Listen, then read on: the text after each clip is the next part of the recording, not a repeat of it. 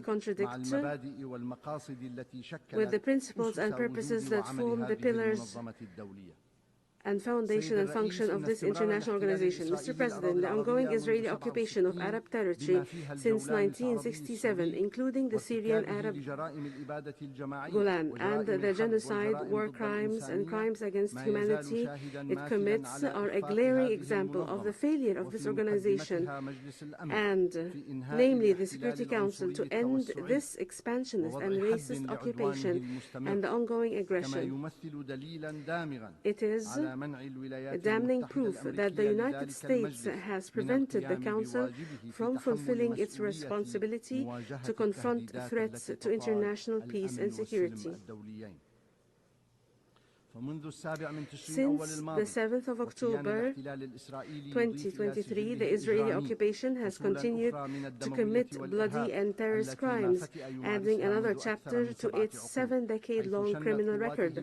Over the past months, the occupying forces and settler gangs have been carrying out a savage aggression on the Palestinian people and committing a genocide before the eyes of the whole world, which has claimed the lives of more than 42,000 Palestinians, most of whom are children and women. The Syrian Arab Republic strongly condemns the Israeli aggression against the Palestinian people and renew its solidarity with the legitimate struggle to liberate their occupied land and establish their independent state on their entire national territory, with Jerusalem as its capital, while ensuring the right of the Palestinian refugees to return to their homeland in line with international law and relevant UN resolutions. Syria also condemns all attempts to liquidate UNRWA and suspend the services it provides to Palestinians on their land and in neighboring countries. We stress the need to hold Israel accountable for its direct targeting of more than 200 personnel working for UNRWA and other UN and humanitarian agencies.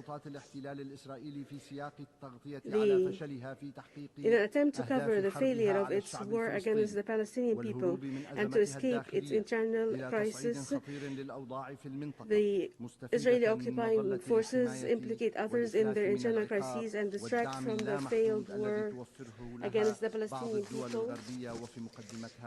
Hence, they have chosen to drag the region into a serious escalation while benefiting from the impunity, and unlimited support provided by certain countries, in particular the US, in a clear case of hypocrisy and double standards. Israeli forces have scaled up their attacks on countries in the region, including my country, Syria, targeting vital civilian facilities, residential buildings, and even diplomatic premises, resulting in the death of dozens of civilians, significant material damage, and hindering the delivery of humanitarian aid to Syrians.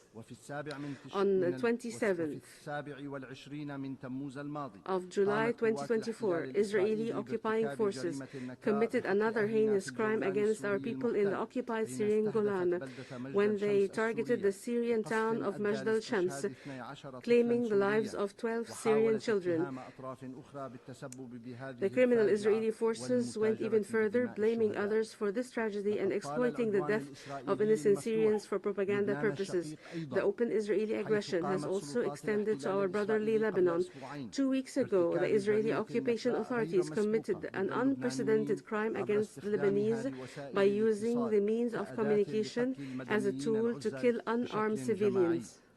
In a collective manner, a few days ago, the Israeli occupation authorities targeted the southern suburb of Beirut with a treacherous and cowardly aggression, destroying an entire residential block using tons of explosive bombs to assassinate Hezbollah Secretary General Sayyid Hassan Nasrallah, who for more than 3 decades led an honorable Lebanese national resistance against the Israeli occupation.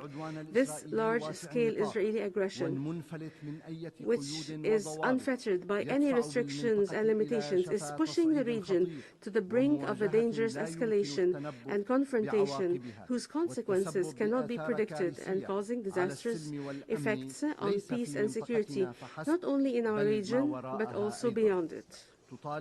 The Syrian Arab Republic calls on all member states of the United Nations to work towards ending the Israeli aggression against Palestine, Syria, and Lebanon, and hold the occupation authorities accountable for their crimes, as well as prevent impunity. The Syrian Arab Republic reiterates that the Golan is an occupied Syrian territory and that its inhabitants are Syrian Arab citizens who are and will always be an integral part of the people of Syria. They have struggled over decades against the occupation. Syria stresses that regaining the full Syrian occupied Golan Line with UN Resolution 242, 338, and 497 is an inalienable right and shall never be subject to compromise and will never be affected by the passage of time or be subject to the statute of limitation. Mr. President, the crimes and attacks of the Israeli occupying forces against Syria cannot be seen in separation from the subversive role played by certain Western countries, especially the US, the United States of America, corrects the interpreter. In my country, Syria, these countries have continued to violate Syria's sovereignty, unity, and territorial integrity by illegally deploying their military forces inside Syria's territory, allowing their officials to sneak into Syria, and supporting separatist militia and terrorist groups. These countries have also worked to exacerbate the humanitarian situation of the Syrian people by depriving them of the benefit of the resources as a result of their systematic looting of Syria's national riches as well, and by imposing inhumane, unilateral, coercive measures whose disastrous effects have affected all aspects of the daily lives of Syrians. These measures targeted various vital sectors, most notably the public health sector, energy sector, banks, financial transactions and transfers, transport, as well as the agriculture sector that has been affected by these measures that has led to reduced levels of food security.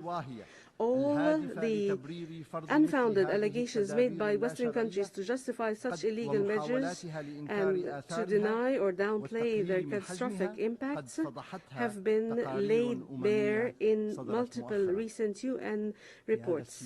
In this regard, my country reiterates its call for the immediate, full, and unconditional lifting of unilateral coercive measures as they amount to collective punishment of the people and a form of economic terrorism and a flagrant violation of the UN Charter and international law. Mr. President, since the beginning of the terrorist war on my country, Syria, the Syrian government has responsibly and constructively engaged with all initiatives aimed at preserving Syria's sovereignty, unity, and territorial integrity, protecting its people from terrorism, improving the living conditions of Syrians. Many measures have been taken to that end, which can be summed up as follows. 1. Mobilizing all efforts to eradicate terrorist groups that are enlisted by the Security Council and putting an end to their dark thinking, extremist ideology, practices based on killing, torture, enforced disappearance, restriction of freedom, recruitment of children, discrimination, and violence against women and girls.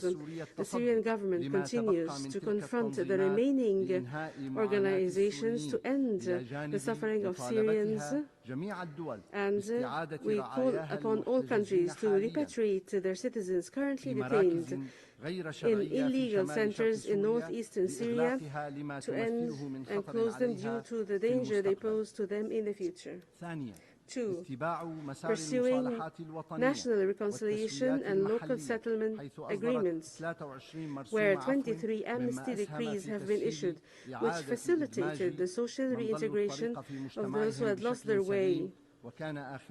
The most recent of these was legislative decree number 27 of 22 September 2024.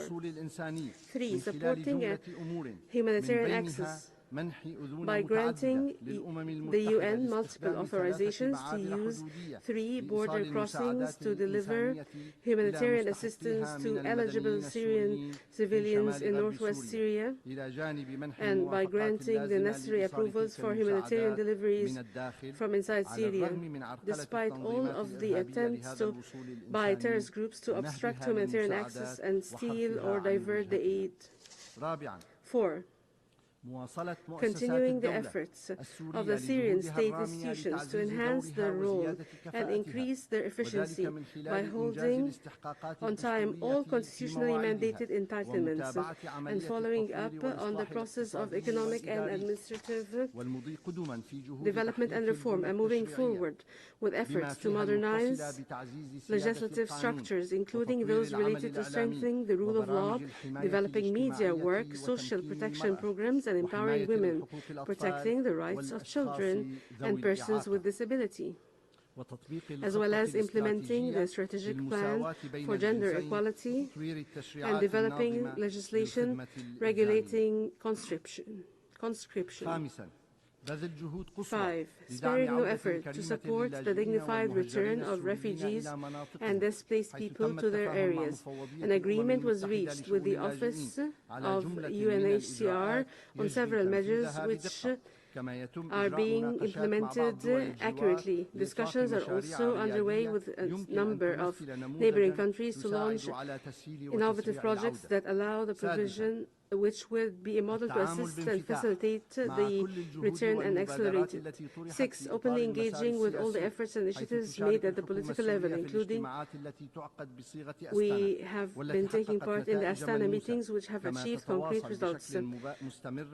The Syrian government is also in constant contact with the UN Special Envoy for Syria and is cooperating with him in line with his mandated role as a facilitator of a Syrian-led and Syrian-owned political process.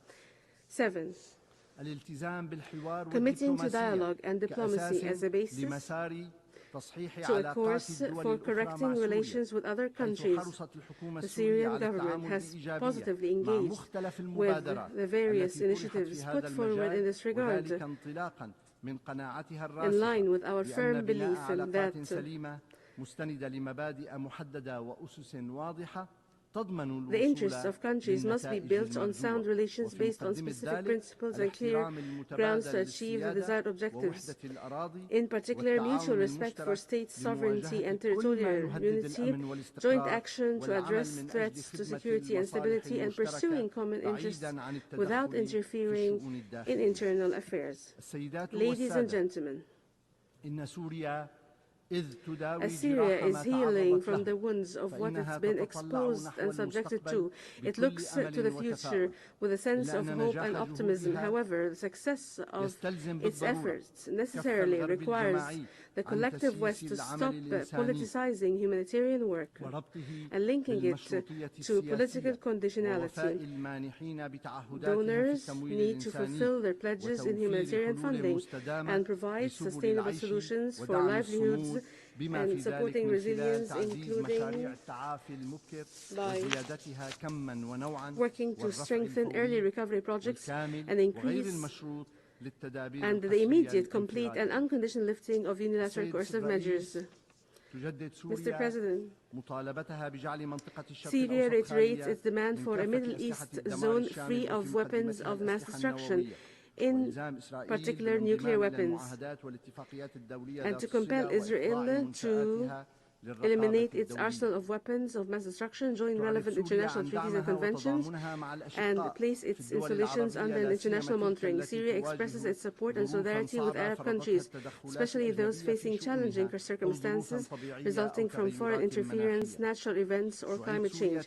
Syria reiterates its support to the right of the Russian Federation to defend itself and to maintain its national security in response to the West's hostile policies and in rejection of the logic of hegemony and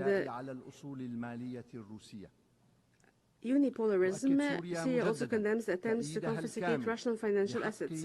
Syria expresses once again its full support to the Islamic Republic of Iran and its legitimate right to defend its national security and the peaceful use of nuclear energy, and we commend Iran's constructive and responsible approach in this regard. Syria renews its support to the One China principle and the stances of the People's Republic of China as it faces external attempts to interfere in its internal affairs and deems it necessary to defend its sovereignty and confront the defend its sovereignty. Syria condemns the decades-long U.S. economic embargo on Cuba and rejects the issuance of the infamous list called the countries sponsoring terrorism. Syria calls for an end to the U.S. military drills and exercises on the Korean Peninsula as they contribute to raising tensions in this region. My country reiterates its solidarity with Venezuela in the face of the flagrant interference in its internal affairs and the hostile policies against it. Syria calls for the immediate lifting of all unilateral coercive measures imposed by Western countries on Russia, Iran, Venezuela, Belarus, Cuba, Nicaragua, and the DPRK, and Eritrea and others, as well as on my country, Syria. Mr. President, in conclusion, I would like to call on the countries of the world to summon the courage and make the right choice to guarantee a better present and future for present and future generations and save humanity from the scourge of all-out wars looming on the horizon by supporting the establishment of a more just and balanced through the reform of political and financial institutions to end the state of hegemony and unipolarity and better attempts to undermine the Charter of the UN and replace it with a so-called rules-based order. The Syrian Arab Republic, while looking forward to the current session of the General Assembly under your leadership, to be able to fulfill the promise of its theme. We stress that success in translating this theme into a practical reality requires abandoning the policies of hegemony, exclusion, blockade, and collective punishment of peoples, and adhering to the Charter of Organization, respecting international law, multilateral diplomacy, and granting developing countries equal opportunities to advance their societies and achieve well-being, prosperity, and sustainable development for their peoples. I thank you, Mr. President.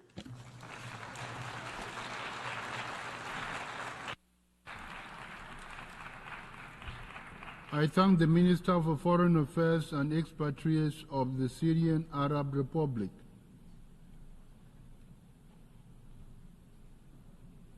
I now give the floor to His Excellency Ludwig Valdrak Ludwig Jentke Wataka, Minister of Foreign Affairs of Nicaragua.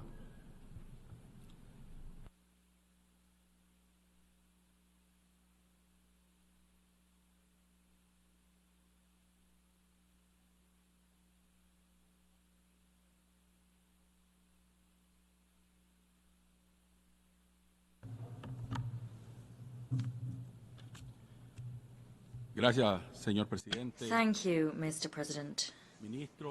Ministers, representatives.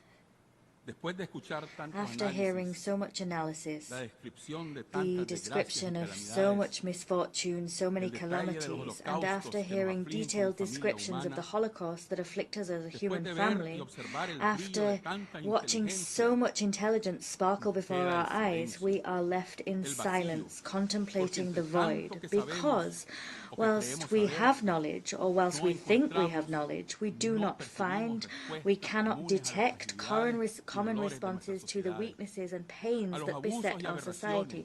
There are no responses being found to the abuses, aberrations, the aggressions of global powers, to the unjust global order that from every angle seems to increasingly suffocate us. And that is happening in spite of our knowledge, our experience, and the spirit that we have as human beings, the spirit that we must nourish to better light our way forward. The tragedies of injustice, supremacist ambitions, the perverse appetites for domination, subjugation, and barbarism were those seen in the worst times that were known as periods of colonization or conquest. These phenomena seem to be worsening, keeping humankind perpetually enslaved to the basest sentiments, avarice, greed, and the imposition of models by some on others. This is all causing us to stray stray further and further from the principles and values of equality and rights that, with sweat and tears, humanity and intelligence thought they had won. Disaster after disaster, we continue to sow war as the savage MO of imperialism and capitalism. They too are savage, barbaric and fierce, and we're walking towards the extinction of all human beings. We are refusing to accept that only peace can triumph. That is true because peace is justice, peace is peaceful coexistence, peace is respectful cooperation. It is the furtherance of freedom, dignity and the sovereignty of all peoples. Those philosophies, those principles will guarantee that we can live a life better than ever before. But today, peace stands before us as one of the most distant illusions. We're not on a journey to peace. And incidentally, we're not acquainting ourselves with this just and lasting peace that could place us on a path towards a world of brotherhood, happiness and solidarity. Every morning, in so many corners of our planet, we wake up to death and more death. We wake up to people being sacrificed on the bonfires of the insipid supposed superiority of some over others. We wake up before killings and massacres which should mark the consciences of warlords, magnates, and those that traffic in apocalyptic wars. These wars are imposed on some people and by some people on others, and they lay waste to beings, cultures, lands. They crucify, and they do all of this to ensure that life meets their tastes, whims and interests. In these daily massacres, how much do we lose, particularly when it comes to the most deeply rooted human emotions that we have: love, brotherhood and hope. These are values that human beings seem to be casting aside. These values are undoubtedly victims of the hell that they sell to us as a heaven, victims of these satanic kings that dismiss the tragedies they visit upon us, and in so doing they forget the core principle of civilization, which should be power enjoyed by all for the good of all of us. Every day we lose heart, we lose our soul, not because we sell it to the devil and his satanic underlings, but rather because our generations that should have learned so much from the millions of human beings that have sacrificed throughout history on the bonfires of vanity and ambitions, these people are the victims of deadly selfishness, lessons that they fail to learn from. We forget all of that, and instead, enemies of peace try to convert the world into the most arid of deserts, spiritually arid. And we ignore all of this, and we fail to harness our human strength. We're faced with so much aggression, barbarism, attacks, crimes, satanic assaults are being waged on all of us. Evil seems to be trumping good. But in the face of all of that, peoples are left, those peoples that know how to fight, peoples of culture, spiritual experience, and dignity and national decorum. That is our great asset. That is our most invaluable heritage. That is the kingdom of God on earth. This is the beginning, the dawning of a new world, which is being born, rising from the ashes of anguish, suffering and pain. All of these things have been imposed upon us by sick minds that do not see, do not wish to see the arrival of this other good world. They continue to try and live in the past, centuries past, for their own benefit. They try to stay living in the old and blood-soaked world. How much pain, how many battles, how many chains, how much in slavery are we going to suffer? Because on the other hand, we have our human condition that goes from strength to strength, from truth to truth. We're increasingly waking up to the truth. We show more and more courage, more and more valor, and every day, in the face of suffering, we enjoy more glory. We see more and more victories of the truth, and our human spirit is prevailing, just as it must. No one can strip us of our certainty of a new world. No one can deprive us of the reality of a brotherly world, a world of understanding, solidarity, and respectful cooperation in the present and for the well-being of all. In the old world designed by the conquistadores,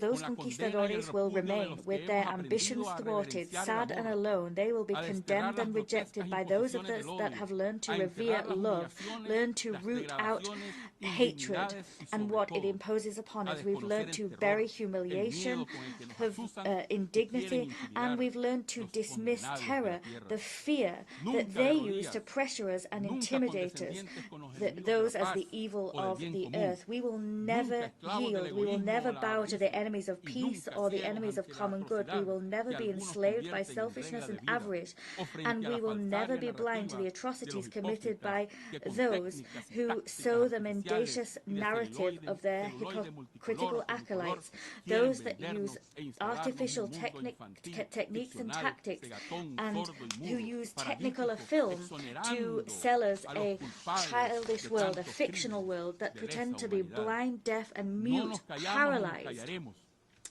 And we will never bow to those that acquit those that are guilty of so many crimes against humanity. We will not be silent, ever. We denounce and condemn the genocide that the government of Israel and its First World allies have committed, commit, and continue to commit against the glorious people of Palestine, against the courageous people of Lebanon, and against so many other brave, valiant, dignified people. None of us will yield to brutality. We are not silent. We will never be silent. We denounce and condemn the aggressions against Syria, Iran, and against all other great peoples in their struggles. We stand with our brothers on all continents.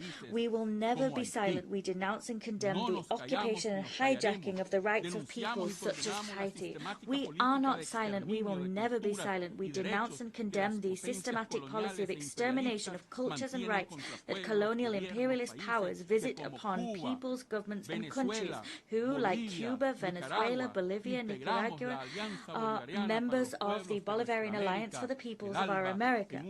ALBA is a strategic unit with which we defend our sovereignty, independence, and legitimate models of institutions, our models of self-governance and direct and participative democracy. We stand shoulder to shoulder with all countries and peoples affected by barbarism and the brutality which was unleashed and is being unleashed against our Mother Earth and our resources. That is causing what we know today as climate change. Climate change is none other than selfishness and the pillaging of our earthly resources. That pillaging has created myriad disasters, disasters which are not natural, disasters which require climate justice, disasters that have been imposed upon us by selfish slave masters, the pillagers of our world, the filibusterers. They've done all of that without regard for what we're losing, without compensation, redress, or reparation for what we've lost. We stand shoulder to shoulder in brotherliness, solidarity, in just struggles for food security, health security, education, rights, human security. These are all rights that we will never give up on. Of course, we are fighting an urgent daily struggle against terrorism in all its forms, against drug trafficking, organized crime, all vices and criminal activities that have been imposed upon us to weaken our institutions, models, and practices, and in order to increase interference into our ways of life. Those doing that are attempting to instill and establish ways of living which are not our own. They're seeking to, in so doing, create an image of us according to which we are incapable, mere beggars. We will never accept that model. There are invaders, those interventionists that are dressed in sheepskin, that have the faces of wolves, and to them we say we are people rich in culture, resources, and community models. We are rich in values that have been distorted, slandered, or worn down. We will not allow ourselves to be converted into needy beggars, because we're not beggars. And we'll not allow you to pretend that we are, just because you want to be falsely kind and generous. Your interests are patently clear, and you're using them to interfere in our own affairs. That's not only unacceptable, it's despicable and unbecoming. We have a right to our freedoms and the supreme dignity of our spirit and culture. We have a right to our own conscience and our own convictions. We are allowed to learn and continue on our humble pilgrimage, a pilgrimage that means that we learn from everyone. We're able to incorporate the good into how we live, to cast aside and reject everything that seeks to make us into servile machines divided by the strategies of the imperialists of the earth. We defend our highest dreams. We do so alongside Bolívar, Martí, Sandino, Morazán, and alongside so many great figures that preceded us and led the way for our struggles so that we would win, vanquish, and triumph. Nothing is free in this world. We must become more aware, and our heart must grow bigger every day. We must be absolutely lucid, clear, and coherent in our action, because it is only the union of the peoples of the planet that will be able to vanquish the Earth's imperialists. It is only this union that will make them retreat, even though they continue to criminally machinate, and they do everything they can to distort us, but we will distort them. ALBA is a triumphant alliance, and we stand shoulder to shoulder with Chavez, Nicolás, and his great people. We are one with the Cuba of Fidel, Raúl, Miguel, and their dignified and fearless resistance. We are one with Bolivia and its laudable path forward. We are one with Honduras and its challenges. We are one with Mesoamerica and the challenges it faces. We are one with Asia, with the Arab peoples, with the peoples of that black Africa, the peoples that live among us. We are one with the Russian Federation in its major struggles against the beast of fascism, battles that we will win. About this, there can be no doubt. We are one with the People's Republic of China, a country that teaches us so much, that bestows upon us their wisdom and experience in developing their people's well-being. They bring to us lessons of global solidarity for a community of the future. We stand with all the fighters and warriors of the world, and with the strength and dignity that we've always had. And today, we will not allow ourselves to be crucified for these values. On the contrary, we will rise up with pride and happiness. We will fly our flags and standards proud, because we know that humanity and the human spirit must conquer all. We will prevail. It is only by prevailing that we will spread and preserve the highest, loftiest values of the humanity that we all inhabit. Our Nicaragua is blessed, dignified, always sovereign, Christian, socialist, solidarity-based, and from that Nicaragua we embrace you all of you in this world that want peace, affection, respect, rights, and well-being. We will always stand together, and together we will go forward. We'll build upon the legacy of our victorious General Augusto Sandino, and we will do so with the poetry of our great Rubén Darío in mind. And here I quote, "A great flight of crows stains the blue sky, a 1,000-year-old breath threatens plague. In the Far East, men are being murdered. Has the apocalyptic Antichrist been born? Omens have been witnessed and wonders seen. The return of Christ seems imminent. The earth is pregnant with pain so deep that the dreamer, imperious, lost in thought, suffers all the anxieties of the heart of the world. Executioners of ideals afflict the earth, locking up humanity in a shadowy pit, along with the brutes of hatred and war. Oh Lord Jesus Christ, why do you take so long? Why wait to spread your hand of light over these wild beasts and make your divine banners brilliant in the sun? It rises suddenly, pouring out life's essence over so many crazed, sad, or hardened souls, so in love with darkness as to forget your sweet dawn. Come, Lord, show us in all your glory. Come with trembling stars and the dread of cataclysm. Come bringing love and peace across the abyss. Let your white horse, which the visionary witnessed, come in, and let that divine extraordinary clarion sound, and may my heart be an ember of your swaying incense." Today we remember the Nicaraguan father, priest, ambassador of the dignity dignity and decorum of our peoples, Miguel de Escoto Brockman, he fought and he bequeathed upon us the responsibility to fight for the remodeling of the United Nations so that the United Nations could serve the cause of debate and the struggle for justice, the right to harmony and happiness of the peoples. The United Nations as an instrument belonging precisely to nations themselves, an instrument to denounce, condemn, reject and repudiate all abominations and aberrations perpetrated against all of us.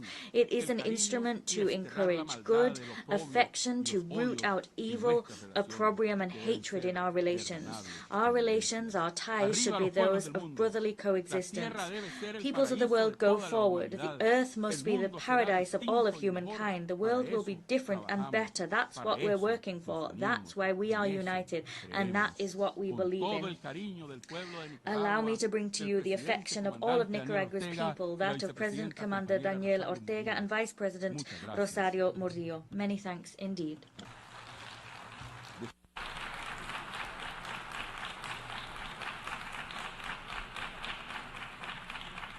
I thank the Minister for Foreign Affairs of Nicaragua. I now give the floor to His Excellency Osman Saleh Mohammed, Minister for Foreign Affairs of Eritrea.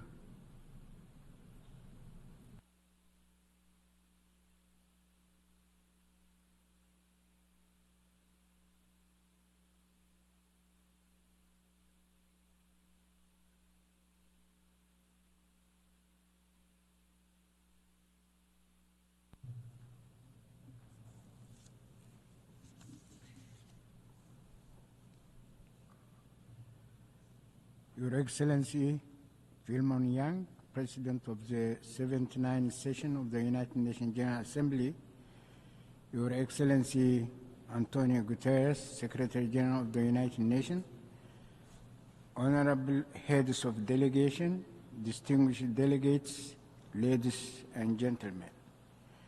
Mr. President, allow me to join previous speakers to congratulate Your Excellency for your election to the presidency of the 79th session of the United Nations General Assembly. The current session is taking place at a crucial juncture of transition in the architecture of global governance. Before delving into the main subject, allow me to digress a bit and dwell on some historical perspectives. As it will be recalled, maintenance of global peace was indeed the overarching mantra and proclaimed objective when the League of Nations was established 1 century ago in January 1920 in the immediate aftermath of the First World War. But in spite of the lofty pronounced objectives, the League of Nations could not fully measure up to the noble task and deter the eruption of the Second World War. 25 years later, in October 1945, the United Nations was solemnly established to prevent another world war and guarantee durable global peace, but our global community was plunged into the era of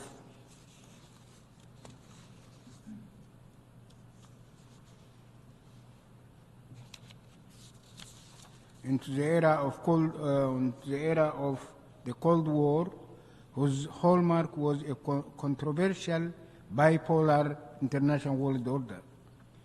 With all its dynamics and the deleterious consequences to global peace and stability, the Cold War era culminated after 45 years in 1991 in the collapse of the former Soviet bloc.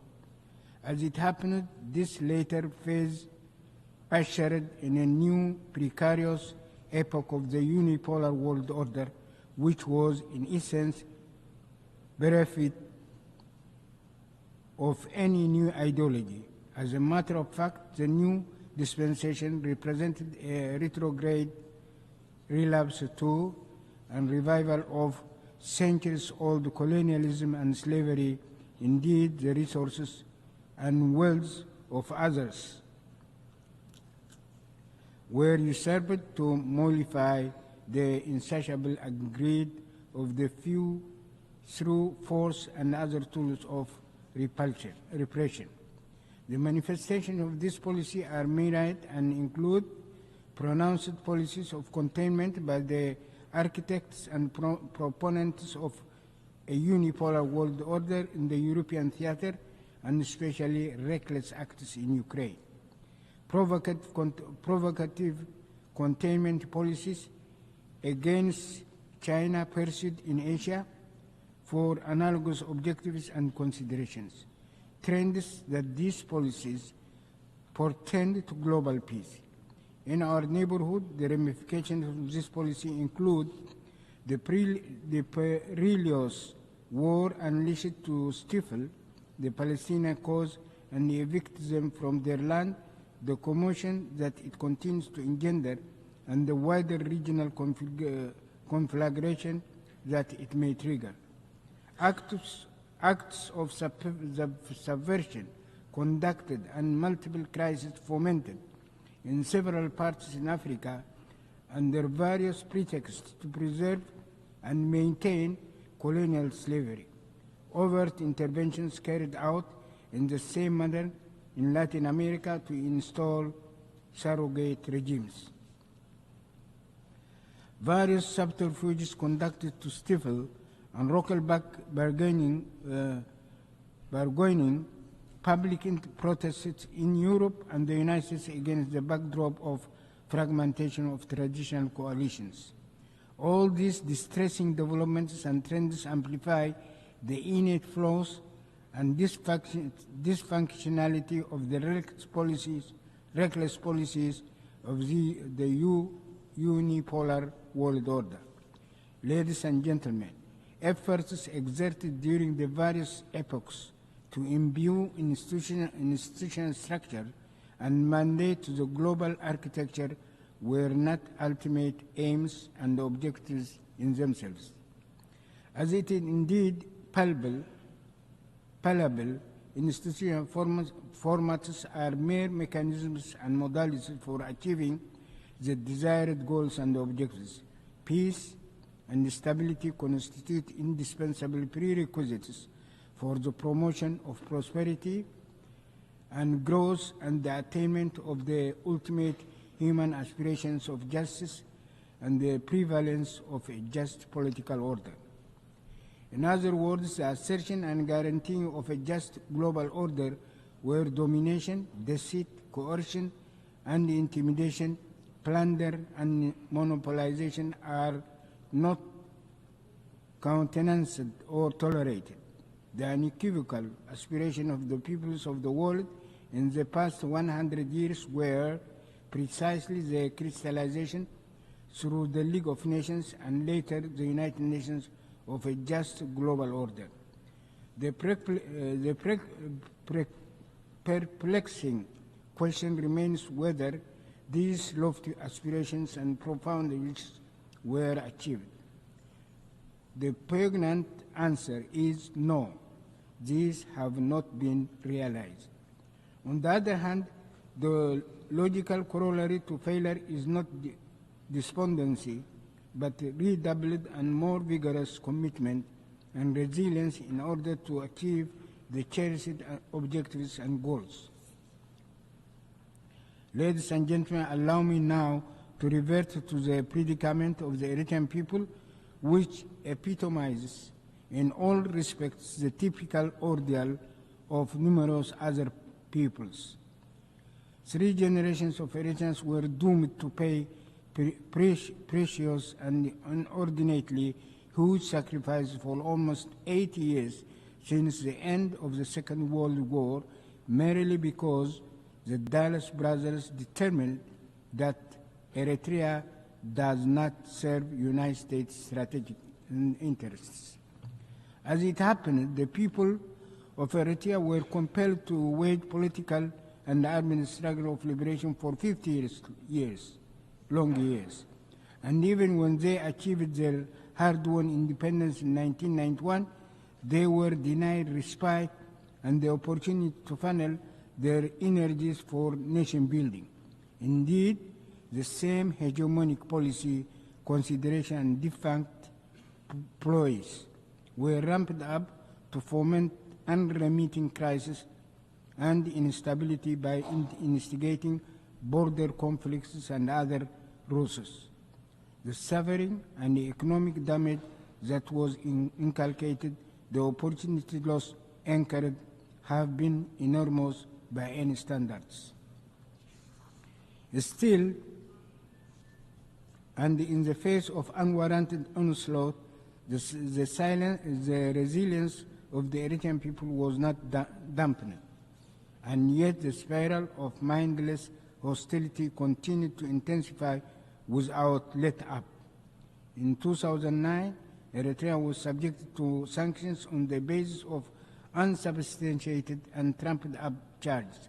As it happened, the forces of hegemony plotted to further punish the people of Eritrea and invoked a preposterous pretext for a people and the countries that have waged a relentless struggle against terrorism and domination for decades. The sanctions were ultimately lifted in 2018, but the question remains, why was it imposed in the first place? Furthermore, it must be borne in mind that illicit unilateral sanctions, futile demonization campaigns, as well as subversive acts to instigate conflicts in the region still continue unabated. Ladies and gentlemen, the ordeals meted out to the people of Eritrea is only the tip of the iceberg. The tribulations imposed on other peoples in Africa, Latin America, Asia, Europe, and the Americas are severe indeed. In the event, we urge for the categorical lifting of the unilateral coercive measures and sanctions imposed on countries like Eritrea, Zimbabwe, Venezuela, and Cuba, imposed including the 60 years long embargo against Cuba and its unjust placement on the dubious list of state sponsors of terrorism. Meanwhile, we need to pause and ask what is the relevance and impact of the fundamental principles enshrined in the United Nations Charter against the backdrop of the law of the jungle that the hegemonic powers are bent on imposing. This precarious reality amplifies the imperative and urgency for the peoples of the world to strive with higher vigor, fortitude, and enhanced solidarity than what has transpired for 100 years, to install a global order that guarantees peace and stability. This is not an opinion that can be left to circumstances. The forces of hegemony must also be made accountable for their crimes for the dispensation of justice. Let me conclude my brief address by reiterating our best wishes for success in our current endeavors. I thank you.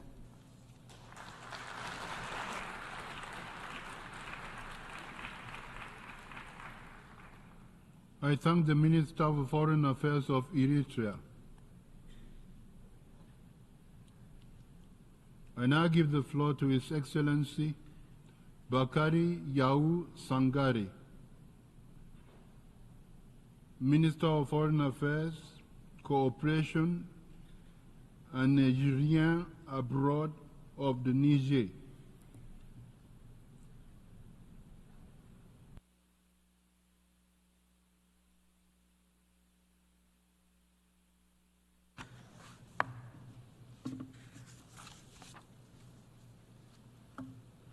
Bismillahirrahmanirrahim.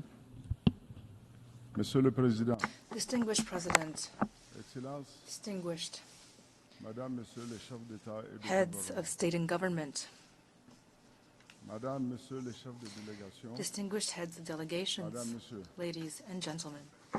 je voudrais tout d'abord, At the outset, adresser mes vives I would like to félicitations à warmly Monsieur congratulate Yang Mr. Philemon pour Yang son élection on his election à la présidence as de la President of the 79e 79th session de l'Assemblée of générale the des Nations UN Unies. General Assembly. Je souhaiterais par la même I occasion also exprimer à son would like to prédécesseur, express to his predecessor, Monsieur Mr. Denis Dennis Francis de of Trinité Trinidad Tobago, and Tobago, mes chaleureux remerciements pour le my travail sincere remarquable thanks for accompli durant his son mandat outstanding work malgré un contexte during his mondial mandate, plein de despite bouleversements. the turbulent global Hélas, context. Mes félicitations, je n'irai pas plus loin dans mes Unfortunately, félicitations et vous comprendrez I will pourquoi. not go any further in my congratulations, and Monsieur, you'll understand Il why. y a un an Ladies and exactement, gentlemen, exactly dans 1 cette year même ago, salle, in this same face à hall, sur cette même tribune, from this very mon pays, same le Niger, podium, my country, Niger, a été de façon was injuste unjustly et injustifiée and unjustifiably privé de deprived parole. of its right to speak. Ce n'est pas ça le plus grave. That wasn't the worst of it. Le débat sur le bien fondé de cette décision, This nous l'avons decision eu à son temps. was debated Mais le at plus the grave, time, c'est qu'au même but the moment, worst was that at the les same time, représentants representatives from other countries sont dans la même in the situation same que le situation mien as we ont were été autorisés were à authorized prendre to la speak, parole et mieux, and they were even ils ont été reçus received avec les honneurs with honors par by le the Secretary Secrétaire General des Nations of the Unies. United Nations. Vous comprendrez très aisément avec moi, You vous can comprendrez très easily aisément avec moi understand qu'il y a and agree with me deux poids, deux that we're mesures. looking at Il y a le double double standards. standard qui est de nature à entamer Double la standards crédibilité de that notre tarnish the organisation credibility commune. of our common organization. A pris cette décision My avec country dignité, accepted that decision with dignity, laissé pour compte. but we did feel left behind. Mon intervention That sera is why essentiellement axée my remarks today sur les laissés pour compte will focus on those left et behind la dignité humaine. and on human dignity. La dignité humaine, Human dignity, mesdames et messieurs, ladies and gentlemen, cadre parfaitement is avec perfectly les in keeping idéaux with the de la ideals refondation qui est en cours au Niger. behind our transformation in Les laissés Niger. pour compte, par contre, Those résultent des conflits, left behind, des on violences the other hand, result from conflict, multiples, des inégalités, violence in many forms, du déficit de inequality, solidarité, and the lack ainsi of que de la solidarity, as well as marginalisation the d'une grande partie marginalization de la of a large portion population of the population planète of qui our pourtant planet, aspire people à un who monde aspire for a better world.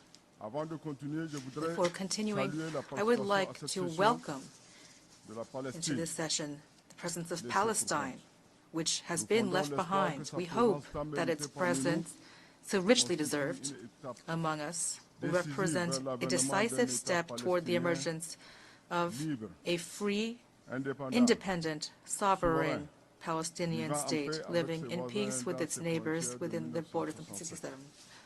Le Niger Niger réaffirme son soutien à reaffirms la its cause support palestinienne et estime to the Palestinian que seule cause. une solution à deux We États pourrait believe mettre only fin a two-state au cycle solution de can end the violence cycle of et violence garantir la and paix can et la guarantee sécurité dans la peace and région. security in the region. Mon pays déplore My country également also laments the situation au situation Liban in Lebanon et and appelle calls for an à immediate un arrêt immédiat des cessation hostilités. of hostilities. Mesdames et messieurs, Ladies and gentlemen, chaque année, every year nous nous adonnons we au engage rituel de complainte in the sur ritual la situation des of pays lamenting pauvres the situation et of de plaidoyer poor pour un countries monde plus and équitable. pleading for a more Mais force equitable est de world. constater But we're forced que to observe that nous réunissons trop, we are holding too many meetings peu, and taking too little en un mot, nous faisons du action. surplace. We are Les stagnating. pays, au moment où les pays pauvres Poor disent countries leur see disent les jeunes, what is happening. pour ne pas dire qu'ils s'enfoncent dans la galère, While they founder, les riches s'en mettent plein les poches. the rich are lining their pockets with our resources, Continuent de continuing soutenir des to régimes support corrompus et corrupt inféodés, and subservient truquent regimes, les élections, regimes that rig plongent leur elections peuple dans la misère and totale. plunge their people into total suffering. Meanwhile, the international community Se mure dans un stands silence aside in complice, silent qui complicity, traduit une fois de plus which once again demonstrates la politique de deux poids, their double deux standards. mesures. Mesdames et messieurs, du haut de Ladies cette tribune, and gentlemen, from je this lance un vibrant appel podium, au peuple exploité I call upon the exploited peoples left ce behind, n'est pas au pays to tell nantis them that it is not the affluent countries that will be finding solutions for que les us. solutions sont I en affirm nous. that these solutions are within us. They consist in refusing to demean ourselves by begging for aid. Dans They lesquels consist nos in building seront worthy payés à partnerships leur in which juste prix our natural et les resources gains investis au profit are de nos paid populations. for at C'est the dans cet price that they esprit deserve que mon pays and gère benefits invested for our sur ses fonds population. propres It is in les this dégâts spirit de la that crise my country humanitaire née des is using its inondations own funds sans to précédent qu'il address subit cette the année. damages and the Nous humanitarian n'avons pas crisis besoin de caused by leçons de unprecedented démocratie. flooding that Ce qui occurred nous this importe, year. We don't need any nos lessons about intérêts, democracy. What's les important choix is the interests, et the les choices, aspirations and de the nos valides peuples. aspirations of our brave peoples. Comme l'a dit As stated by the le President président du Conseil of the national pour la National sauvegarde Council for the de Salvation la patrie, of chef the de l'État, son Homeland and Excellence Head le of State, His général de Excellency brigade Brigadier Abdourahmane General Abdurrahman aucun État, Tiani, aucune no state organisation interétatique and no interstate ne dictera à mon organization pays la shall conduite à dictate tenir, to my country encore what moins son conduct to agenda en adopt, let matière de alone its partenariat agenda stratégique in terms of ou strategic diplomatique. or diplomatic partnerships.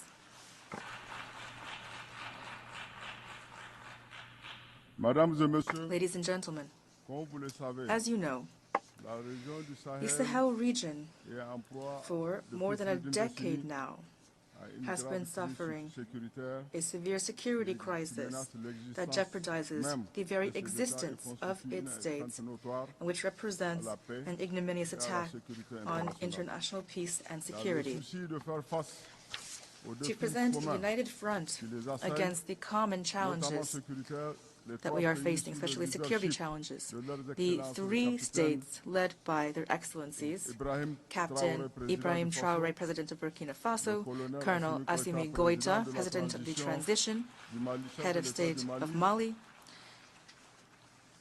le général and de brigade Brigadier Abdourahmane General Tiani, président du Conseil Abdurrahman national Tiani, pour la President of the sauvegarde de la National patrie, Council chef de for the l'État du Salvation of Niger, the Homeland, Head of State of Niger, ont signé, signed ils ont on signé le 16 September septembre 16, 2023 la charte 2023, du Gourma, the Liptako instituant Gourma l'alliance Charter, des États thus du Sahel. establishing the Alliance of Sahel Aujourd'hui, States, or force est de AES. constater Today, la forte adhésion des we can see populations the ainsi que strong le succès support militaire of the engagé population as well as the sur le military terrain par les successes forces de won défense et de on the sécurité ground by the dans la lutte AES defense contre and le security terrorisme forces et in their la battle criminalité. against terrorism and C'est crime. l'occasion de saluer la Here, I would like création to des forces commend unifiées de the l'AES creation of et the la bonne unified coordination force entre of the les unités AES mises en and the place. excellent coordination Je rends un the vibrant units hommage have demonstrated. à toutes les I victimes pay a civiles sincere et tribute militaires de la to violence all au of the Sahel. civilian and military Mesdames et victims messieurs, of à the l'occasion violence du in the sommet Sahel. historique Ladies des and chefs de gentlemen, l'État at the historic summit of the l'AES, heads of state of the tenu à AES Niamey held le 6 in juillet Niamey 2024, on July 6, l'Alliance s'est 2024, transformée the en une alliance confédération became a qui confederation, repose a sur trois confederation piliers. based on three Les trois pillars, D, à namely savoir la défense et la defense and sécurité, security, la diplomatie diplomacy, et le développement. and development. Ce nouveau cadre This stratégique new d'intégration strategic destiné framework à for devenir à terme une integration fédération has the ultimate goal of becoming a dispose d'un fort federation. potentiel de ressources It boasts a naturelles wealth of natural pour atteindre ses resources objectifs. to attain its Ce goals. potentiel This wealth fait l'objet de has caught convoitises de the certaines covetous puissances eye of occidentales certain Western powers, financent, which are financing arment and arming groupes terrorist terroristes groups afin in de order to déstabiliser le pays. destabilize our countries. Le Niger reaffirme, reaffirms réitère sa ferme its condamnation à strong ces actes condemnation hostiles of these hostile acts and rejects all forms of support for terrorism, especially the active and public support of Ukraine for the terrorist coalition that perpetrated a cowardly attack on Tinzaouaten in Mali.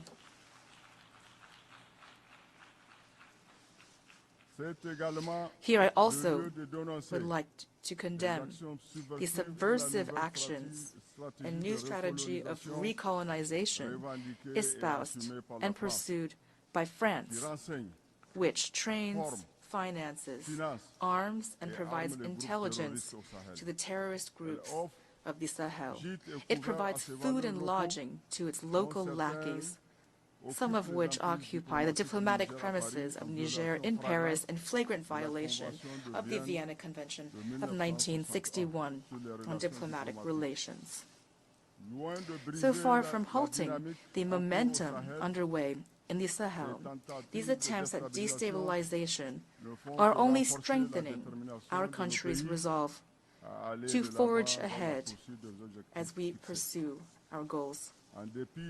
In spite of all these adversities, the AES caravan goes on. Mr. President,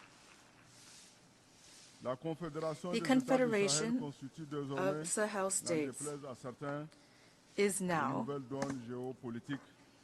as much as some might be displeased by it, a new geopolitical deal which will fully play its role in the international arena while respecting the sovereignty and the freedom of choice of its partners, as stated by His Excellency Colonel Assimi Goïta, President of the Confederation of the AES, on the first anniversary of the alliance. Quote, "In our spirit of independence and regained sovereignty, we remain open to cooperation with brotherly and friendly peoples based on fraternity and mutual respect."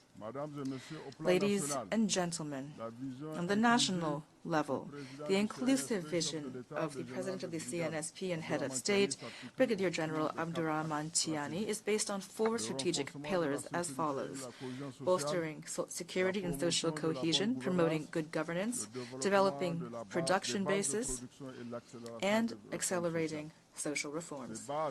These pillars aim to ensure the security, political, and socioeconomic sovereignty of our countries.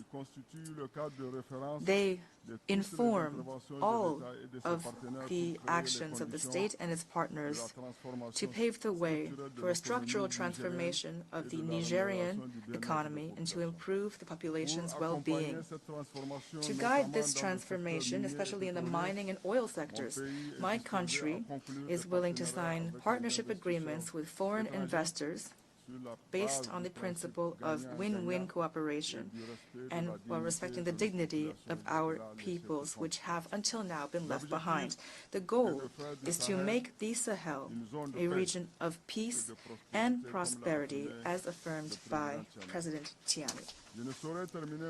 In closing, I would like to thank our brotherly countries, our friends, Burkina Faso, Mali, Togo, Morocco, Turkey, Russia, China, Iran, and all others who have supported Niger as it transforms itself. I would like to conclude by asking the diaspora of our countries, wherever they may be, to continue to pray for God to protect the AES, to protect our peoples and our governments. Long live solidarity between peoples. Long live the AES Confederation. Thank you.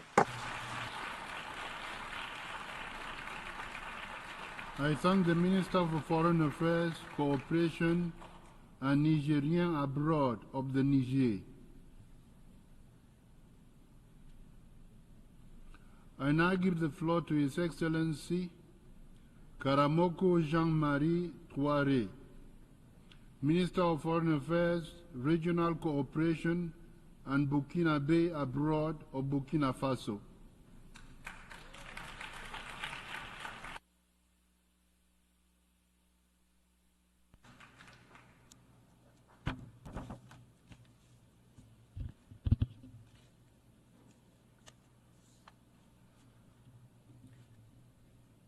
Monsieur le Président, Mr. President, Monsieur le Secrétaire Général des Secretary Nations General of the United Nations, Unies, distinguished delegates, j'ai le grand privilège I have the great privilege l'immense honneur de and transmettre the honor au nom of de Son conveying to Excellence you, le Capitaine on Ibrahim behalf Traoré, of His Excellency Président Captain du Faso, Ibrahim chef de l'État, Traoré, President of Burkina le Faso, salut Head of State, fraternel the brotherly et amical and du friendly vaillant peuple du greetings Burkina of Faso, the valiant people of qui, Burkina malgré Faso, toutes les a adversités, people who, in the face of notamment adversity, l'ignominie des agresseurs, namely the ennemis de la heinous paix, acts of aggressors and enemies of manipulations et les peace, ingérences de toute machinations nature, and a interference su développer in une its many résilience forms, a pour people that, in poursuivre spite sa of marche all of the above, radieuse vers un have développement developed a économique, resilience social, to continue its glorious journey towards Il me plaît inclusive également social and de vous economic traduire development. au nom du I'm gouvernement also et du peuple delighted burkinabé to bring to you, on mes behalf of the chaleureuses people and government of félicitations Burkina pour votre Faso, brillante my élection à la warm présidence de cette congratulations, Mr. 79e President, on your session brilliant ordinaire. election to steer this À 79th votre prédécesseur, session of the General M. Assembly. Denis Francis,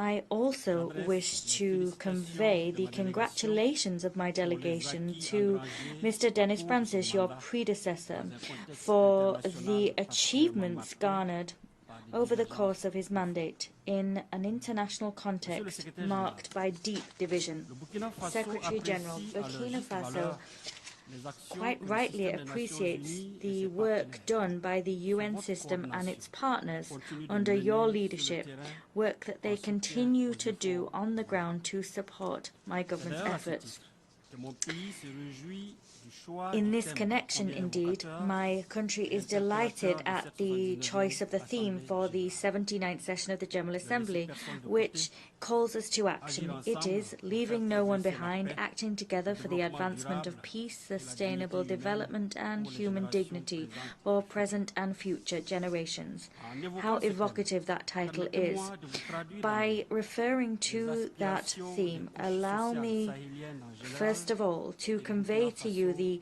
en aspirations of all strata of Je suis un Sahelian paysan society qui in veille et general perpétue and les the traditions aspirations et of coutumes. Burkina Faso's people in Je particular. cultive avec ardeur One ma account terre qui m'a été reads as léguée par mes follows: I ancêtres am pour a nourrir ma peasant from famille Burkina et Faso. assurer I mon look to bien-être. protect traditions and Je veux customs. pouvoir I vivre passionately libre, farm my et land fier. that's been bequeathed Je to suis me une by femme, ancestors to une feed mère, my family and une guarantee digne their well-being. descendante de I want to princesse live free, Yonenga, proud, et and moi, in dignity. à Another l'image account d'autres reads, braves I am femmes a woman, a sahéliennes, mother, a dotées d'une dignified force de descendant of caractère à the nul autre Yenaga pareil. Gwimbi Ouattara Je princesses. donnerai ma vie Like pour other assurer la brave survie et Sahelian women, l'épanouissement de mes I enfants, have mes frères an et sœurs, unparalleled strength of mes character. compatriotes, I would give my dans life une to société guarantee de that paix my et children, my d'amour. brothers and sisters, and my Je veux compatriots pouvoir can vivre survive and libre, thrive in a digne et society of fier. peace and love. I Je wish to suis un live jeune free, proud, Burkinabé, and in cultivateur, dignity. Another éleveur, account reads, commerçant, I am a fonctionnaire, young artiste, artisan et étudiant. Burkina Faso citizen. Jeune I de am a toute farmer, région a et de tous livestock horizons. rearer, a Issu d'une trader, a jeunesse civil brave et servant, an combattante, artist, a craftsman, a engagée à student. apporter ma I pierre am au développement du a Burkina young Faso. person. I am one of the young Je veux people pouvoir from many vivre regions libre, with many digne different et fier. backgrounds. I come from a brave Je suis un a enfant, brave group of young people, a strong, struggling group of young people, and I fille ou am garçon, committed to des contributing villes to et Burkina villages, Faso's des development. sites I wish to déplacés live free, internes. proud, and in Je dignity. veux pouvoir Another vivre account, I am a libre, child. digne et I might fier. be a girl or a boy Je from suis un towns or soldat, villages, internally displaced burkinabé, person sites. I want to nigérien, live free, proud, and in malien, dignity. un volontaire Someone pour la else, défense de la I am a patrie. young citizen Époux, of Burkina épouse, Faso père, living mère, abroad. fils, I am a filles, conscientious, frères et sœurs. courageous, honest worker J'ai fait le from serment the de land of défendre ma honorable patrie au people. prix de ma vie, Far from de my combattre beloved avec homeland abnégation land, l'ennemi I sur le wish champ to de bataille enthusiastically fight for et the de stability protéger and mes peace of my concitoyens country and contre my tout sub-region. danger. I want to Je live veux free, pouvoir proud, vivre and in libre, dignity. digne. Another account, I am a soldier from Burkina Faso, Mali, Niger, or a volunteer for the defense of the homeland, Je a suis un husband, Burkinabé a vivant à mother, a l'extérieur, son. I took an travailleur oath to courageux, defend my acharné et homeland, honnête, and I will originaire du pays sacrifice des hommes myself on the hautain. battlefield to À protect mon my séjour loin de la co-citizens mère patrie, je against participe all avec danger. enthousiasme I à wish la to lutte live free, commune pour proud, la and paix in et la stabilité dignity. de mon pays. I am contributing to the development of my sub-region. Mr. President, these aspirations are the beacons which guide my government's action. The struggle of that government is to create a society in which the men and women of the Sahel can live free, proud, and in dignity. The theme of our session is one we highly appreciate because it is so relevant. In reality, it unveils a concern as crucial and long-standing as the United Nations itself, a theme which is tackled by almost all of the debates that occur here. What the theme really conveys is that now we're no longer simply thinking about what to do or how to do it. What we need to do now is give life to our speeches through tangible actions.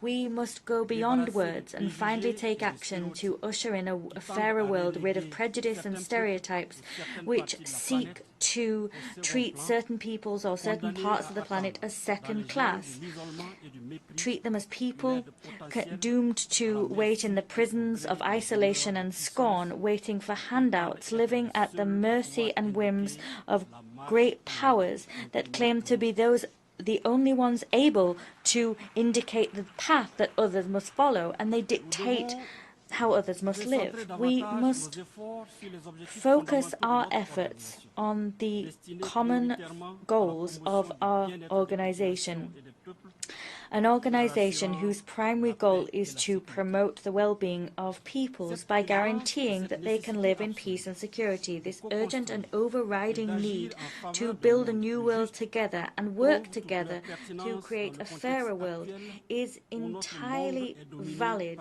in the current context. A context dominated by protracted crises, complex conflicts, and unequal economic governance, which further divides states and exacerbates differences between people. The consequences of such division are human tragedy. This disastrous state of affairs is the result of a multilateralism standing at a crossroads, a multilateralism which is exhausted, a multilateralism whose reputation has been neutered time and time again by predatory actions by certain member states who've decided that they are the masters of the world, and as such they've built their foreign policy on subjugating and exploiting other states. We need to be properly concerned by this issue because the harmony and the cohesion of our world is at stake. For that reason, Burkina Faso would like to take this opportunity to once again appeal to reason, to the wisdom of all of us. We'd like to appeal to the powers of our world to prioritize an inclusive global governance, which is rid of hegemonizing visions. And if we can do that, the UN's glory will once again be restored. Mr. President, restoring the integrity of our territory by ensuring our people can live safe and enjoy their property, remodeling political, administrative, economic and financial governance so that they can further the ambitions is one of our people can further their ambitions is one of our goals. We also need to usher in reforms and development initiatives which will lead to shared prosperity and economic and social progress which is sustainable. These are all areas of focus of our President, Captain Ibrahim Traoré.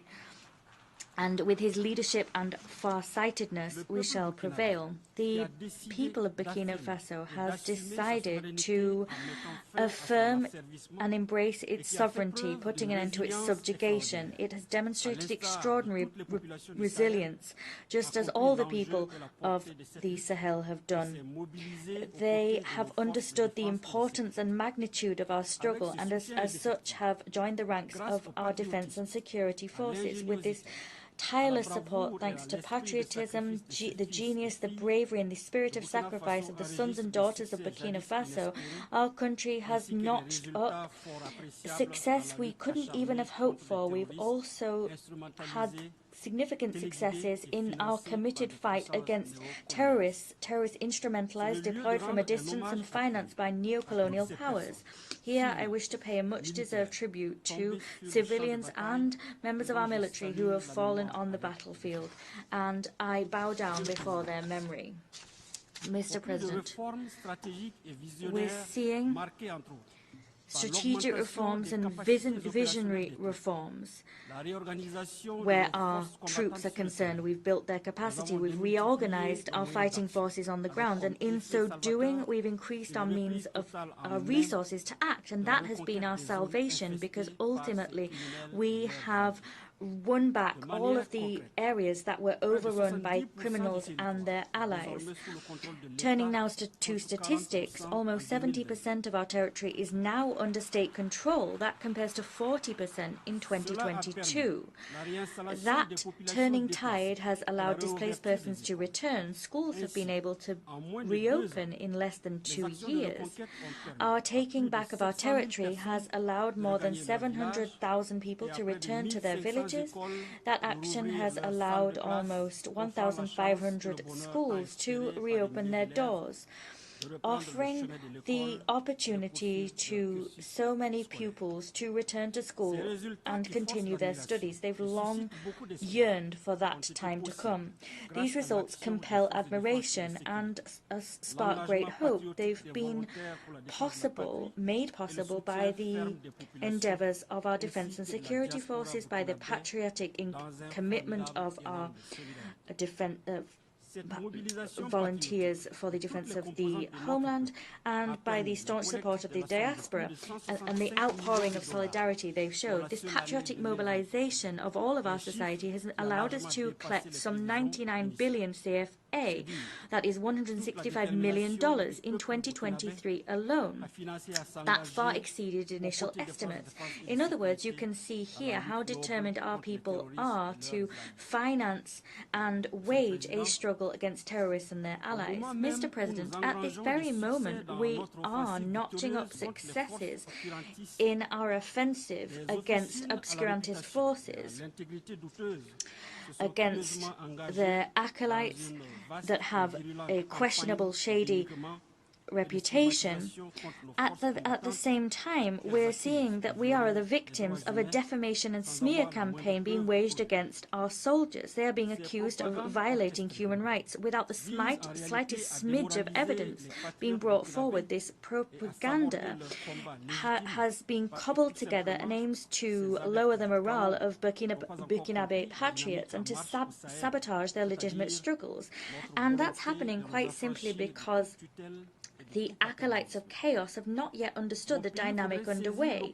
They haven't yet understood our desire to free ourselves of all paternalism and condescending guardianships. My country would like to take this opportunity to convey its deep gratitude to all countries and sincere partners who have supported us in our glorious journey towards inclusive social and economic development. Here, I'd like to invite all UN member states to pay no heed whatsoever to this media smear campaign, which, and this is patently clear, is none other than the expression of the distress of terrorists and their sponsors, because they have been thwarted. I'd also like to reassure you of the professionalism and stellar conduct of our defense and security forces. That has been demonstrated through their participation in peacekeeping operations and recognized time and time again at this very podium.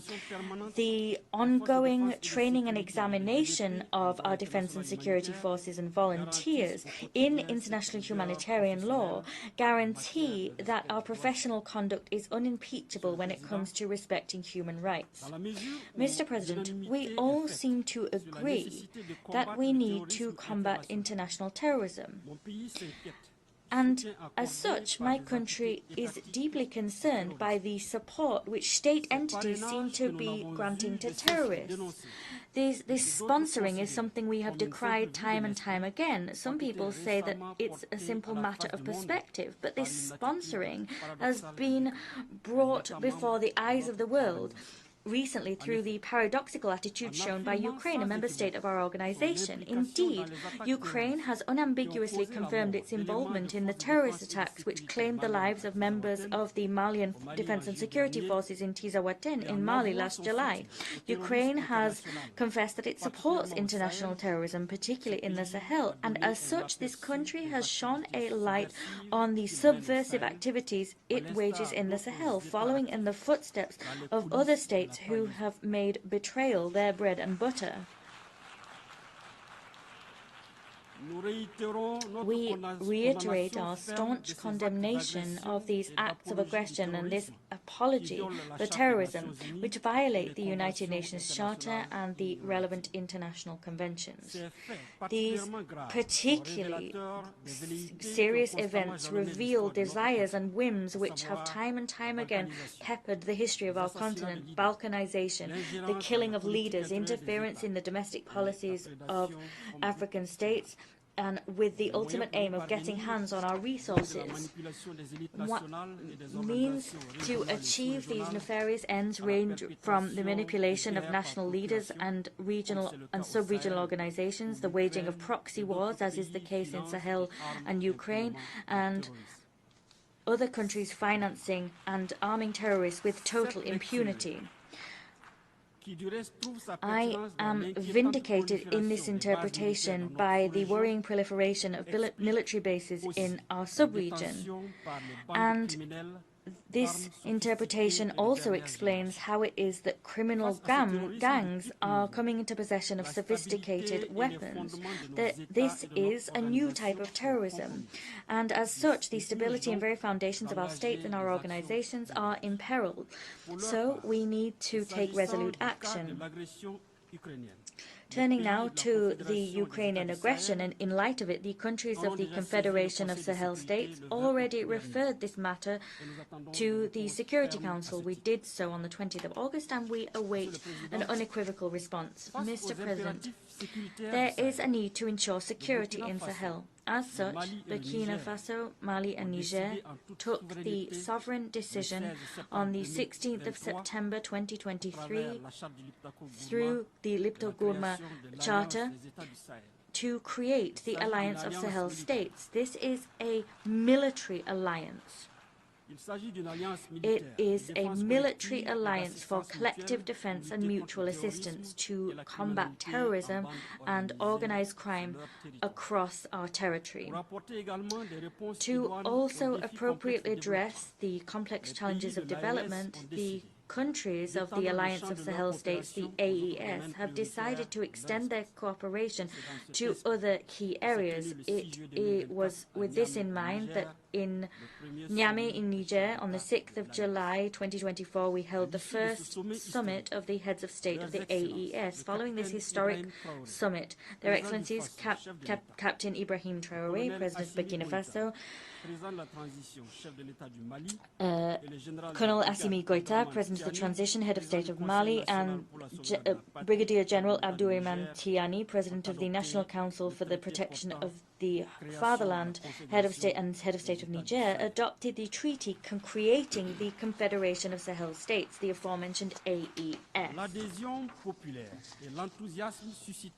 The enthusiasm sparked by the creation of the AES can be explained by the fact that sub-regional institutions and mechanisms have proven unable to respond to the legitimate security concerns harbored by our people. The creation of this organization will be our salvation, and its primary aim is to protect the people of the Sahel, who've already been dealt such a heavy blow by the security and humanitarian crises.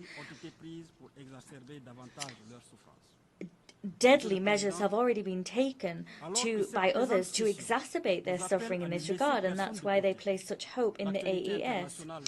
This session calls upon us to leave no one behind, and nevertheless, the international arena, alas, remains marked by increasingly rife tensions which seriously threaten peace and security, and the UN is standing impotently by.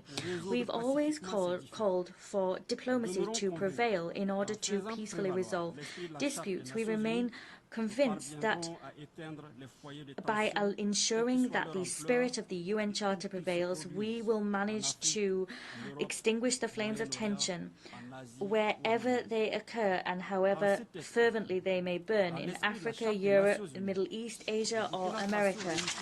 With this in mind, in the vein of the United Nations Charter, Burkina Faso reiterates its support for the political process underway in Western Sahara, led under the aegis of the UN Secretary-General with a view to reaching a mutually acceptable and negotiated solution as recommended by the relevant resolutions of the Security Council. In the Middle East, Burkina Faso reaffirms its solidarity with the Palestinian people that are in the midst of an unprecedented tragedy. The two-state solution, having Israel and Palestine living side by side with good neighbourly relations, remains the only objective alternative that Burkina Faso continues to support. We accept Palestine as a member state of this organization, and that stance is a natural continuation of our beliefs. There is unspeakable suffering being visited upon the most vulnerable peoples by unilateral coercive measures which are imposed by states. These must be forbidden if we wish to give real meaning to and achieve the goals of this current session. Consequently, we call for the immediate lifting of economic, commercial and financial sanctions imposed upon certain states. The only thing these states have done wrong is seek freedom for their peoples. That's the case of Cuba. It's also the case for the Bolivarian Republic of Venezuela, Nicaragua, Iran, and many other countries.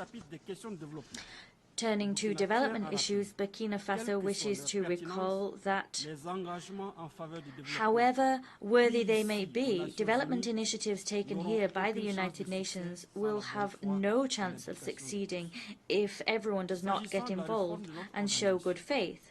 In terms of our organization's reform, it is time for the African continent to fully participate in the UN Security Council in accordance with the African position reflected in the consensus agreements that produce that position.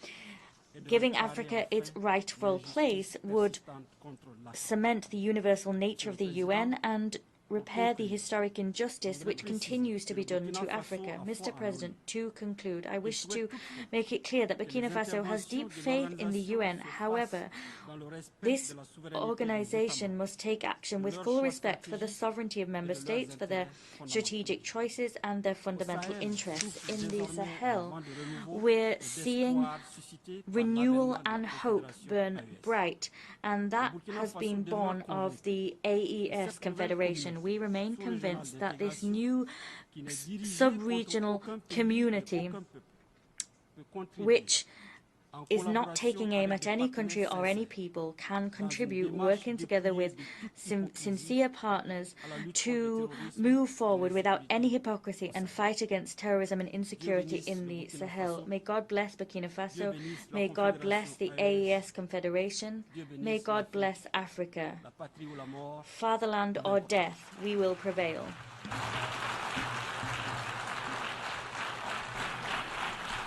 I thank the Minister of Foreign Affairs, Regional Cooperation and Burkinabe Abroad of Burkina Faso.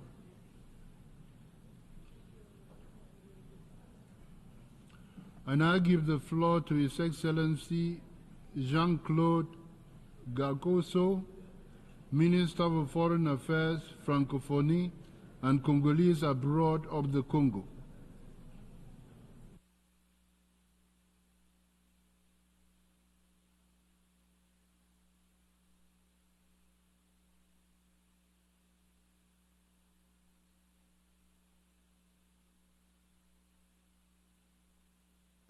Monsieur le Président de l'Assemblée générale, President of the General Assembly, Secretary General of the United Nations, Mesdames et Messieurs les chefs d'État et distinguished de heads of gouvernement, state and government, Mesdames et Messieurs les ministres, distinguished Mesdames et ministers, Messieurs les ambassadeurs, chers ambassadors, dear amis, je friends, voudrais first and avant foremost, tout propos I would like exprimer ma grande to admiration convey my deep pour Monsieur admiration Philemon for Yang, Mr. Philemon Yang, personnalité a man de grande of great renommée renown, on the African continent, who was so brilliantly elected as president of our assembly, and who has led our debate with outstanding skill.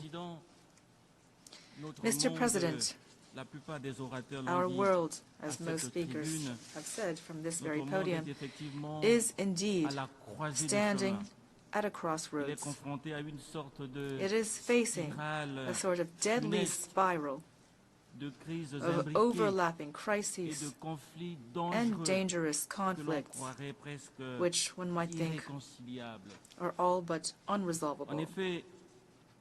Indeed, situations involving war and armed violence of all forms in Ukraine, in Palestine, in Lebanon, in Sudan, in the Sahel, in the Horn of Africa, in the east of the DRC. These are situations that I could unfortunately continue to list for quite some time. And that is on top of the climate crisis, crippling debt burdens, and of course, the apocalyptic specter of nuclear war. These are all existential challenges, Mr. President, that will require what remains of our human wisdom and will demonstrate what remains to us of our understanding of good and evil. All these situations, all of us in this hall know it, are profoundly revealing at the same time that they are enthralled to human vanity. They faithfully reflect the irrepressible desire of some of us to dominate absolutely and to possess absolutely. This is an insidious vice,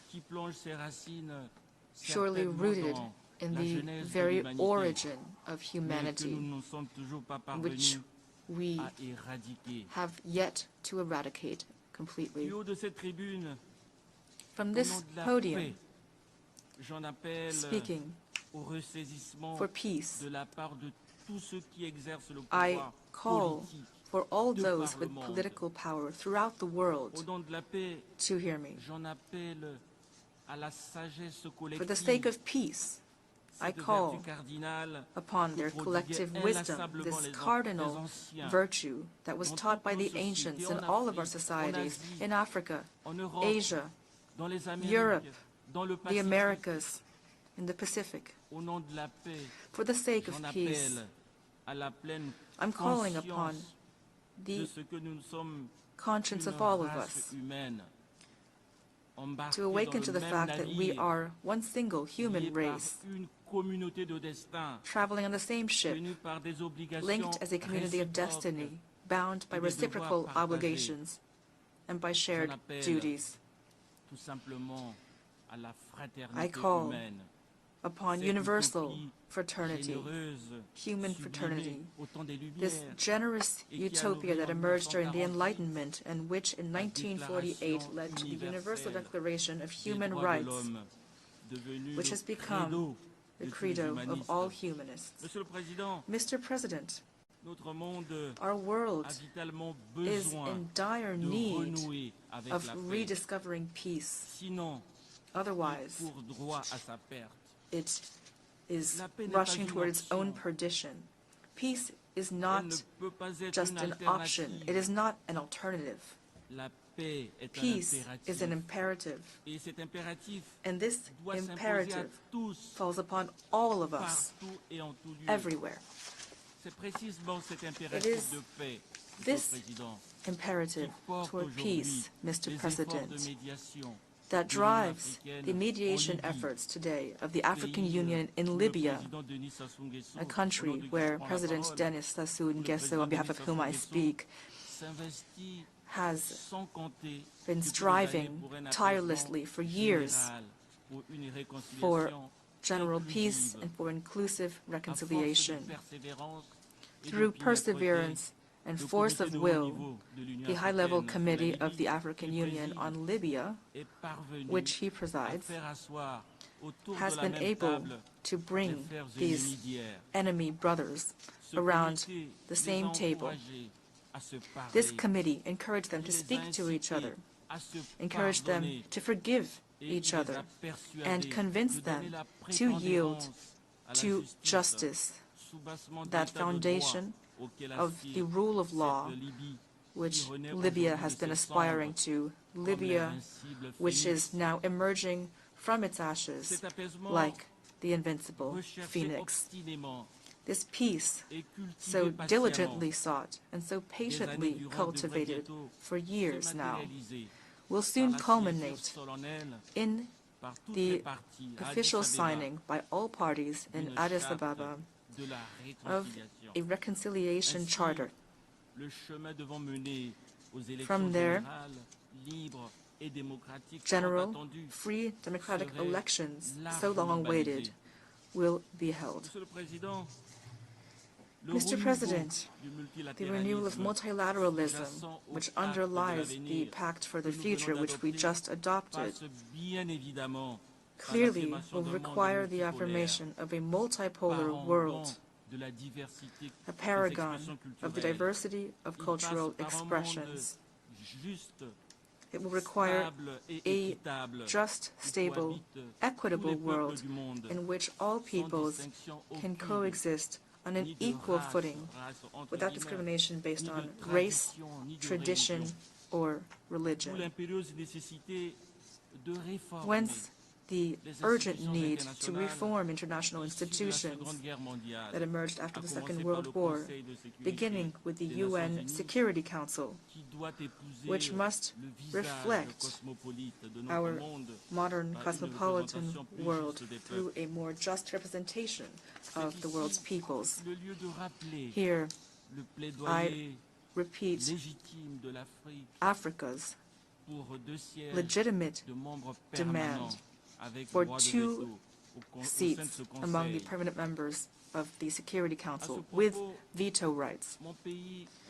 My country reaffirms the central and lasting role of the African Common Position as laid out in the Eswatini Consensus and the Sirte Declaration. Mr. President, the time has come for Africa to take up its rightful place in the community of nations. And thus, it is up to us, representatives of the allied nations present here, to choose to make the honorable choice, to enter history through the front door, and to once and for all eradicate medieval prejudices and obsolete stereotypes on Africa.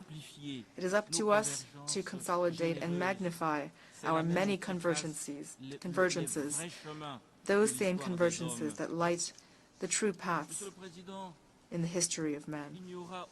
Mr. President, there can be no sustainable development on any continent if our country, if our planet is not protected from the destruction of the environment.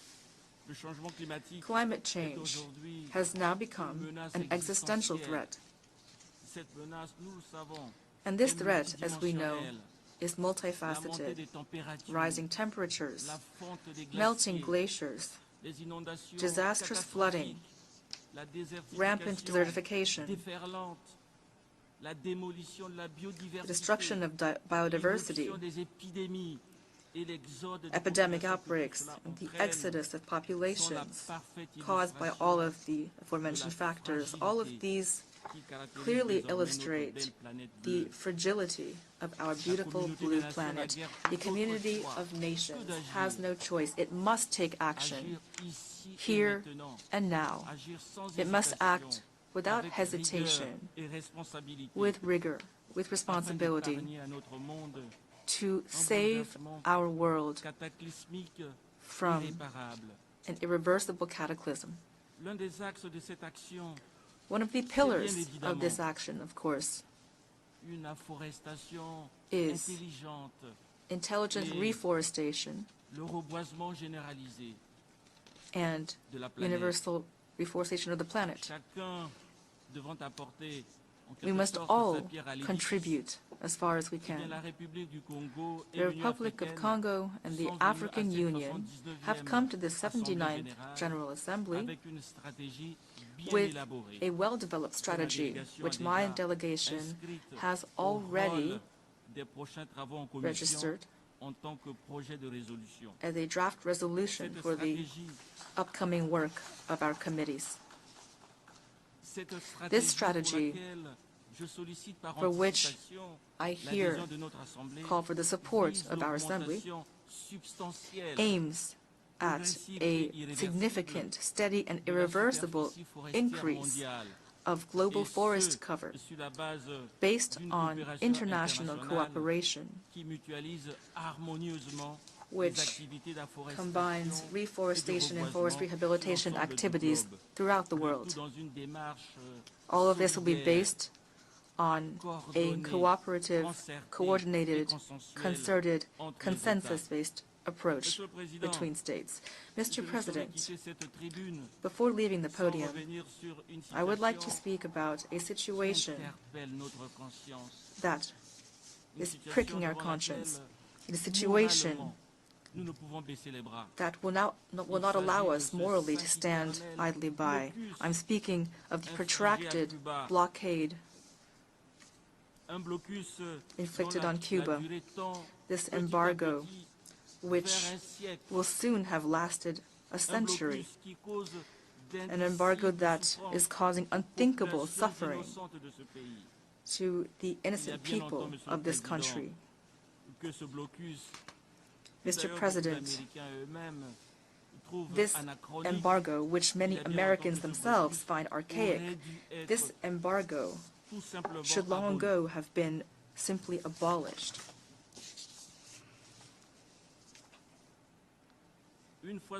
Once again, I would like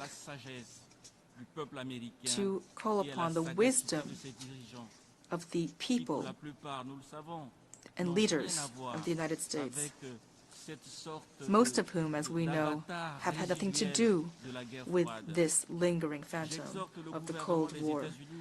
I urge the government of the United States to once and for all turn the page on this painful history of two peoples both born of a melting pot, the miraculous cultural osmosis between Europe and Africa. In closing, Mr. President, ladies and gentlemen, I speak on behalf of all the peoples of the world in hoping that we can staunchly fight for the emergence of a new humanity, a peaceful humanity, which turns its back upon war and death, and which stands side by side with each other. An authentic humanity which tirelessly combats endemic poverty, a poverty that is ravaging developing countries, which is a real cancer upon our global society, which is one of the root causes of the frustration and violence that is darkening the horizons, our horizons of hope. A fraternal humanity, as imagined in this very city by the great artist John Lennon. And lastly, a humanity as rainbow, as dreamed of from the depths of his prison cell by the great Nelson Mandela, standing tall and proud as a baobab tree. Thank you. I thank the Minister for Foreign Affairs, Francophonie and Congolese abroad of the Congo. I now give the floor to His Excellency Ahmed Attaf, Minister of Foreign Affairs and National Community abroad of Algeria.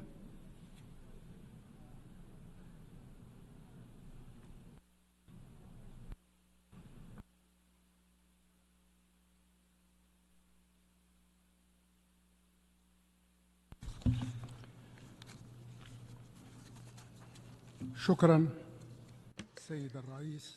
Thank you, Mr. President. نجتمع مجددا في رحاب منظمتنا We are once الأممية again meeting at the United Nations, and our world is at a critical, sensitive, and dangerous juncture. A juncture characterized by the accumulation of conflicts, crises, wars, and a widening gap of development disparities between the North and the South, as well as worsening climate change and environmental risks of all kinds.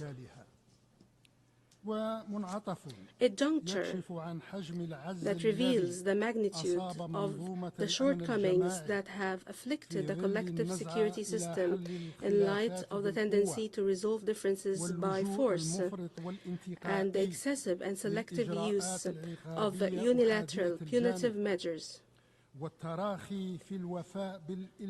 The failure to fulfill the commitments undertaken and the disregard for international legitimacy, as well as the increasing polarization and accompanying absence of the role of the Security Council and the erosion of multilateral international action as a whole.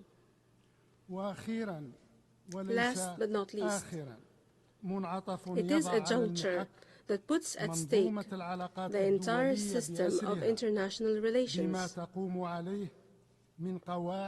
with the rules, principles, and controls that has been codified in the Charter of the United Nations, and the mechanisms, structures, and institutions that it is based on that have been put in place to serve the aspirations and purposes and ambitions that bind our countries.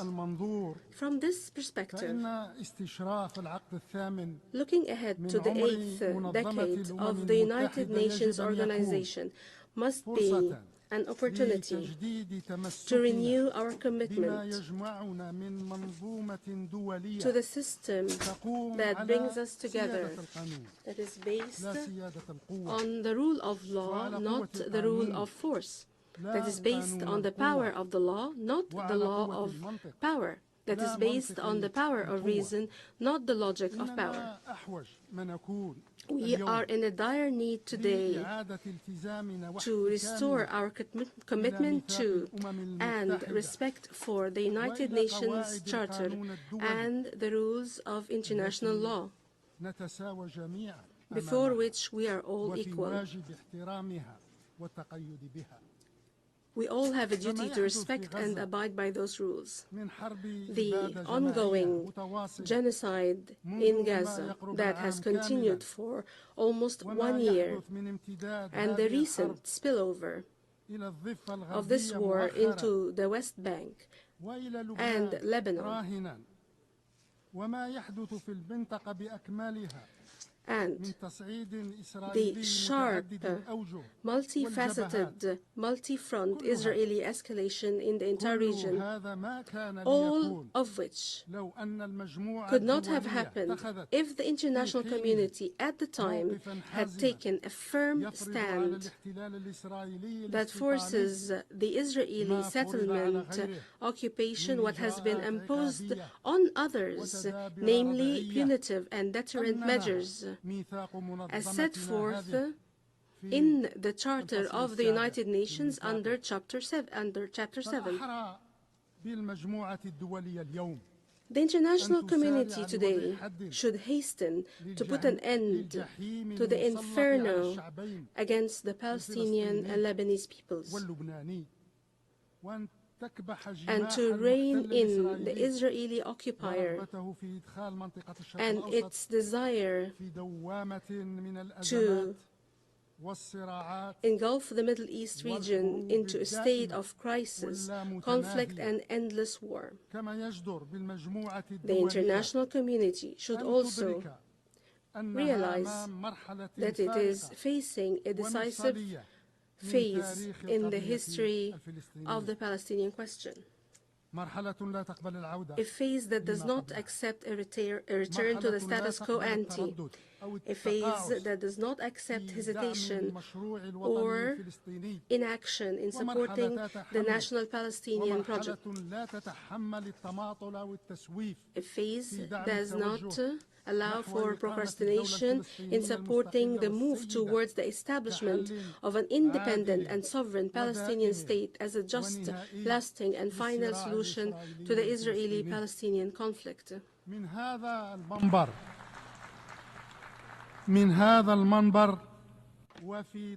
From this podium, at its previous session, the President of the Republic, Mr. Abdulmajid Tebboune, appealed to our United Nations organization to expedite the admission of the full membership of the State of Palestine. This has been done in a less volatile, tense and tragic circumstance in the occupied Palestinian territory and throughout the neighboring region of Palestine. Today, the question of Palestine is at its darkest historical chapter ever. This approach is inevitable and urgent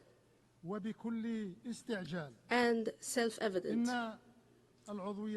The full membership of the State of Palestine in this organization remains a crucial step towards the preservation of the two-state solution,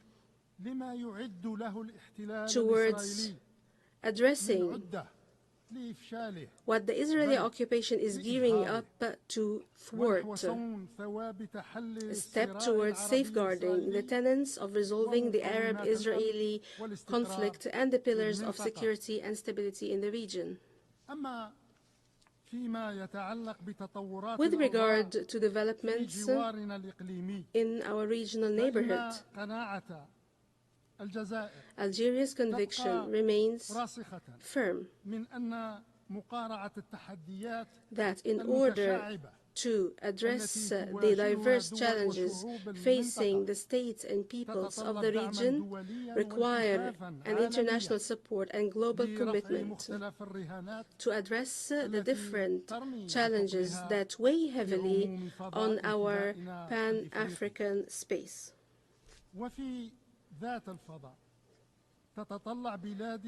This is fully the case for the Sahel region.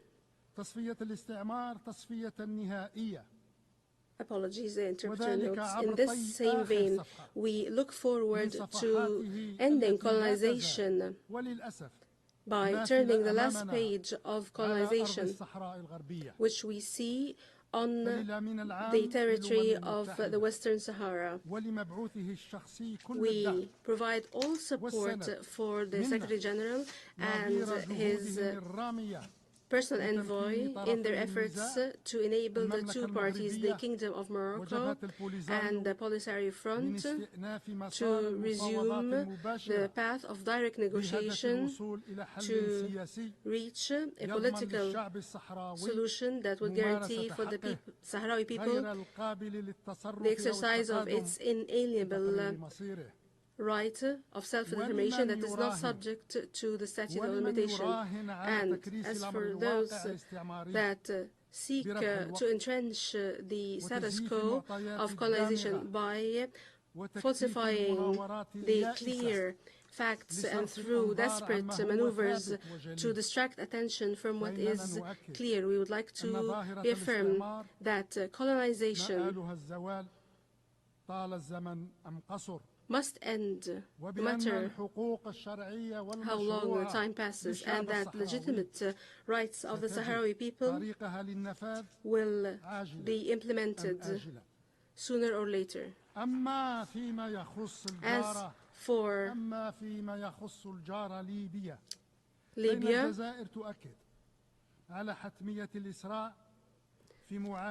Algeria calls for the expeditious addressing of the scourge of foreign interference, which is sowing discord in that brotherly country and fueling clashes and conflicts among its people.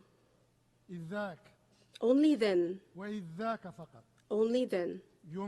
can our Libyan brothers come together on a consensus that begins to achieve the goals of national reconciliation and fosters a trend towards the organization of fair and free and transparent elections. All of this in the service of the high purpose that we desire from the bottom of our hearts, which is the unification of Libya, its people, its territory, its government, and its institutions. At the continental level, Algeria is continuing its efforts and endeavors to make a qualitative contribution to the African overarching action in light of the priorities firmly set by the continental agenda.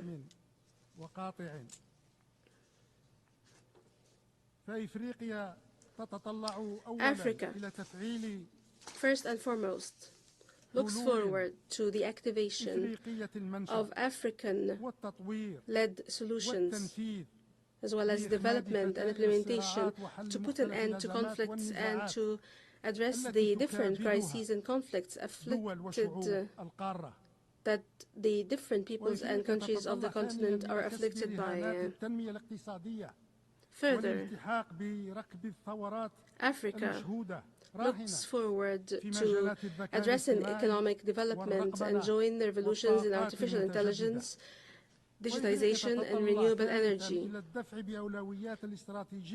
Third, Africa is looking forward to advancing its strategic priorities, which are at the heart of the reform of international financial, monetary, and banking institutions, to improve African representation at these institutions, as well as the structural reform of global indebtedness, as well as international financing that is appropriate to the requirements of development at the continental level.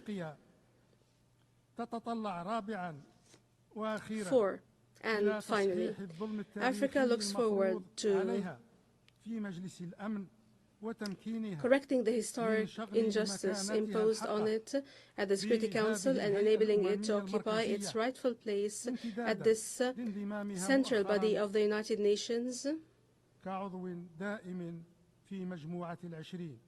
as it is currently, as it has recently joined the G20 as a permanent member. With the same commitment at the continental level, Algeria continues its endeavors to establish a balanced, beneficial, and meaningful partnership in the Sahel region, which is currently undergoing a fragile situation as countries in that region are suffering from an escalation of political unrest and an increase in the threat of terrorism and the absence of sustainable development, as well as the spread of the phenomenon of climate change. Algeria, in the face of all this, reiterates its solidarity with the peoples and countries of the Sahel region. We stress our firm belief that our security and stability and prosperity is part of that of the security, prosperity, and stability of its neighboring African region. لقد تفوه ممثل دولة A representative of a country from this region and from this space have in brazen language attacked my country with base language that should not be dignified with a reply of this level should not be becoming of this noble podium. This base language, impolite language, will not be met by my country except by a polite language, one التي تعكس that truly بصدق reflects وفاءه وإخلاصه our لما loyalty and يجمعه sincerity بدول وشعوب المنطقة to من the روابط deep-rooted, متجذرة unwavering لا bonds تتأثر and deep-seated ولا تهتز بالعوامل الظرفية desires and العابرة links in the region, which cannot be shaken by وعلى transit رداءة من circumstances يقفون and the وراء triviality إذكائها. of those who are behind it. ولدى بلدي إرادة صلبة My country has a firm and long-standing will, and our hands are extended to our brothers as we seek to build with our brothers a Sahel edifice that enjoys security and prosperity. Algeria today is taking firm steps on the clear path set forth by our President Abdelmajid Tebboune to enhance political stability and institutions and to build a strong and diverse economy that would end our dependence on the oil sector and to promote the social character of our state and as a solid legacy of our noble revolution of liberation. This approach has yielded its first results in the consolidation of the country's security and stability and consolidation of its democratic course, particularly during the recent presidential elections, as well as by laying the foundations for a comprehensive economic renaissance, which has restored مكانته في إفريقيا ضمن أقوى الاقتصاديات our قاريا national economy's position at the African level أمام فرص among التعاون the والشراكة powerful economies on the continent and has opened up opportunities for profitable cooperation and partnership for all parties. In light of these achievements, Algeria is endeavoring to strengthen its relations with all brotherly, friendly, and partner states in and outside these areas of affiliation. My country also seeks to continue to work closely with all member states of our United Nations, which share our same commitment and concern to uphold the principles and values enshrined in the Charter of the United Nations. Although the current situation in our world is difficult and dangerous, which breaks the strongest of wills and erodes the most solid of determination, we are very confident that hope will survive and that ambition will remain available. From the womb of crises, opportunities are born, and from the depths of suffering, wills are sharpened, and from the heart of hardship, hope is born. We hope from the bottom of our hearts that we will have a better world for present and future generations. I thank you, Mr. President. I thank the Minister for Foreign Affairs and National Community Abroad of Algeria. I now give the floor to His Excellency Albert Shingiro, Minister of Foreign Affairs and Development Cooperation of Burundi.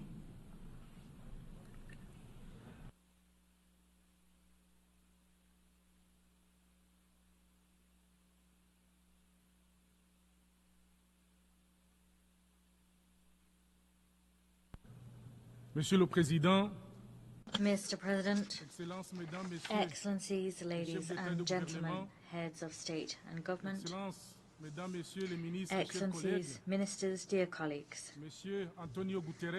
Mr. Antonio Guterres, Secretary General of the United Nations, distinguished guests, ladies and gentlemen, all protocol observed. It is a great honor and a privilege for me to address this august assembly on behalf of the President, His Excellency Evariste Ndayishimiye, President of the Republic of Burundi. He wasn't able to be with you this morning, and he entrusted me with the task of representing him here to bring to you the voice and position of Burundi regarding the global challenges facing today's world. Allow me now, Mr. President, to convey to you my warm congratulations on your brilliant election to the presidency of this session. Your wisdom, Mr. President, your long and rich political and diplomatic career, your qualities as a keen listener, and your experience as a seasoned negotiator are, for us, all things that will guarantee the success of this session. You can always count on the full support and cooperation of Burundi as you discharge your mandate, Mr. President.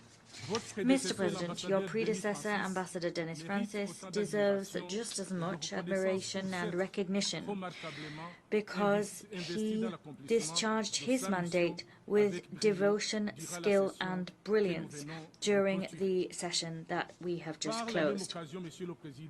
Allow me also, Mr. President, to pay equally deserved tribute to the Secretary General of the United Nations, Mr. Antonio Guterres, for his service to humankind, service rendered through his courageous action, still underway to make the United Nations an organization close to the peoples of the world, despite the complex global arena in which the organization works.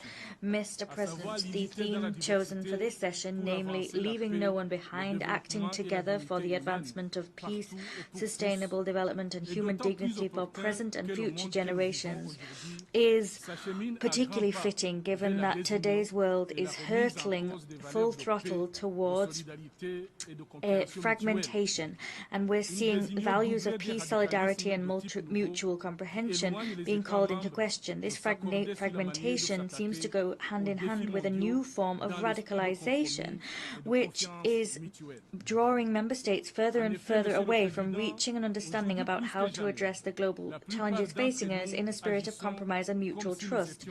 Today, more than ever before, Mr. President, it would seem that the majority of us act as if we were alone in this world. We act as if others did not exist or did not count.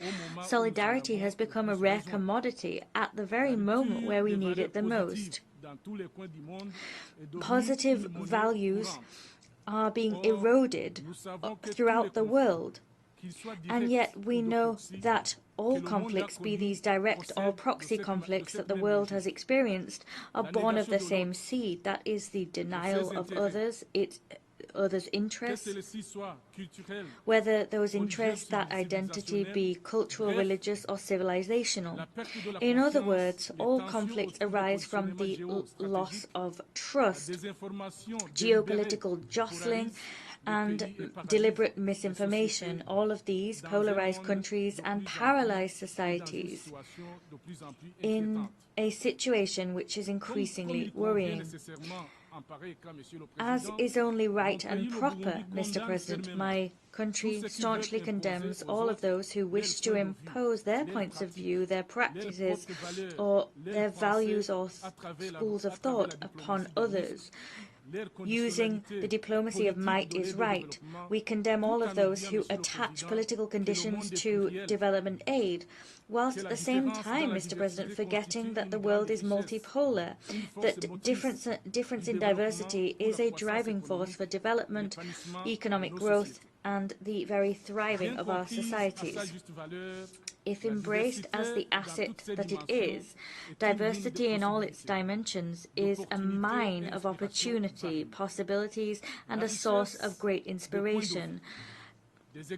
Many points of view, in all their richness, experiences, and practices, create a wealth of ideas, knowledge, understanding, and tools to accept the other.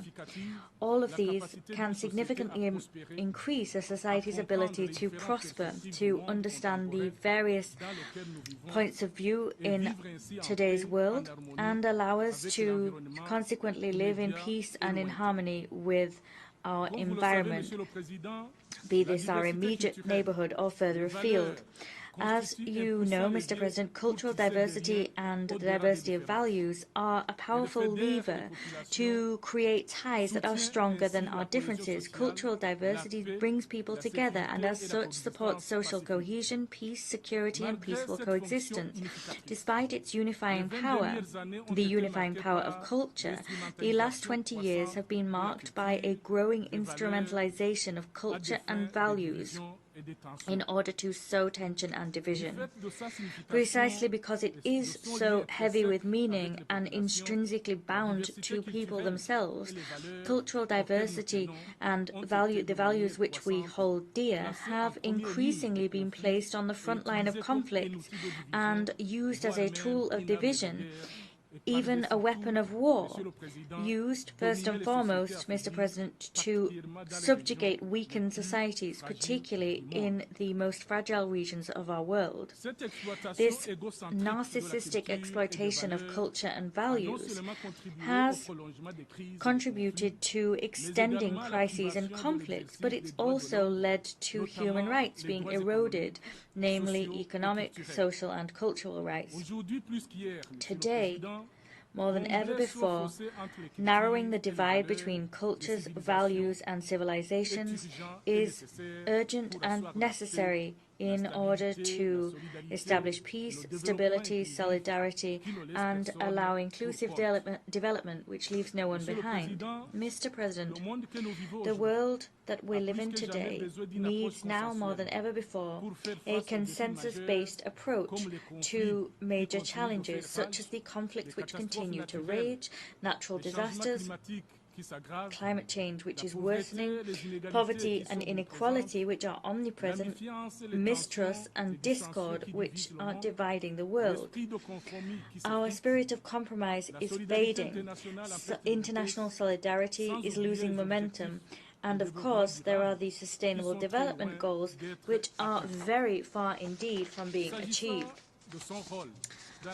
In terms of its role in building a better future and a global order based on the rule of law, a peaceful, equitable, prosperous and solidarity-based world, Burundi, my country, continues to pursue its ambition of building relations of friendship and cooperation based on the principle of sovereign equality and the principle of mutual trust.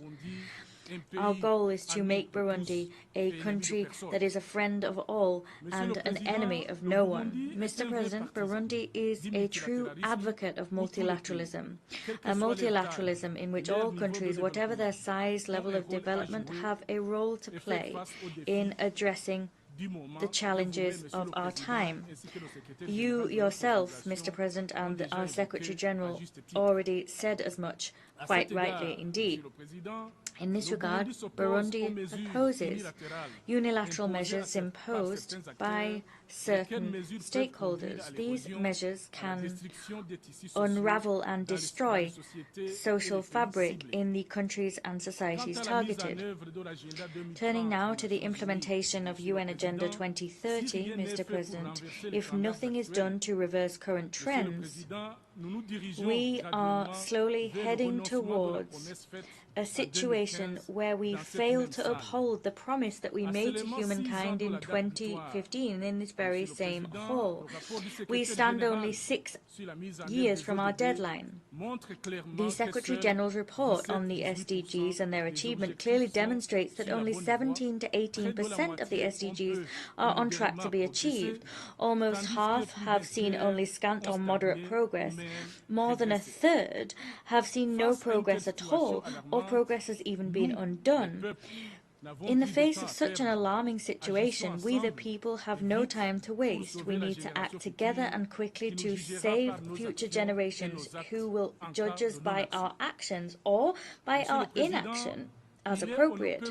Mr. President, it is crucial that the international community step up efforts to address the various challenges and meet the needs that exist, with particular effort being made to assist countries in special situations such as LDCs, landlocked developing countries and small island developing states.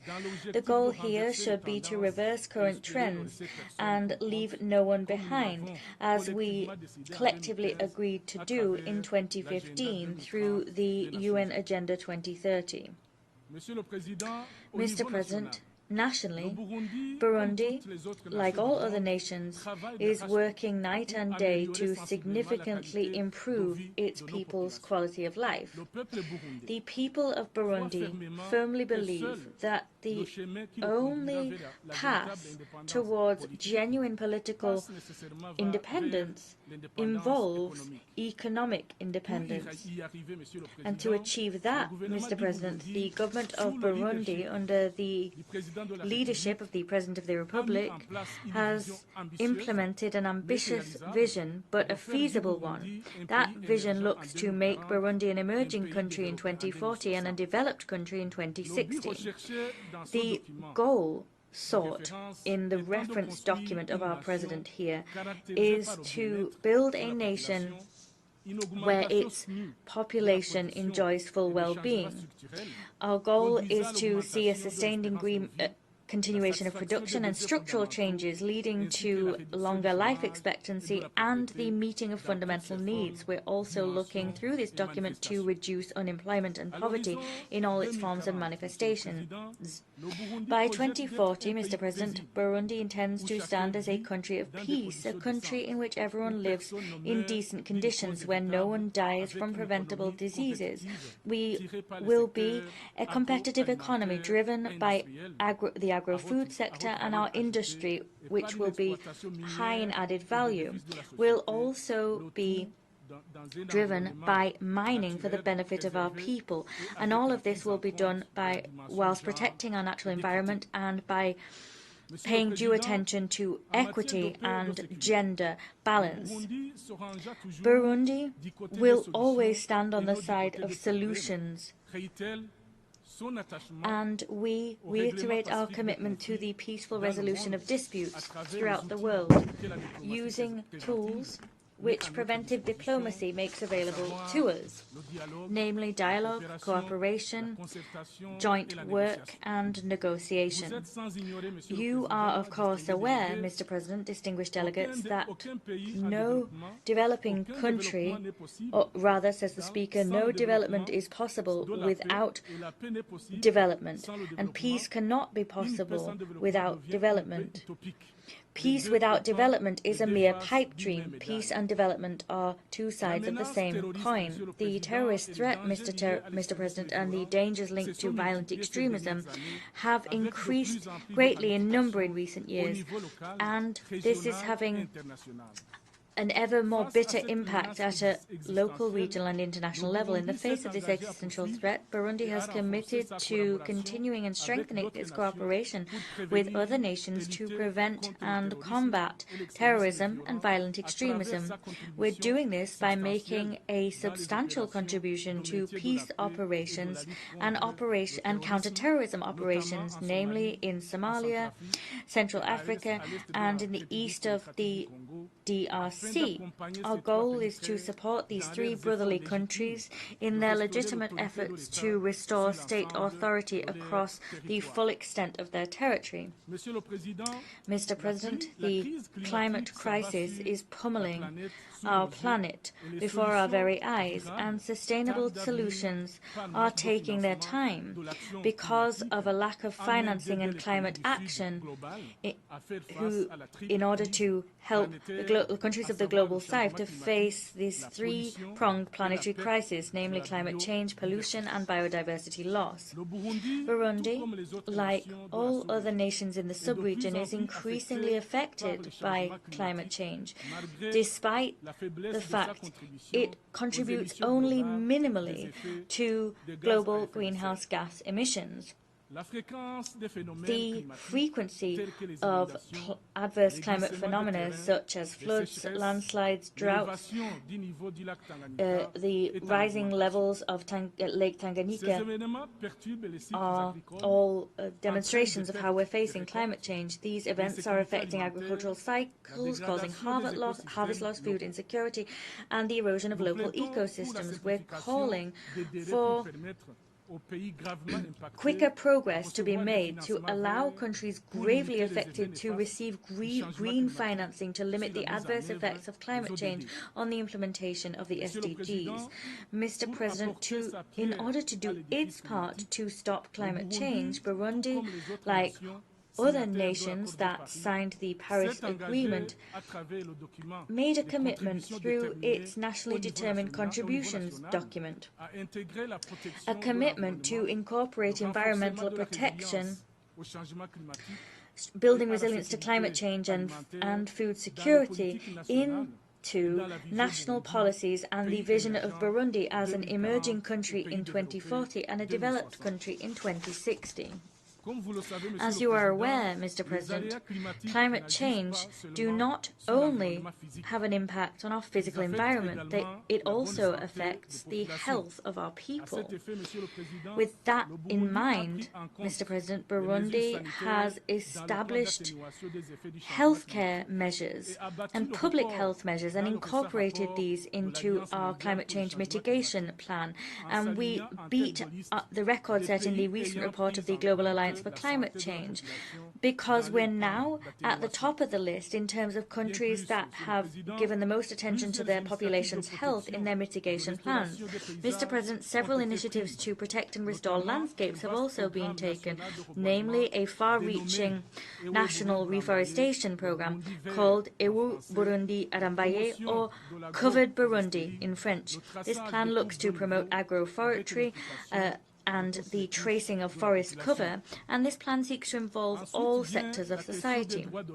I'd like now to look at human rights, one of the challenges to be addressed. For Burundi, dignity, as referred to in the theme of this session, begins by promoting and protecting human rights. These are universal, indivisible, interdependent, and inextricably linked. My country, Burundi, firmly believes that human rights must be strengthened and fully incorporate the fundamental principles of universality, transparency, impartiality, non-selectivity, non-politicization, and objectivity, as well as the rejection of two standards as a principle. Special mechanisms sometimes imposed to deal with geopolitical tensions in certain areas of the world must be sacrificed in favor of dialogue and cooperation. And in this connection, Burundi must be given fair treatment within the Human Rights Council in Geneva. We call upon certain stakeholders to avoid continually clobbering us with special mechanisms that are political in nature and have no added value in terms of ensuring the enjoyment of human rights in all of their facets. Here, I encourage those who champion such projects. They know who I'm talking about. I ask them to withdraw the initiative to extend the mandate of the so-called Special Rapporteur for Human Rights in Burundi. That project should not be renewed. The mandate should not be renewed because the attitude of this mechanism creates useless tensions and avoidable tensions, and those that initiate these projects are politically motivated, cynical, and immoral. International migration is a global reality, a phenomenon that has existed since the dawn of our planet. Our country, our communities, migrants and families are affected unpredictably and all in different ways. Burundi recognizes a need for a holistic approach to human mobility. There needs to be strengthened cooperation at a bilateral, regional and global level in order to facilitate safe, orderly and regular migration. Nationally, Mr. President, Burundi is currently in the process of signing cooperation agreements with countries of destination for labour migration. This cooperation-based approach aims to ensure legal, social and human rights protection for migrant workers, and it also aims to significantly curb human trafficking. Mr. President, the issue of multilateralism has received particular attention since the very beginning of this session. After 79 years of existence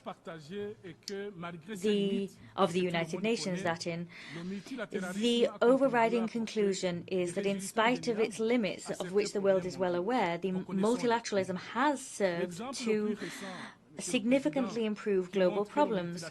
The most recent evidence that multilateralism is not dead and buried was the adoption by consensus in this very hall on the 22nd of September of our Pact for the Future and its annexes. This is a concise and action-oriented document. However, Mr. President, despite this encouraging result, there are signs that portend the gradual weakening of our spirit of compromise. There are harbingers of indifference when it comes to collective rules. In an increasingly globalized world where we're increasingly interdependent, no state, however powerful that state might be, can alone hope to address the challenges it faces. States must strengthen mutual commitment, must adopt a coordinated approach based on fair rules of the game to avoid unilateral actions which, as you are aware, take the form of clear interference in the domestic affairs of other countries in clear violation of the principles and values of the UN Charter. Mr. President, I wish to turn now to Security Council reform. Negotiations on this matter have finally become more flexible. We're seeing movement. Through me, Burundi reaffirms its commitment to the Common African position reflected in the Esselwini Consensus. Mr. President, we will never be able to hammer home enough the following fact. The multilateral system is demonstrating that its capacity is limited to effectively guarantee proper global governance. Notable injustice, unprecedented injustice is being done to Africa. It's the only continent absent from the Security Council among the permanent members, and we are underrepresented among the elected members. That injustice must stop now.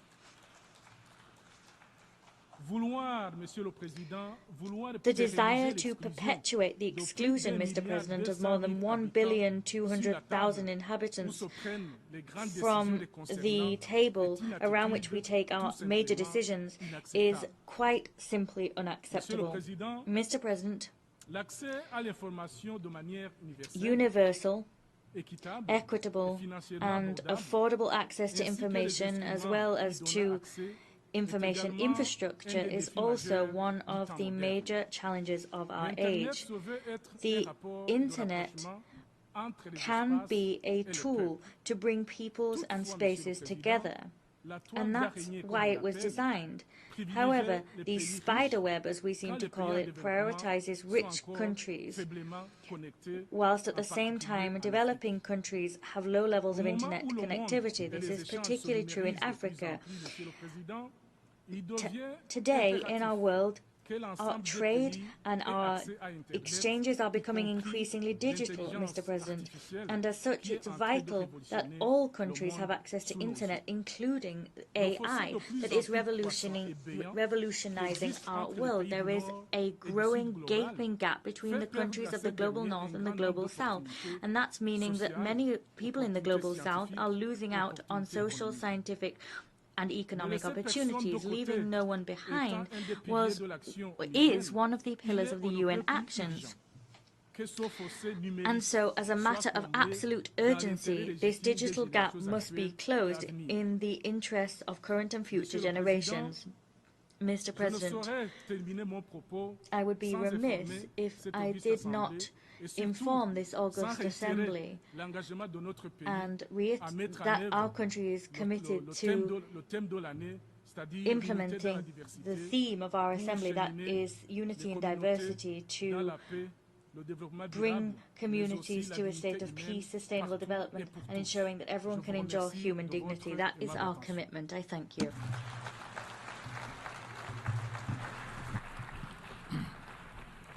My thanks go to the Minister for Foreign Affairs and Cooperation of Burundi. I now give the floor to Her Excellency Mélanie Joly, Minister for Foreign Affairs of Canada.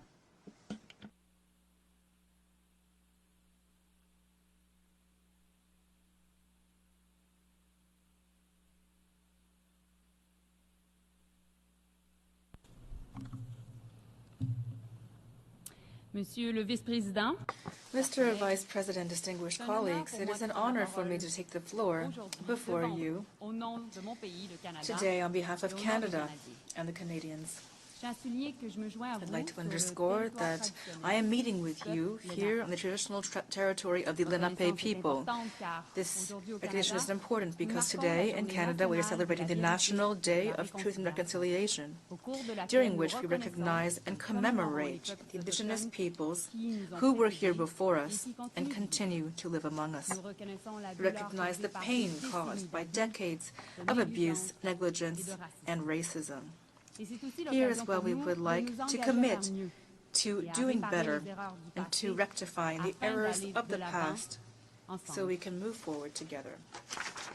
Ours is a country based on the rights and freedoms that are enshrined in our constitutional charter. A core reason Canada is a prosperous society is that beyond offering the freedom to pursue a better life for you and your family, it is also a way for us to provide freedom from the barriers that prevent you from enjoying a better life. Freedom from fear, violence, intimidation, and discrimination. Freedoms that foster a sense of inclusivity and belonging. Freedom that protects the vulnerable and builds stronger communities. Far too often, though, some of the loudest voices claiming to speak for freedom are the ones trying to redefine that word for their own purposes. They claim freedom as an excuse to do as they wish without any regard for the freedoms of others. This is certainly not how we should define freedom. They hide behind the word to tell us everything is broken, to spread disinformation and parrot the lines fed to them by those who wish to interfere in our elections and undermine our democracy. They weaponize the term freedom to further marginalize those in the most vulnerable situations, to justify spreading hate, and even deny people their right to make choices about their own bodies, including limits on reproductive rights. At the end of the day, through all of the noise, what they really mean to say is freedom for some, not freedom for all.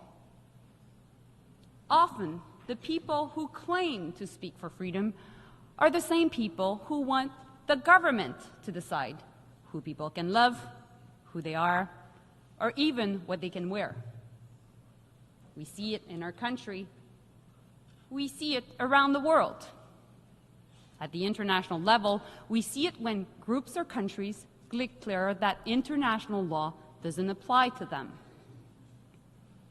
In Afghanistan, we see it taken to its extreme as the Taliban continue to impose inhumane rules against women and girls, banning them from being in public so they're invisible, robbing young girls of the fundamental right to an education.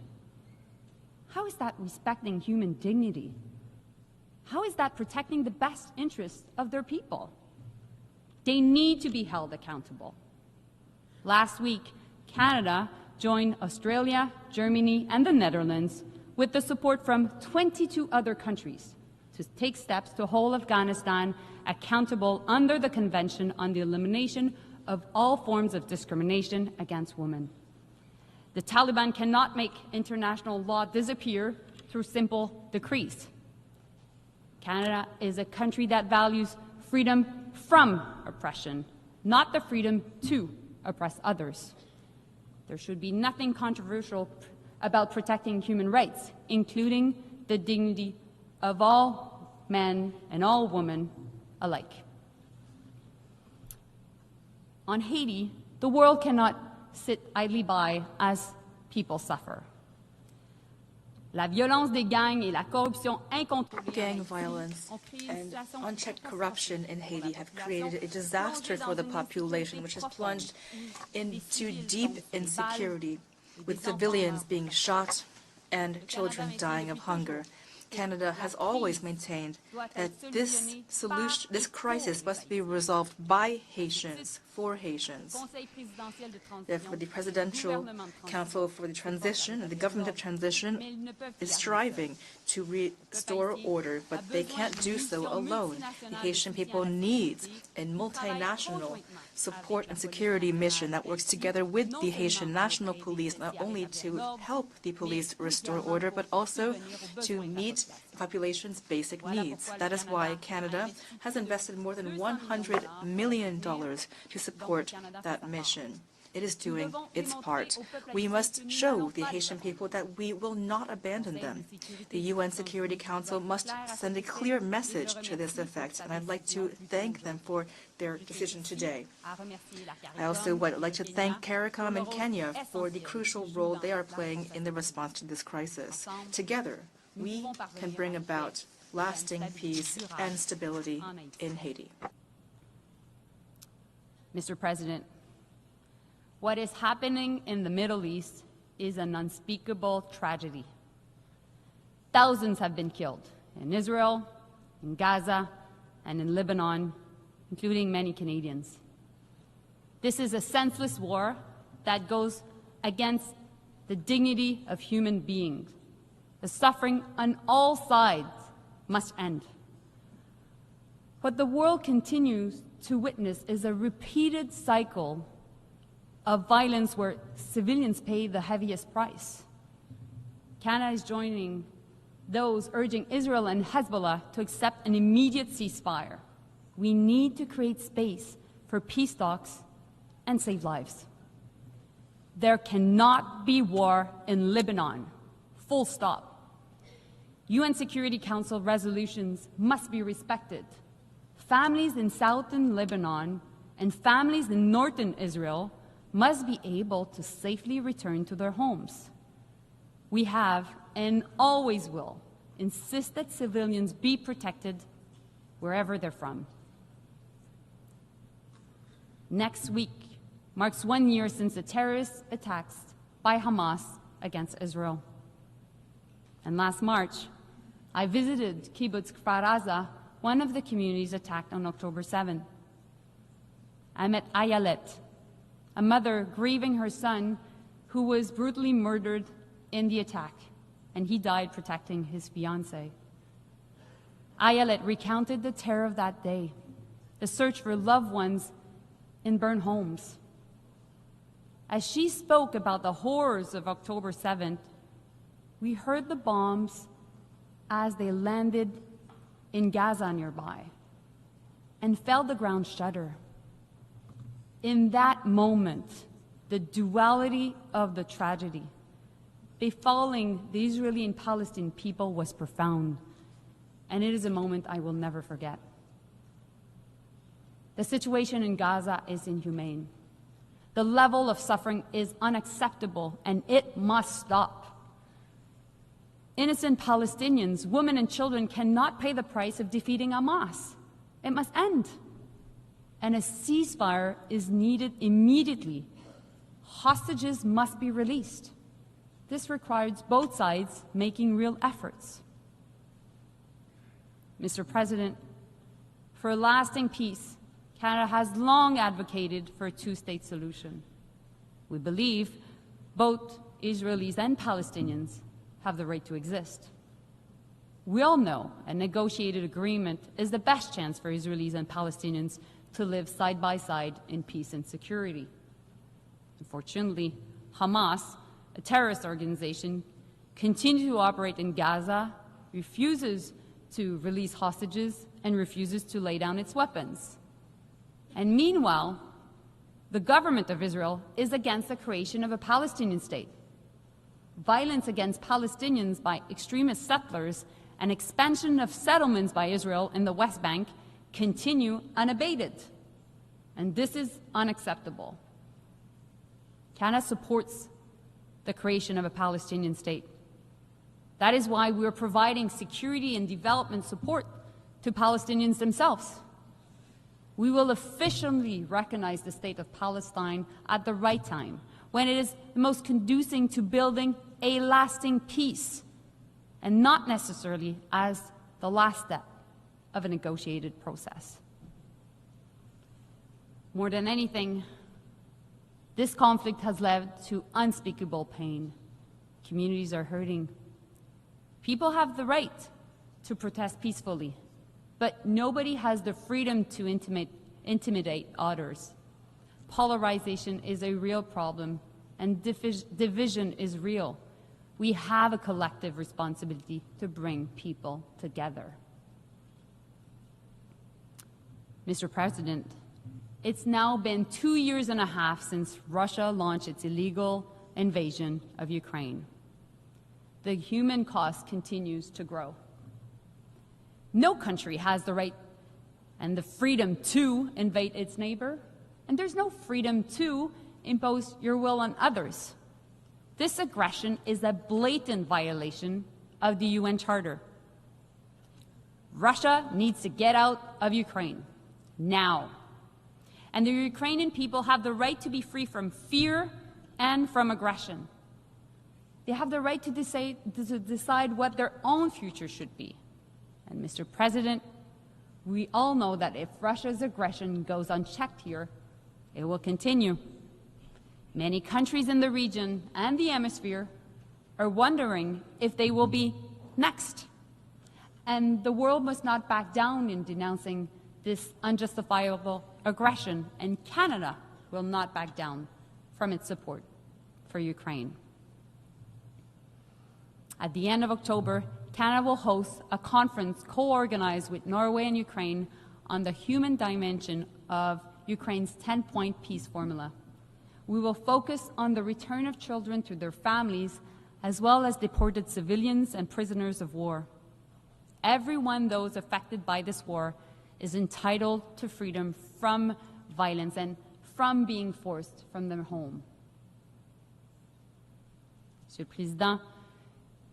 Mr. President, the issues I've just spoken about have to do with massive challenges, and this institution has a key role to play to bring us toward solutions together. The UN's detractors accuse it of being unable to resolve the problems that the world is facing today. And worse, some, one might call them conspiracy theorists, even think that the UN is the cause of some of these problems. Both of these groups are ignorant of reality and the strength of this organization. The UN is a unique platform allowing us to come together and speak to each other on an equal footing, to try to reconcile our differences, sometimes profound, through discussion and through seeking consensus. And that is why Canada supported the adoption of the Pact for the Future during the Summit of the Future held last week. The Pact is a starting point, allowing us to work together to ensure the lasting place of this organization. The UN is not perfect, true, but progress is possible. As said by Secretary General, we simply cannot build a future for our grandchildren with a system built by our grandparents.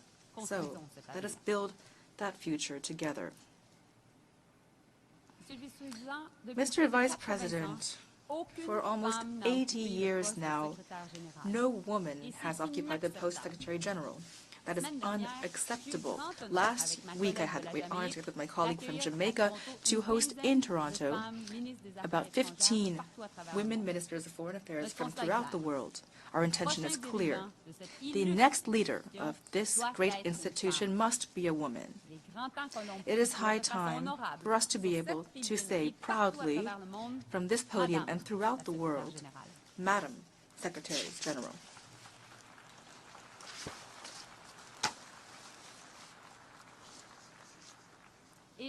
And I will say the same thing for the post of President of the General Assembly. Mr. Vice President, with all due respect, would you inspire in me as well as the President?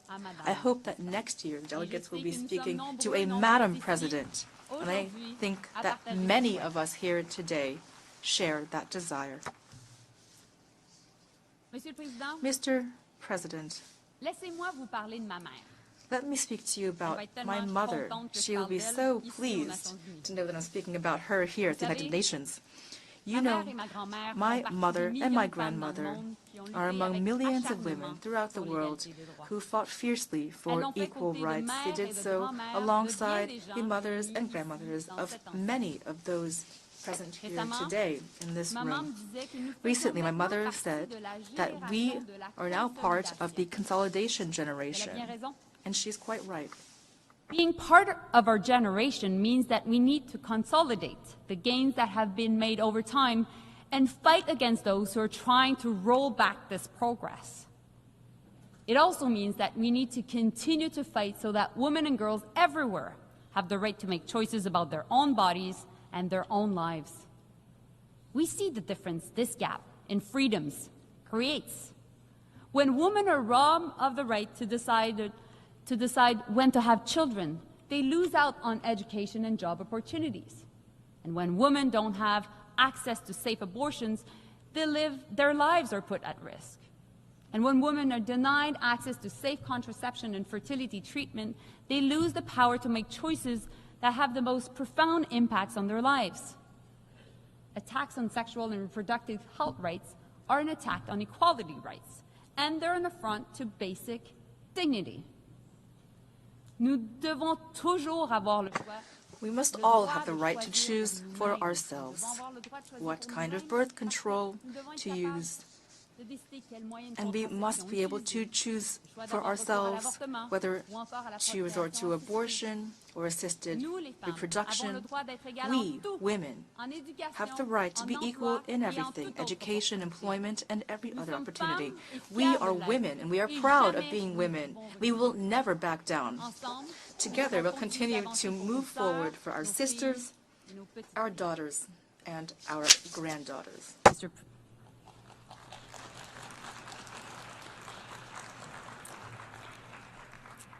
Mr. President, 2 years ago, I stood here and said countries around the world were faced with a choice.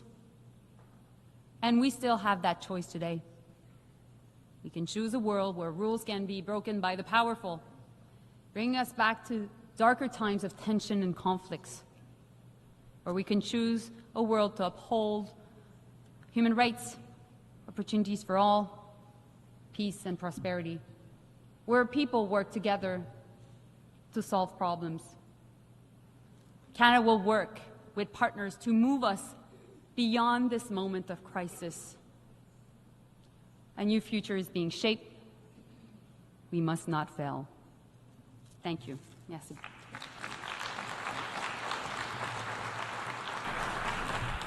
Muchas gracias. Thank you very much. My thanks go to the Minister for Foreign Affairs of Canada. I now give the floor to His Excellency Charles Fleming, Minister of State of Ireland. Sean Fleming, you have the floor.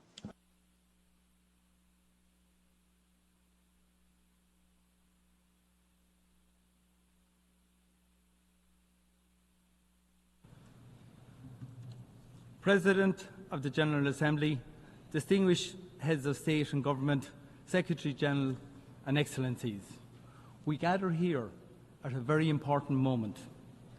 World leaders have agreed a pact for the future, which charts a way forward to meet the challenges facing us as a global community. To do so, we must honour existing commitments, including the Sustainable Development Goals and the 2030 Agenda, and be ready to adapt to new and emerging challenges. It requires us to address the interlocking crises of climate change, conflict, hunger, injustice and underdevelopment. And it requires us to protect the means to achieve progress. For generations, the multilateral system, with the UN Charter at its heart, has driven our best advances. I believe we have a shared responsibility to bring about a world in which each of us can thrive in safety, dignity and peace. We are accountable to those who will follow us and accountable to each other to uphold the UN Charter, to stand up for international law, to ensure the peaceful settlement of disputes, to defend the universal and indivisible nature of human rights, and to pass on to the next generation a functioning multilateral system. Mr. President, the rules-based international order and the international human rights system are our greatest assets in achieving and sustaining peace. Human rights provide a common binding framework. We believe every state has a duty to support and strengthen the international human rights regime and to defend it where it is challenged. That is why Ireland is seeking membership of the Human Rights Council for the period 2027 to 2029. We are doing so because we deeply are committed to human rights. We wish to further contribute to the UN human rights system and the valuable work of the Human Rights Council. We hope that we can count on the support of many of you in this room here today who share our belief in the values and principles we have collectively established. We also have a duty to uphold international law and international legal order. Ireland is fully committed to supporting the essential work of the International Court of Justice and calls on all states to abide by its rulings. Ireland is also wholly committed to the international criminal justice system. The International Criminal Court is the cornerstone of that system and must be allowed to pursue its mandate without fear or favour. We strongly condemn all attempts to intimidate or threaten the ICC, its officials or those cooperating with the court. There can be no impunity for the most serious crimes of international concern. Mr. President, we're seeing a global backlash against the human rights of women and girls. The gender persecution in Afghanistan stands out for its cruelty and must be denounced. In too many parts of our world, we see hard-won progress threatened and even reversed. We cannot accept this. Our commitment to gender equality must be non-negotiable. We must also address the unacceptable rise in attacks on the right to life, liberty and security of LGBTQI people in all corners of the world. And we must unequivocally condemn all forms of racism, intolerance and hatred, including anti-Semitism, anti-Muslim hatred and the persecution of Christians. Mr. President, we are already seeing the destructive impact of climate change. It is clear that climate change is the driver and multiplier of instability and conflict.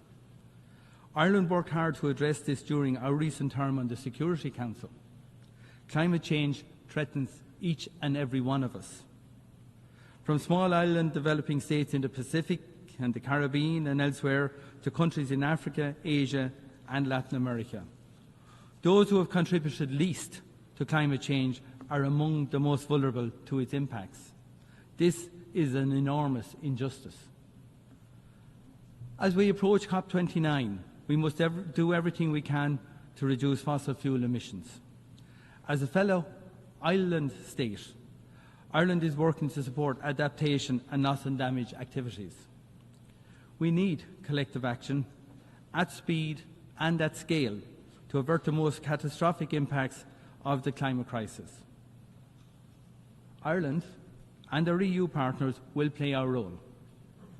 At the UN last year and again at the Pact for the Future, we have recommitted to the Sustainable Development Goals.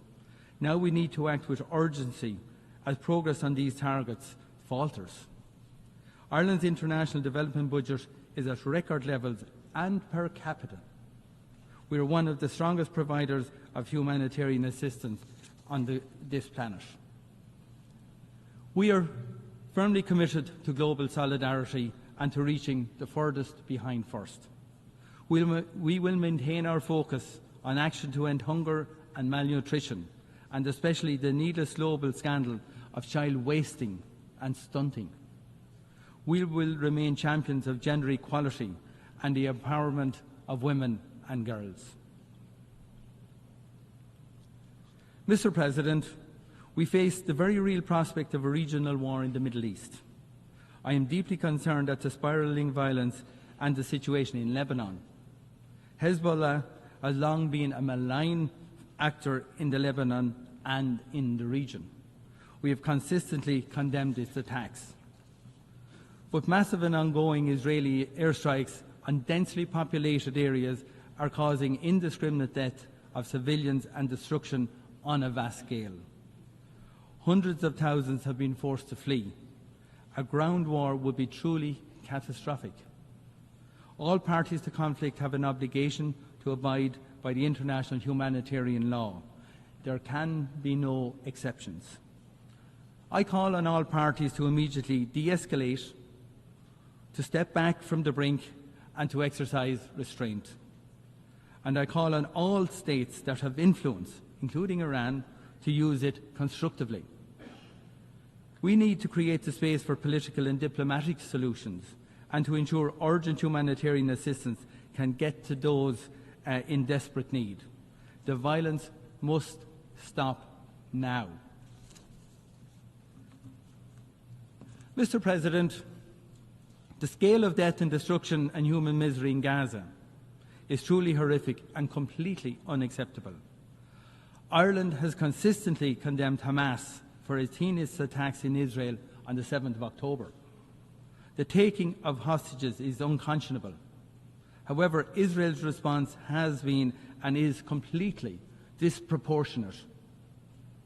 We need an immediate ceasefire and hostage deal, followed by a massive surge of humanitarian aid into Gaza. Instead, we are seeing an alarming escalation of the conflict in the West Bank and now in Lebanon. The violence and killing must stop. It has long been clear that the only viable basis for a lasting peace and security for Israelis and Palestinians is a two-state solution. The recent adoption by the General Assembly of a resolution on the advisory opinion of the International Court of Justice is a step in the right direction. The international community must now act to implement it. Ireland supports the global initiative launched last week here in New York to support the two-state solution. I encourage states to join in this shared effort. Mr. President, Russia's unjustifiable war of aggression against Ukraine represents a severe threat to the global multilateral system. A challenge to the norm that borders cannot be changed by force should concern us all very deeply. We should all be deeply concerned by defiance of the UN Charter by a permanent member of the Security Council.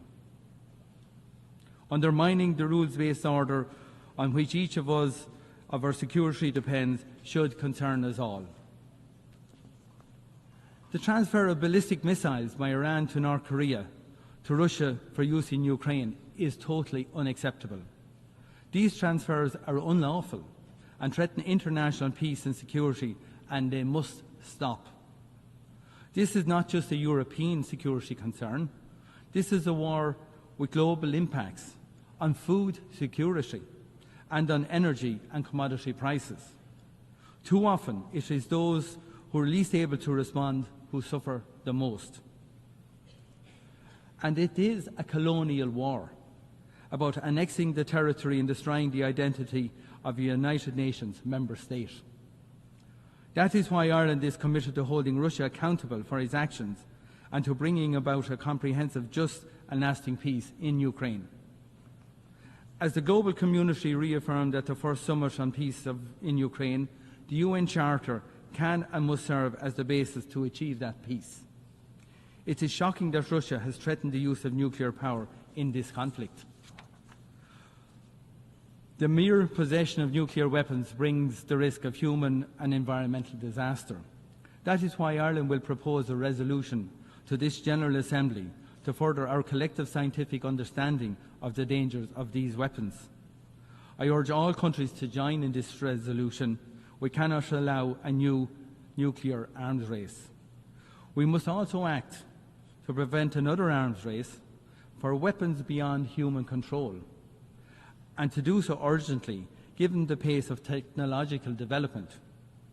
Ireland supports the Secretary-General's call to conclude a treaty on autonomous weapon systems by the end of 2026. Mr. President, the Horn of Africa and the Sahel region are beset by multiple overlapping crises, from food insecurity, drought and flooding to actual conflict. Addressing them means working for sustainable development and human rights. The situation in Sudan is appalling. 12 million people forced from their homes. Widespread reports of abuse against civilians, particularly against women and girls. 25 million people face crisis levels of hunger and are now facing famine. We need to see urgent action.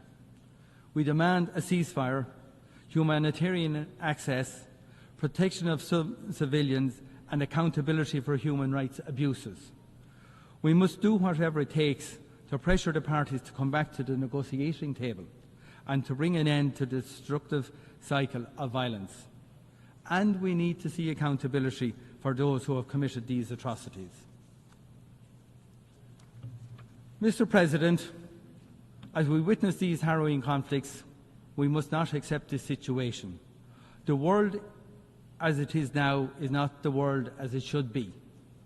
We have seen what can be achieved by cooperation through this organisation, that the fundamental international community has managed to come together in a time of heightened tension to endorse that vision, to agree a way forward, a pact for the future, shows us what can be achieved.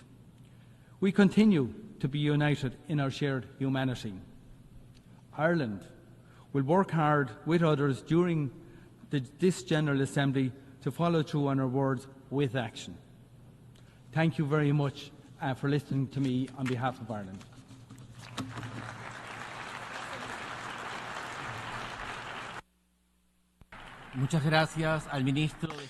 I thank His Excellency the Minister of State of Ireland, and I now give the floor to His Excellency Mr. Manuel José Gonçalves, Deputy Minister for Foreign Affairs and Cooperation of Mozambique.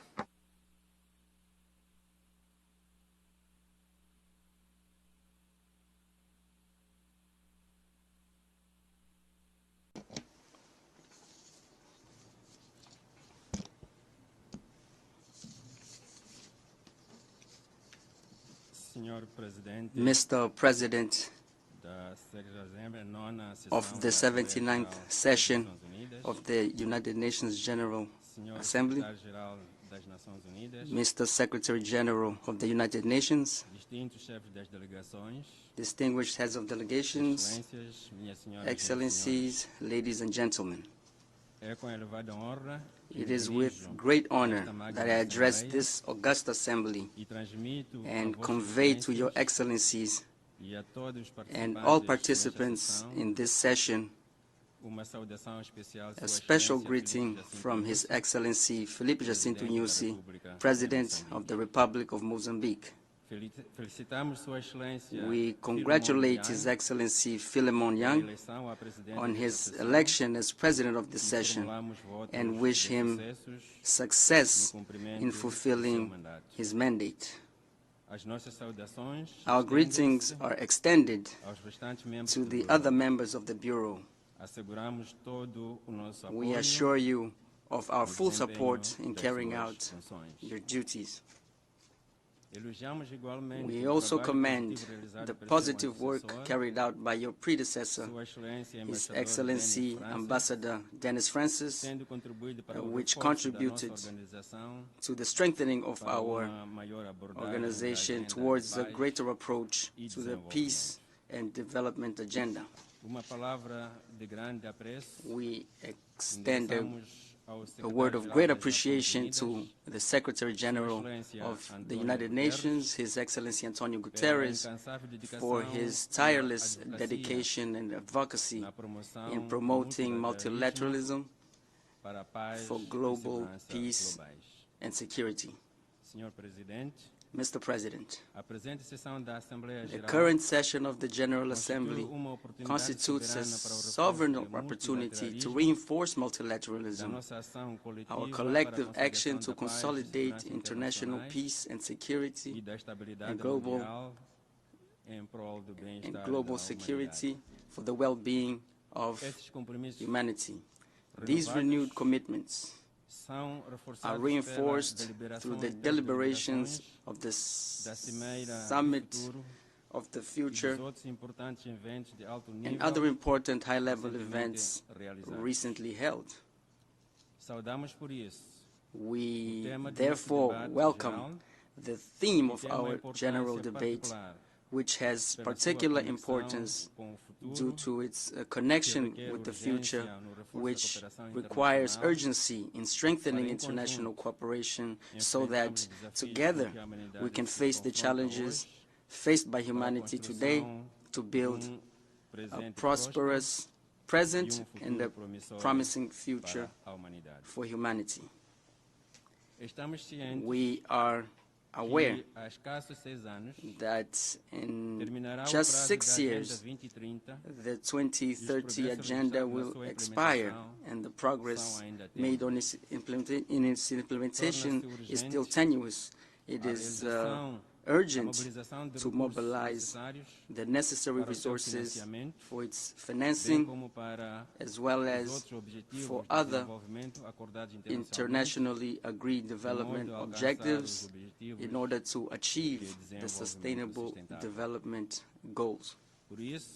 Therefore, we encourage all member states to accelerate the materialization of the commitments made, including the reinforcement of mutually beneficial cooperation to respond to prevailing challenges, including the fight against poverty, conflicts, terrorism, and climate change. Mr. President, Excellencies, we express our optimism about our collective future, where an environment of peace and security reigns. The functioning of our global institutions must keep up with the current dynamics that are imposed upon us. Thus, we align ourselves with the voices that defend the urgency of the reform of the United Nations, especially at the level of the Security Council, for greater inclusion, particularly giving a permanent voice to the African continent, thereby correcting the historical injustice to which it has been subjected. We are encouraged by the continued collaboration between the United Nations and the African Union to overcome conflicts within the context of maintaining a peace, international peace and security. Resolution 2719, adopted by the United Nations Security Council on 21 December 2023, is a significant milestone for African Union-led peace support operations.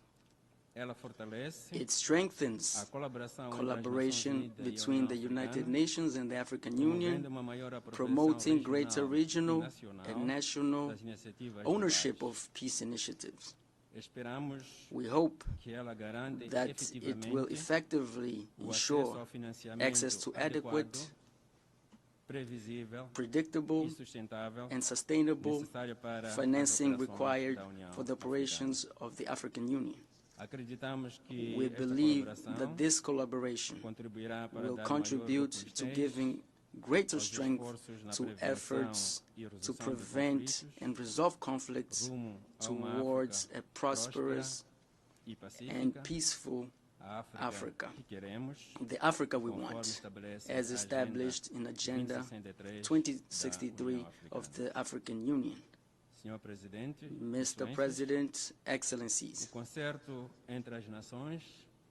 the concert between nations has been feasible throughout these times due to the collective observance of the sacrosanct objectives and principles of the Charter of the United Nations, including the defense of the right to self-determination of peoples, respect for the sovereignty and territorial integrity of states. It is deeply concerning the escalation of conflicts and tensions in various parts of the world. In Ukraine, unfortunately, there is still no encouraging signs for an end to the conflict. We believe that the safest path is dialogue between the parties.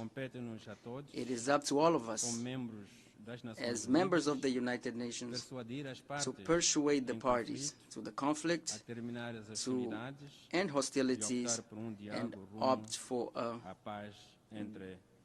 dialogue towards peace between these two countries. In the Middle East, in violation of the principles of international law and international humanitarian law, the conflict continues to take human lives among the civilian population, particularly children, women, and the elderly, as well as destroying civilian infrastructure, causing the tragedy that we unfortunately witness. We call for the cessation of hostilities and the protection of innocent civilians from the conflict. The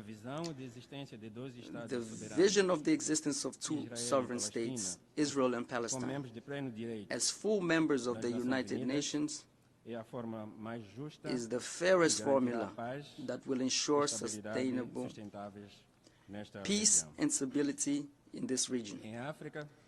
In Africa, we are also concerned about the conflict in Sudan, which has killed thousands of innocent civilians, including refugees, causing an unprecedented humanitarian disaster. We reiterate our calls to the parties to the conflict to end hostilities and the need for dialogue in order to restore peace and stability. Mr. President,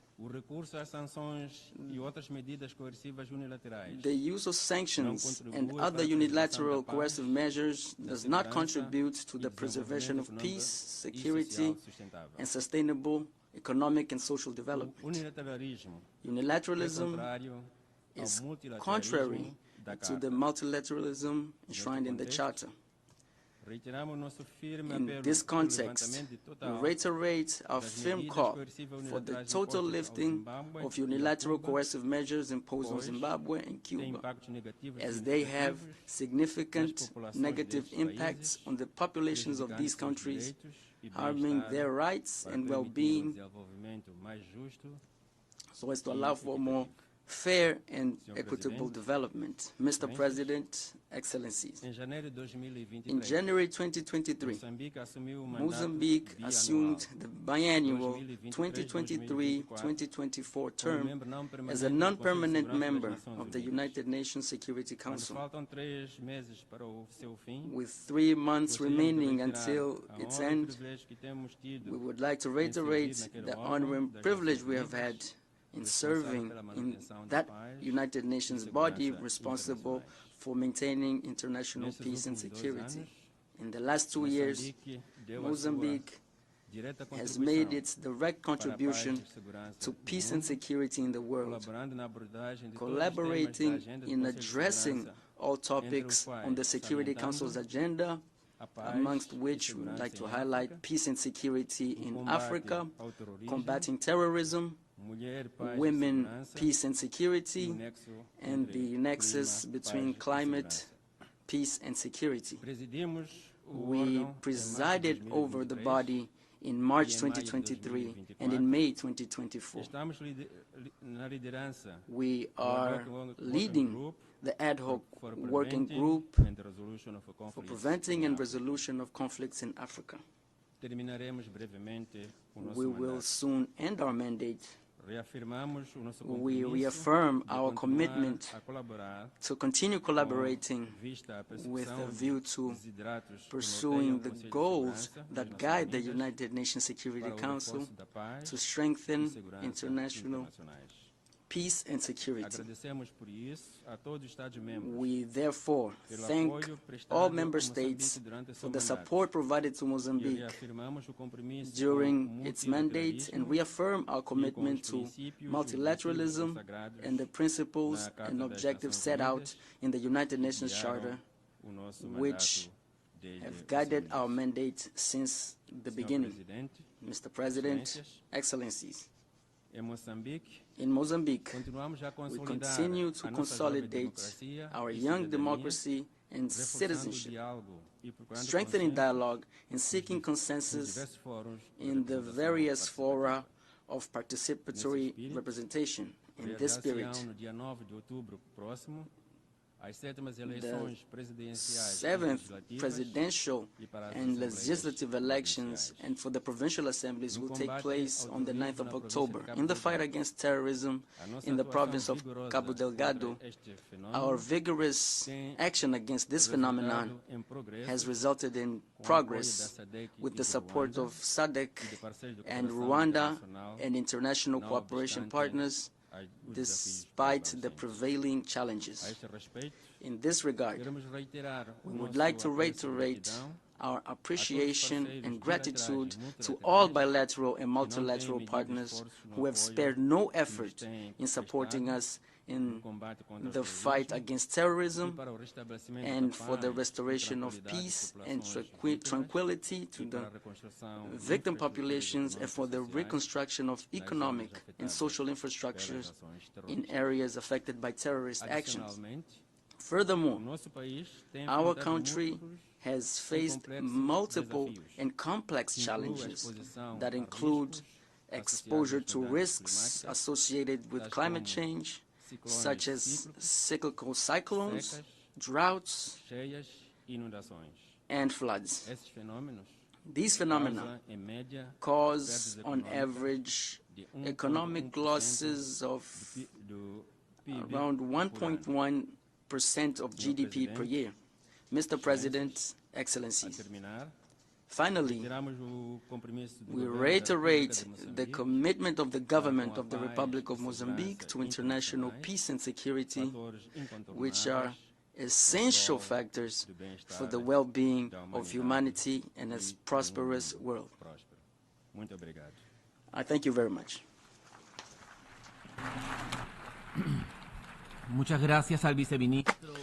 I thank the Deputy Minister for Foreign Affairs and Cooperation of Mozambique.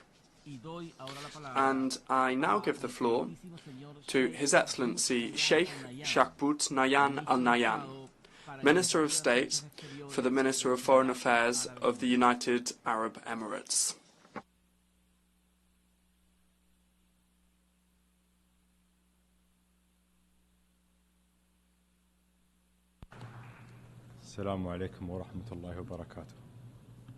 May the peace, mercy, and blessings of God be upon you.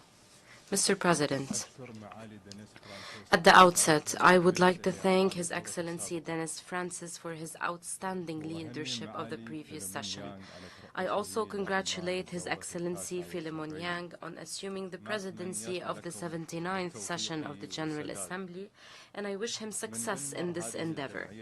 From the podium of this General Assembly, a place that has always embraced our ambitions and agonies, we call upon all of you to join hands and work together to create a better world for our sons and daughters and for future generations.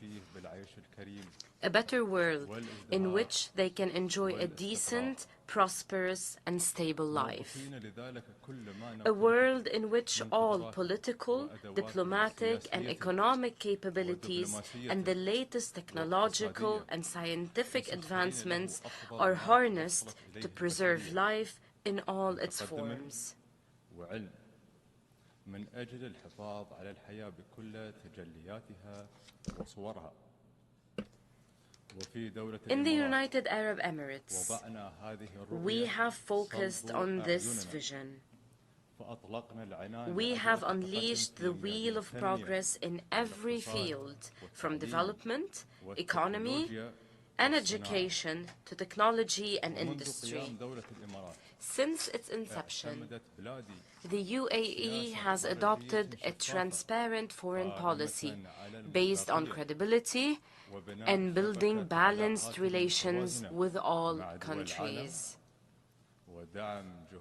This includes supporting regional and international efforts aimed at achieving stability and reducing escalations, encouraging dialogue and building bridges, as well as resolving crises instead of merely managing them. As our world stands at a dangerous crossroads, we must redirect the compass of our international action to focus on a set of fundamental and non-negotiable principles. Most importantly, we must stand united in the face of contentious issues, support all peoples without applying double standards, ensure the protection of civilians, uphold the rule of law, as well as commit to human rights and respect the principles of good neighborliness. Returning to these basic principles has become more urgent than ever, particularly with the serious violations committed in conflicts raging in our region and around the world. These violations have deepened human suffering, erased decades of progress, and caused widespread displacement, creating massive refugee crises. This has also increased the burdens on concerned and neighboring countries, particularly with the ongoing bloody wars on the Gaza Strip, the wars in Sudan and Ukraine, and the crises taking place in Yemen, Syria, Libya, Sahel, Afghanistan, Myanmar, Haiti, and other countries. It must be recalled that even wars have rules. Parties must respect international law, including international humanitarian law. In Gaza, an immediate and lasting ceasefire must be reached. Rapid, full, and unimpeded access of humanitarian assistance at large scale must be allowed, and the hostages and detainees must be released. The relevant Security Council resolutions must also be implemented. We must act wisely in response to the rapid developments threatening our region. It is evident that what we have warned about is now unfolding beyond our control. We regret to see the war spread to Lebanon at a time when we were hoping for an announcement about reaching a deal to end the war on Gaza. It is unacceptable to ignore the decisions and advisory opinions issued by the highest judicial body of the United Nations, namely the International Court of Justice. This includes the provisional measures issued by the court regarding the war on Gaza. In this context, we call for maintaining the security and safety of people. We must safeguard regional and international stability, including the security of international navigation, trade routes, and energy supplies.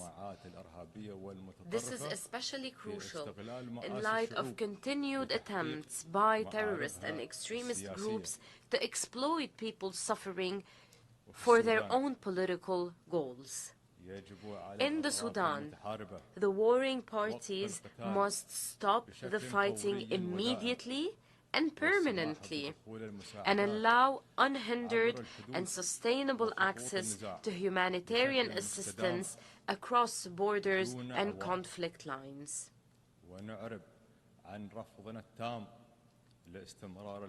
We completely reject the continued targeting by the warring parties of civilians and their obstruction of the delivery of humanitarian assistance. We strongly condemn the blatant attack launched by the Sudanese armed forces on the residence of the ambassador of the United Arab Emirates in Khartoum on the 29th of September 2024. In flagrant violation of the fundamental principle of the inviolability of diplomatic premises and of international conventions and norms, particularly the Vienna Convention on Diplomatic Relations. We call on the warring parties to engage seriously in peace talks. In this regard, we emphasize the importance of building on the positive outcomes achieved in the meetings of the Working Group of the Aligned for Advancing Life-Saving and Peace in Sudan Group, ALPS. We commend all initiatives aimed at finding a comprehensive solution to the crisis. We must all continue working with regional and international partners to alleviate the suffering of the Sudanese people to ensure a safer and more prosperous life for them. In Ukraine, the impacts of the ongoing war have transcended seas and continents. Therefore, it is imperative to find a peaceful solution to end this conflict, which has increased global polarization, created refugee and prisoners crises, and affected global food security. Through our continued engagement with all parties, my country contributed to the release of around 2,000 prisoners of war through mediation efforts between the Russian Federation and Ukraine. We continue to push for dialogue and de-escalation, and we support recovery and reconstruction. As we speak of resolving protracted crises, we must reiterate our full support of Morocco's sovereignty over the Moroccan Sahara region, as well as for the Autonomy Initiative to maintain the territorial integrity of the Kingdom of Morocco. Mr. President, in numerous crises, my country refused to allow the international response to be obstructed by growing global polarization or obstacles imposed by warring parties. To this end, my country has sought to overcome these challenges and has utilized all available means to enable humanitarian work to continue. To help all those in need around the world, in line with our commitment to the legacy of Sheikh Zayed bin Sultan Al Nahyan, the founder of the UAE. Today, His Highness Sheikh Mohammed bin Zayed Al Nahyan, President of the UAE, may God protect him, directed $100 million in urgent relief aid to the brotherly people of Lebanon to support them in facing the current challenges. When the war intensified in the Sudan, pushing millions of people towards a multidimensional humanitarian disaster, The UAE devoted its efforts to supporting the Sudanese people. We recently contributed $100 million to support UN efforts to address the humanitarian repercussions of this war in the Sudan and neighboring countries. In addition, we established 2 field hospitals in Chad to provide medical services to all those in need, including Sudanese refugees.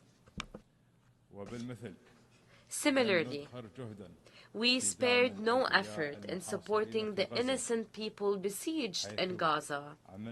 To this end, we have sent urgent aid by land, air, and sea, and provided treatment to the sick and injured Palestinians through the field hospital we established in Rafah and the floating hospital in Al-Arish. The UAE also continues to help in evacuating the wounded and sick and their families from Gaza, most of whom are children and cancer patients, to receive the necessary treatment in UAE hospitals. We also maintained our support to UNRWA, which plays a vital role in Gaza. We welcome its recent launch of preparatory programs to resume its educational services in the Strip. We applaud the humanitarian workers for all their efforts, who provide a ray of hope in the dark shadow of war.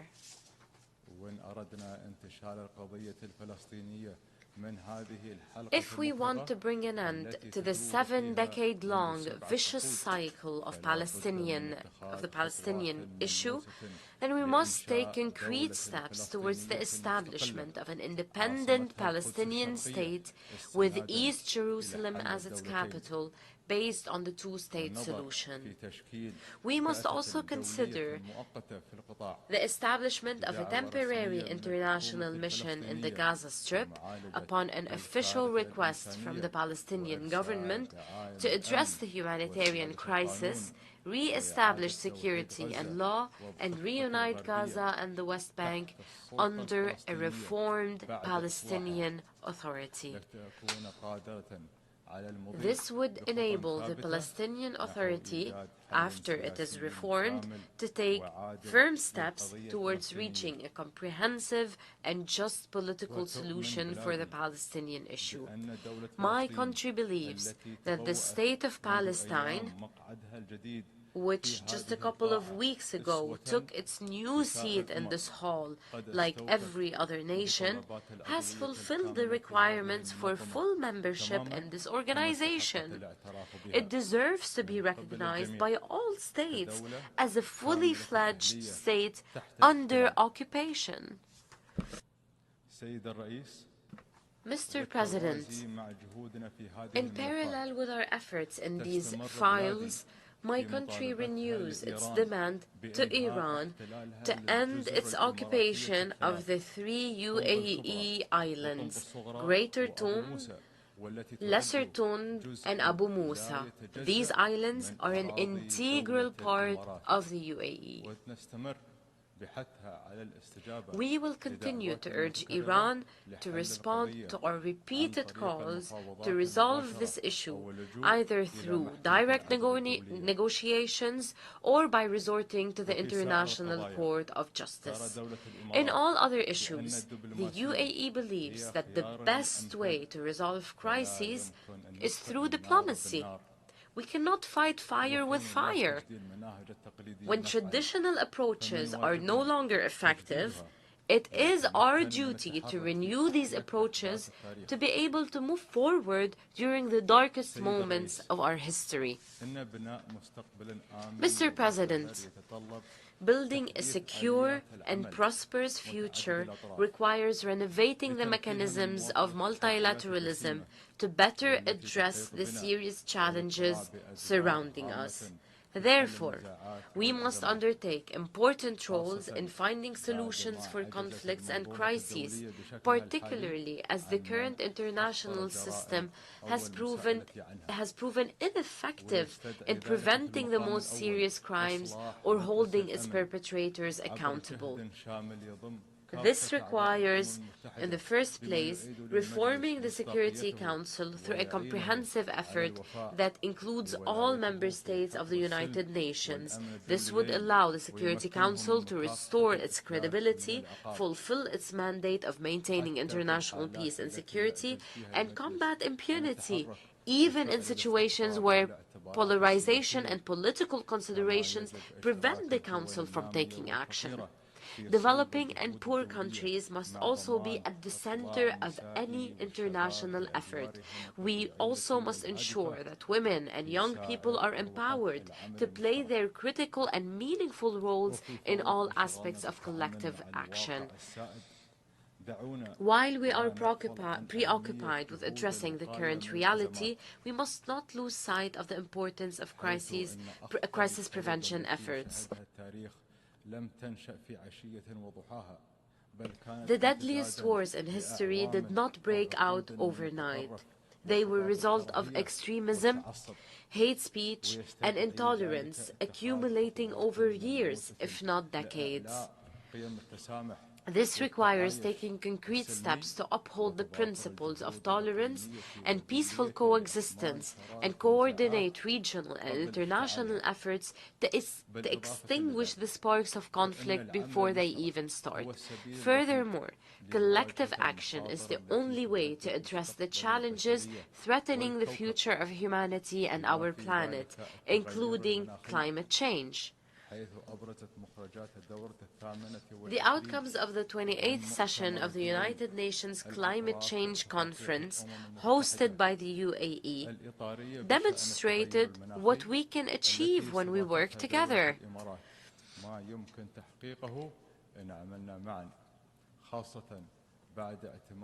The historic UAE consensus, adopted by 198 countries, embodies a global consensus on developing measures to prevent global warming above 1.5 degrees Celsius, and operationalize the Loss and Damage Fund to compensate the countries most affected by climate change.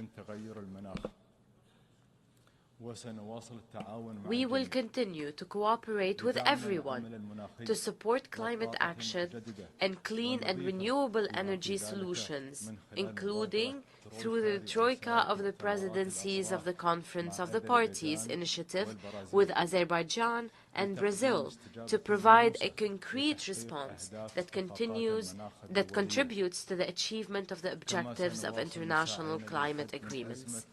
We will also continue our efforts to address the issue of water scarcity and provide sustainable clean water for all, including through the UN Water Conference, which we intend to host in the UAE in 2026 in partnership with Senegal. Our other initiatives in this field, most notably, our other initiative in this field is most notably the Mohammed bin Zayed Water Initiative, launched this year. With this forward-looking spirit, we seek to explore and harness the potential opportunities provided by advanced technologies, as well as transform emerging technologies, such as artificial intelligence, to find innovative solutions for our businesses, lives, and government services. We believe that international attention and investments should be directed towards these technologies to accelerate sustainable development and achieve transformative shifts in addressing the challenges we face in different fields. This will allow the bridging development gaps and supporting progress for all. Mr. President, let us seize this opportunity to reform international collective action, our refuge in difficult times. Let us work together hand in hand, to create a bright future that the next generations will be proud of. Thank you, Mr. President.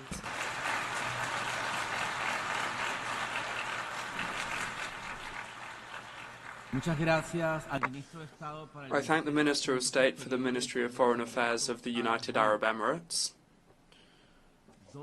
I now give the floor to His Excellency Peter Mohan Maitre Perez, Head of the Delegation of Sri Lanka.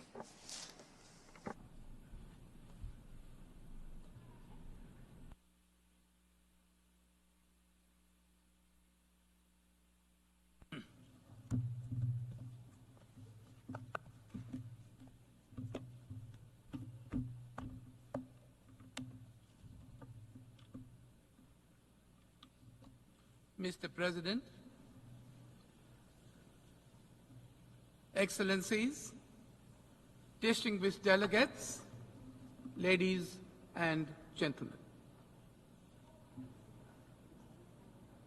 Sri Lanka felicitates His Excellency Philemon Young of Cameroon on his election as the President of the 79th session of the United Nations General Assembly. Mr. President, against the background of global turmoil, setbacks and transformations, the aspirations of this year's Assembly for a better global future resonate with those of the people of Sri Lanka. On the 23rd of September, following a transparent and peaceful electoral process and a dignified transition in keeping with our decades of democratic practice, His Excellency President Anura Kumara Dissanayake was sworn in as the 9th Executive President of Sri Lanka. The people of Sri Lanka have vested in him the mandate to realize the people's aspirations for the future and to build a sustainable foundation for future generations. His Excellency President Dissanayake has outlined to the nation his determination to put in place a united Sri Lanka and a transformed ethical political culture. A political culture echoing the wishes of the people. His future trajectory combines nation building based on public trust in governance and in the political system through accountability, integrity, and the elimination of waste and corruption. In the words of His Excellency President Anura Kumara Dissanayake, quote, "We are launching a unified Sri Lankan nation that respects diversity, fully ending an era of division based on race, religion, caste, and class." Close quotes. In order to achieve these objectives, the government has recognized that it is crucial to reinforce stability and confidence in the economy and stimulate growth. The government will work within commitments to reach macroeconomic stability through the framework of international financial institutions and in negotiations with sovereign and private external stakeholders. The government is acutely aware of the hardships that have been faced by the people in the process of economic transition. Measures will therefore be put in place to generate greater resources for enhanced public expenditure and welfare to raise the living standards of our people with equity and justice. Mr. President, the recent vote for change by the people of Sri Lanka presents us with a renewed opportunity, and we are determined to succeed, including with the support of our friends in the international community. Mr. President, Despite our consensus on the Pact of the Future, this year's UNGA takes place at a moment of profound global crisis on multiple fronts. In the Middle East, we are closer to wider regional conflagration than when we convened last week, and the humanitarian suffering in Gaza gets worse by the day. The achievements of the SDGs now appears beyond our reach, and we are off target on the Paris climate goal to limit the temperature increase to 1.5 degrees centigrade above pre-industrial levels. Big power rivalries and geopolitical tensions have reignited and widened, and new rifts are reappearing on north-south lines. Racism, intolerance, discrimination, and xenophobia against migrants are on the rise. Theaters of conflict and tension have opened up on land and in oceans. The developments in the digital realm provides a fertile ground for proliferation of disinformation and hate speech, with the potential of violence. Mr. President, the lingering impact of the pandemic have reverberated throughout the global economy, creating profound economic insecurities, threatening free trade and leading to protectionist barriers. We are spending more on weapons than ever before in the past, and regrettably, the use of nuclear weapons is in mainstream discourse. New domains are being weaponized, including outer space and cyberspace, while the use of AI is challenging international humanitarian law in the battlefield. Excellencies, today a large number of developing countries, including my own, face a debt crisis of unprecedented proportions. This debt distress severely impedes our ability to invest in sustainable development, as we are unable to meet these financial obligations while simultaneously investing in the future and the well-being of our people. It is a fact that financing challenges remain at the heart of the sustainable development crisis.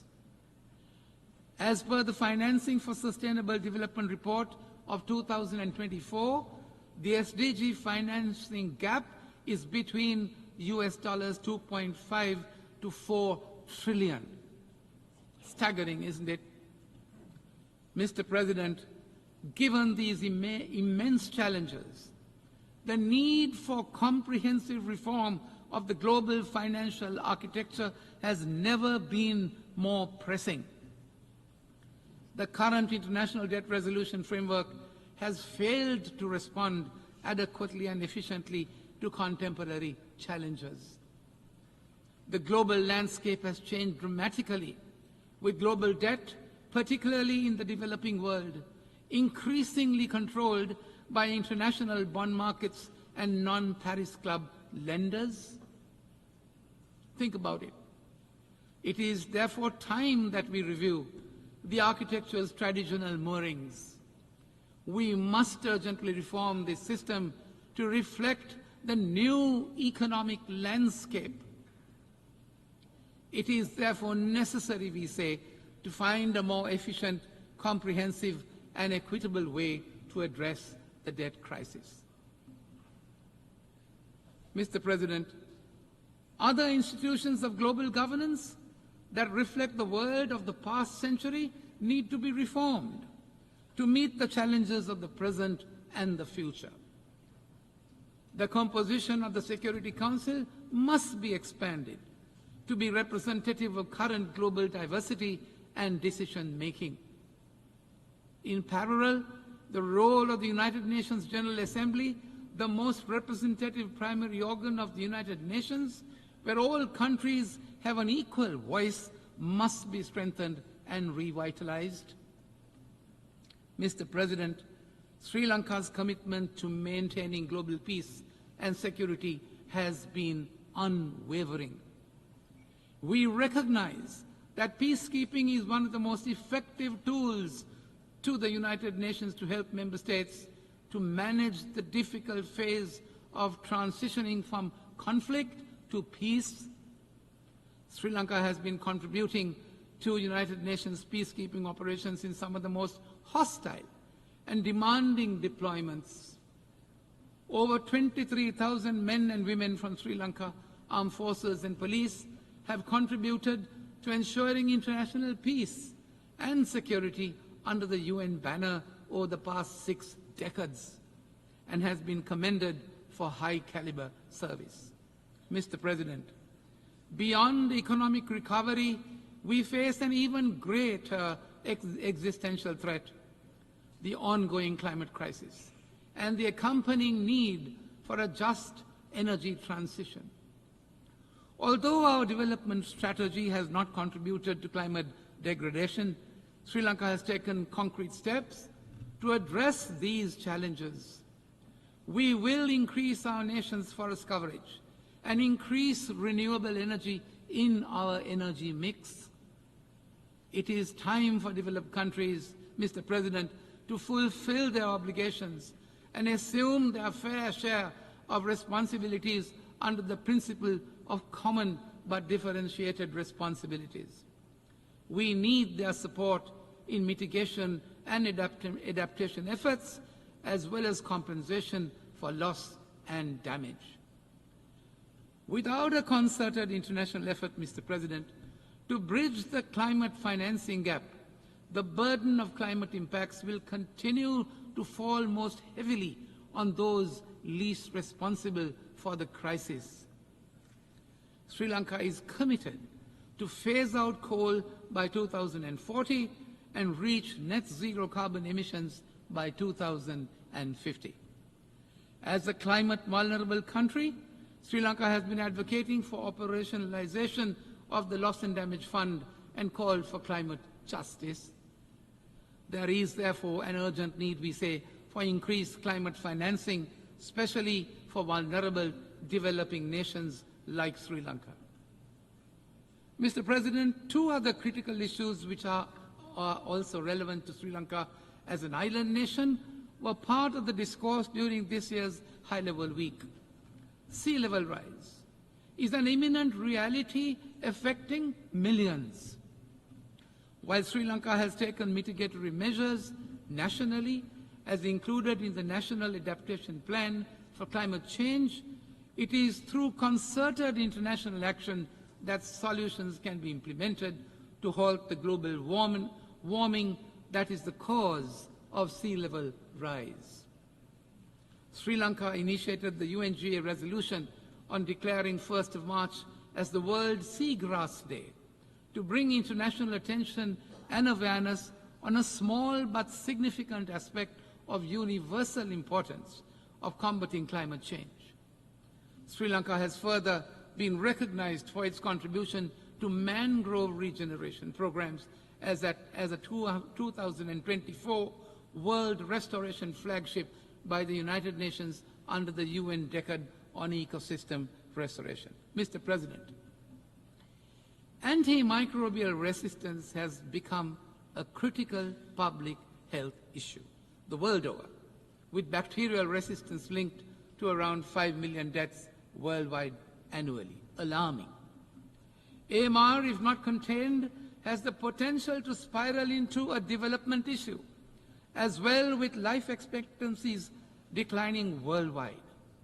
We welcome the target of mobilizing US $100 million through the Antimicrobial Resistance Multi-Partner Trust Fund to ensure that 60% of countries have funded action plans by 2030.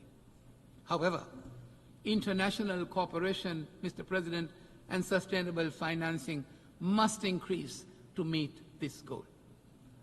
Mr. President, as we seek solutions to global challenges, we must harness the power of technology and innovation. Digital technologies and artificial intelligence offer unprecedented opportunities to accelerate sustainable development. Sri Lanka aims for sustained growth by innovation and envisages an equitable digital transformation through the establishment of accessible digital public infrastructure. At the same time, we call for increased capacity building and technical assistance to bridge the global digital divide and empower all countries to leverage these tools for the betterment of their people. Mr. President, the General Assembly's theme calls on us to leave no one behind and to act together for the advancement of peace, sustainable development, and human dignity for present and future generations. In Sri Lanka, 38% of our total population is youth, which is the most capable and dynamic resource that can contribute to our future development. Sri Lanka advocates for increased youth participation in decision-making processes. After all, the Declaration on Future Generation is theirs. Simultaneously, the new Sri Lanka will realize the aspirations of a just society with greater empowerment for women, who make up to 52% of our population. Mr. President, as we look towards the future, we must also address one of the gravest injustices that this Assembly has inherited from the past. Sri Lanka has repeatedly voiced its concern over the dire humanitarian situation in the occupied Palestinian territories. We reiterate our support for the recognition of the legitimate and inalienable right of the Palestinian people to statehood and join the call for a two-state solution based on the 1967 borders in line with all UN resolutions. As a country, Mr. President, that has suffered separatist terrorism for decades, we condemn the terrorist attacks in the Middle East and elsewhere in the world. Sri Lanka calls for complete and unconditional lifting of all unilateral coercive measures imposed against any country, as they hinder free trade, right to development, and have unintended humanitarian consequences. Mr. President, as an island country, we are concerned about the present environmental and geopolitical aspects relating to the oceans. We want our oceans to be free of rivalry, free of conflicts, free of pollution, and to be able to sustainably manage our marine resources. The UNCLOS, with its cohesive and universal nature, provide us with a say in shaping the global maritime system. Sri Lanka remains committed to the balance and collaboration embedded within the treaty, enabling freedom of navigation and sustainable use of the oceans, respecting the sovereignty of the coastal states.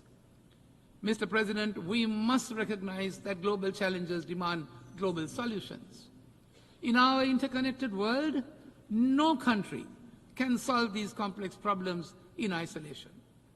We must strengthen our international institutions, enhance knowledge sharing, and foster strong relationships. We must work together equitably, ensuring all voices are heard in shaping our shared future. It is encouraging, I say, that several developing countries are on the cusp of becoming the leading economies of tomorrow. We must bolster South-South cooperation to foster economic growth, social progress, and sustainable development among us. However, South-South cooperation is not a substitute, we appreciate, for the responsibilities of the Global North as set out in the Addis Ababa Action Agenda and the Paris Agreement.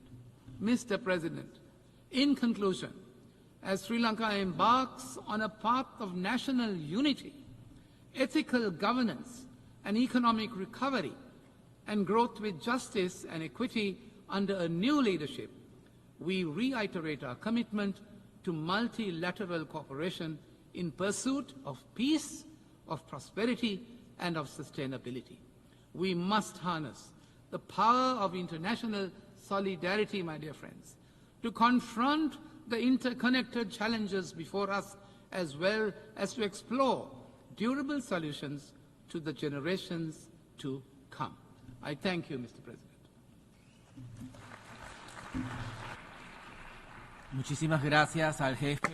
I thank the head of the delegation of Sri Lanka. I now give the floor to His Excellency Mr.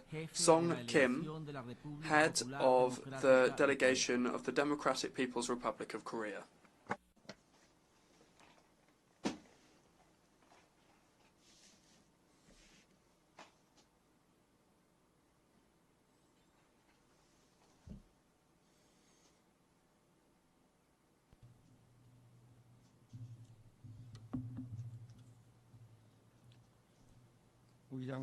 Mr. President, Mr. Secretary General, distinguished representatives, allow me first of all to congratulate you, Mr. Philemon Yang, on your election as President of the 79th session of the UN General Assembly.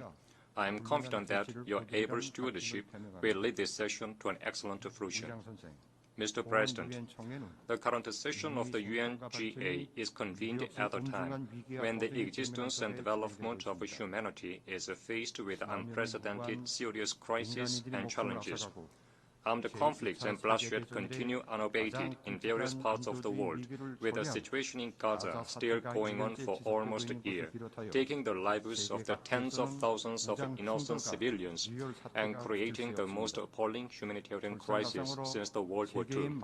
To make matters worse, ever-worsening abnormal weather conditions, like extreme high temperature, drought, torrential rain and flood, cause massive human and material losses, coupled with such problems as food and energy crisis, unemployment and poverty and social inequality. In addition, confrontation, bloc forming, and unilateralism prevail over the spirit of cooperation, unity, and multilateralism, which run through the UN Charter, thus creating obstacles to tiding of international crisis. Therefore, I expect that this general debate, true to its theme and spirit, will serve as a significant occasion in overcoming the challenges and crises threatening humanity's existence and development, defending the UN-centered multilateral system, and promoting peace and advancement of the present and future generations. Mr. President, I consider it important for each and every UN member state to fully discharge its responsibility with a view to overcoming present crisis and promoting social progress and better standards of living as stated in the UN Charter. From this viewpoint, I'd like to outline the principal stand of the DPRK government and its efforts directed to achieving socio-economic development, defending regional peace and stability, and realizing international justice. Today, the world is faced with challenges, with no exception to the DPRK as well. However, valuable successes are being recorded in the socio-economic field, thanks to the correct line of the government and its steady implementation. First, the DPRK government puts it as the primary state policy to keep supplying the children under school age with dairy products and provide school children with essential stationery at the state's expense. As a result of the strenuous execution of the policy, we witness continued improvement in the quality of child care and education. We also find an outcome of our effort to achieve a sustainable development of the national economy. The trend of growth continues in various fields, such as light industry and agriculture, and remarkable successes are registered in promoting the welfare of the people, including the work to provide all residents of both urban and rural areas with new dwelling houses free of charge. In particular, the DPRK government newly adopted the policy for regional development and is paying primary attention to its practical implementation. The DPRK government's regional development policy aims to effect epoch-making enhancement in maintain socio-economic, material, and cultural standards on a nationwide scale by bridging the gap between the capital and provincial cities, between urban and rural areas, and develop all sectors and regions of the country in a balanced and simultaneous way within a 10-year time frame. This will be an effective contribution of the DPRK to the attainment of the SDGs on achieving sustainable development for everyone, ensuring no one is left behind. The DPRK's regional development policy is firmly assured of its feasibility, as it is based on scientific accuracy and justness. In 10 years' time, the world will witness a completely changed development of the DPRK. Mr. President, aforementioned work for socio-economic development in the DPRK is never done in a peaceful and normal security environment. Peaceful and stable external environment is very dear to us, who aspire to overall development and prosperity of the state. And yet, the security threat forced upon us from the outside is all the more increasing with the passage of time. Last year, I stated on this podium that the situation on the Korean Peninsula was nearing to the brink of a nuclear conflict. 1 year has passed since then. Now the security landscape of the Korean Peninsula is quite different from that time and becoming much more acute. From the beginning of this year, the U.S. and its allies have staged joint military exercises one after another with various code names such as Freedom Shield, Freedom Edge, and Combined Air Drill in the vicinity of the DPRK, thus heightening military tension and hostile atmosphere in the region. Much more serious is the fact that the anti-DPRK nuclear war machine, Nuclear Consultative Group, engineered by the US and ROK last year, is now in full operation, and simulation nuclear war drills are conducted to put into practice an actual attempt to use nuclear weapons against the DPRK. Joining here are the member states of NATO, which is an outside force beyond the region, and an exclusive military bloc. They are strengthening military cooperation with the US and ROK, abusing the signboard of a UN command, which should have been dismantled decades ago in accordance with the UNGA resolution. They are stirring up military confrontation still further by deploying warships and aircraft in the hotspot region of the Korean Peninsula. Such being the case, they blame us for threatening them and the peace and stability of the region and beyond with the nuclear weapons. Then who had developed and used nuclear weapons against humanity for the first time in history? Who has introduced nuclear weapons into the Korean Peninsula in the last century and posed a nuclear threat to the DPRK over the century? Who on earth is talking unhesitatingly about the end of regime of a sovereign state and maintaining first use of nuclear weapons against the DPRK as its national policy? It is not that the DPRK's position of nuclear weapons makes the U.S. hostile towards us. The truth is that the U.S. hostility and nuclear threat to the DPRK for over 70 years compelled us to make a historic decision to possess nuclear weapons. Our nuclear weapons were just made and exist to defend ourselves. As such, any talk about our nuclear threat only proves a conceived hostility towards the DPRK. The security environment of the Korean Peninsula is bound to be intricately complicated through to the next generation as well, unless the U.S. and its followers change their confrontational and aggressive nature. Under such circumstances, it is an indispensable exercise of sovereign rights for the DPRK to maintain powerful strength capable of defending national security interests and guaranteeing peaceful development.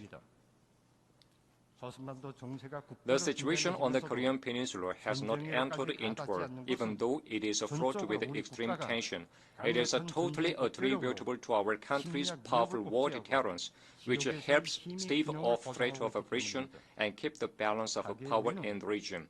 Therefore, we continue to increase our war deterrence capabilities, not only from our obligation to ensure national security, but also from our mission to maintain peace and security in the region and beyond. Comrade Kim Jong-un, President of the State Affairs of the DPRK, said that we can choose either dialogue or confrontation, but we should go further in getting ourselves fully prepared for confrontation. This is the review and conclusion drawn from the 30-year-long DPRK-US relations, he said. When it comes to the right to self-defense, a legitimate right of a sovereign state, we will never go back to the point in the far-off past. When it comes to the national prestige, we will never bargain over it with anyone, for it was gained through the bloody struggle of the entire Korean people. Whoever takes office in the United States, we will only deal with a state entity called the U.S., not the mere administration. Likewise, any U.S. administration will have to face the DPRK, which is different from what the U.S. used to think.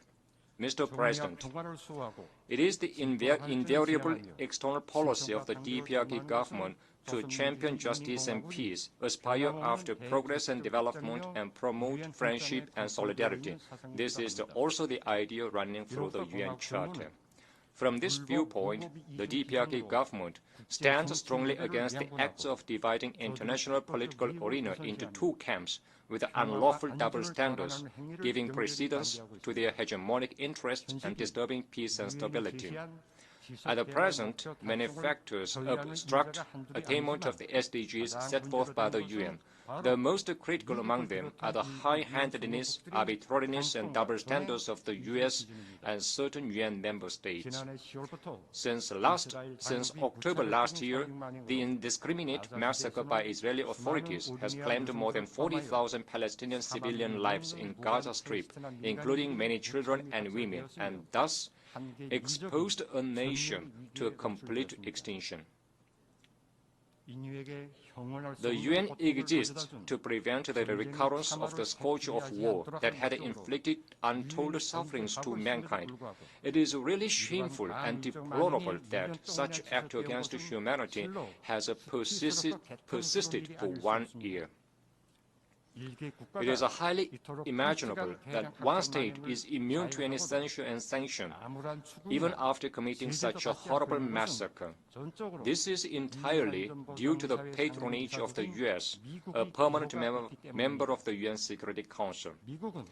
The U.S. has vetoed UNSC resolutions on bringing peace to the Middle East on as many as 5 occasions, overriding the wishes of the international community to see the ethnic cleansing stopped by its ally. This is how the U.S. has discredited the authority of the UN and incited crime against humanity. This notwithstanding, the U.S. is branding as a threat and provocation the legitimate exercise of the right to self-defense by a sovereign state, which did not do any harm to anyone. As for the Ukrainian situation dragged on for almost 3 years by the U.S. and Western countries, they are shifting the responsibility on other countries, even though it was the result of eastward expansion of NATO and provision of lethal equipment amounting to astronomical sum of money to their ally.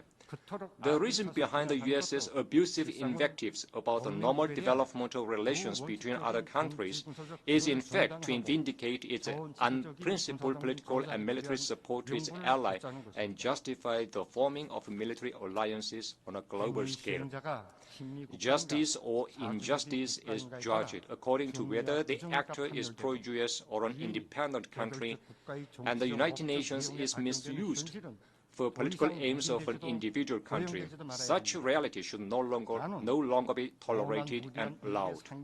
I once again express a serious concern with a strong denunciation over the fact that peace and security in many parts of the world are seriously threatened, and the spirit of the UN Charter is debased by the arbitrariness and high-handedness of a single arrogant permanent member state of the UN Security Council. I also express deep condolences to the Palestinian victims of the Israeli genocide and their bereaved families, and extend unchanged support and solidarity to the Syrian people in their struggle to regain the occupied Golan Heights and safeguard territorial integrity. Mr. President, the reform of the present global governance regime should be oriented to realizing impartiality, equity, and justice. The United Nations will regain its sacred image only when it strictly adheres to the principles of sovereign equality, non-interference in internal affairs, impartiality, and objectivity, and eliminates high-handedness and arbitrariness, as well as biased double standards practices in all activities in conformity with the purposes and principles enshrined in the UN Charter. Mr. President, a just, peaceful, and prosperous world remains the desire of the DPRK as ever. It is the consistent stand of the DPRK government to make a positive effort with independence against imperialism as its immutable first national policy to realize international justice based on the respect for sovereignty, non-interference in internal affairs, equality and mutual benefit, and establish a new international order. The DPRK will in the future to cooperate with all the countries and nations which oppose and reject aggression, interference, domination and subordination, and aspire to independence and justice, transcending differences in ideals and systems. We will also develop diversified exchanges and cooperation with the countries that respect our country and take a friendly attitude to us. Thank you. I thank the head of the delegation of the Democratic People's Republic of Korea.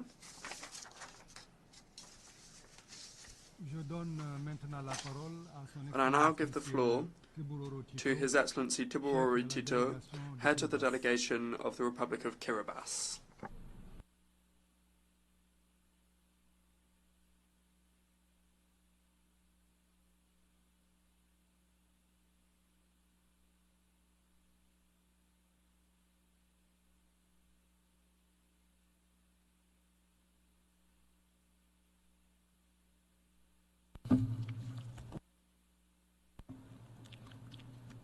President of the General Assembly, Secretary General of the United Nations, Excellencies, ladies and gentlemen, I'm happy to greet you all on behalf of the President, the government, and the people of the Republic of Kiribati. At the outset, I wish to join other delegations in congratulating Your Excellency, Mr. Philomena Yang, the government and the people of Cameroon on your election as the President of the 79th session of the United Nations General Assembly, and to assure you of Kiribati's full support and cooperation as you steer our work over the next 12 months. We also acknowledge with gratitude the effort and work of the outgoing President of the 78th session, His Excellency Dennis Francis of Trinidad and Tobago, for his leadership for the past year. It is with immense pride and a deep sense of responsibility that Kiribati stands before this assembly, marking the 25 years of its membership of the United Nations. A quarter of a century ago, on 14 September 1999, Kiribati joined this esteemed body and became the 186th member of this UN family.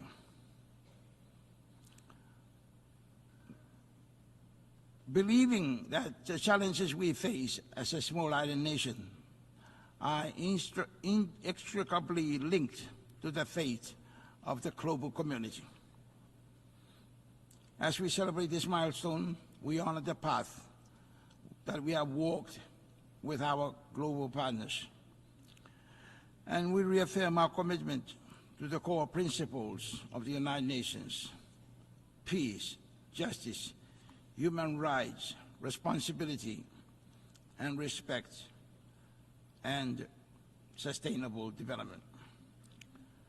Mr. President, the theme for us now, leaving no one behind and acting together for the advancement of peace, sustainable development, and human dignity for present and future generations, cannot be more relevant and timely as global conflicts escalate, causing widespread destruction, displacing people, and leaving millions neglected and marginalized.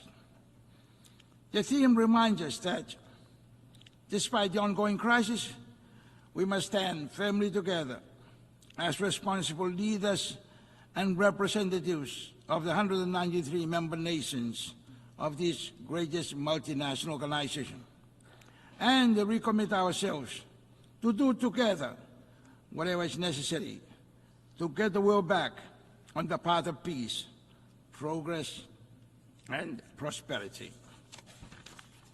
Mr. President, what we witness in the world today and for the past 79 years suggests that the Founding Fathers' inspiration for lasting peace is far from being realized. The theme is therefore a timely reminder not to lose hope over the heartbreaking scenes before us, but to re-energize our unity, solidarity, and collective determination to overcome the forces that stand against multilateralism that our United Nations family embodies. This is why Philippines reaffirms the critical importance of reinvigorating multilateralism. The United Nations must remain the central platform for collective and global action, as no single nation can address the complexities of today's challenges on its own, be it pandemics, terrorism, conflict, human trafficking, climate change, to name a few. Mr. President, it cannot be disputed that the UN that was created in 1945 by 51 founding members to restore and maintain world peace and security out of the ash and devastation of World War II has now become the largest international organization on earth that deals with all aspects of human livelihood and well-being to such an extent that its core function of maintaining world peace and improving living standards has been greatly thwarted. This is further exacerbated by the lack of unity and solidarity among member states, coupled with a persistent lack of respect for the UN Charter and for the rights and sovereignty of nations under the Charter. The apparent lack of unity and solidarity within the membership of this family is very much evident in the inability of members to stand united on issues of common concern, the increasing polarization of global issues, and the proliferation of exclusive groupings which tend to breed more disunity and distrust among members.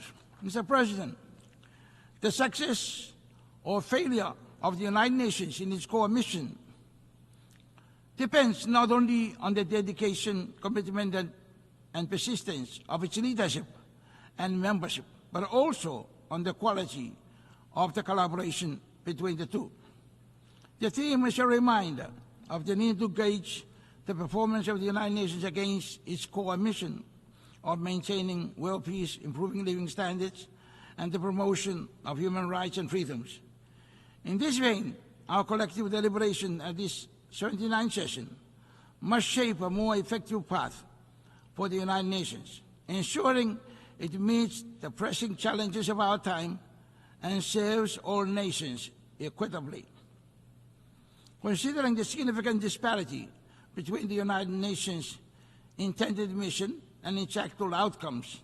An in-depth analysis is needed to explore why the organization has not been successful in preventing and resolving conflicts. It is important that the root causes of these failures are identified and addressed. Equally important is the need to stress the crucial role of the UN Secretary General, jointly with the P5 members of the Security Council, in putting a stop to ongoing conflicts and in preventing new ones from erupting. On the Security Council reform, Mr. President, in order to make the United Nations fit to deal effectively with new and complex challenges confronting humanity at this time, Kiribati supports the call for an overdue reform of the Security Council to ensure that it reflects the realities of today's world.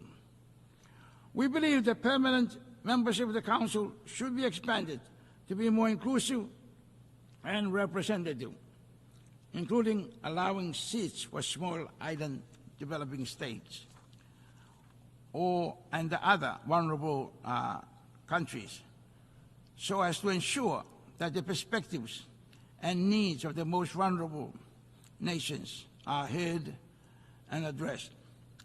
Mr. President, my country firmly believes that members' respect for the UN Charter and for each other's rights and sovereignty is key to the peace of the world and to the efficient and effective functioning of the United Nations multilateralism. It is therefore paramount importance that each one of us recommit ourselves now to fully respect the Charter and each other's rights and sovereignty. Of equal importance is a renewal of faith and trust in each other as members of this United Nations family.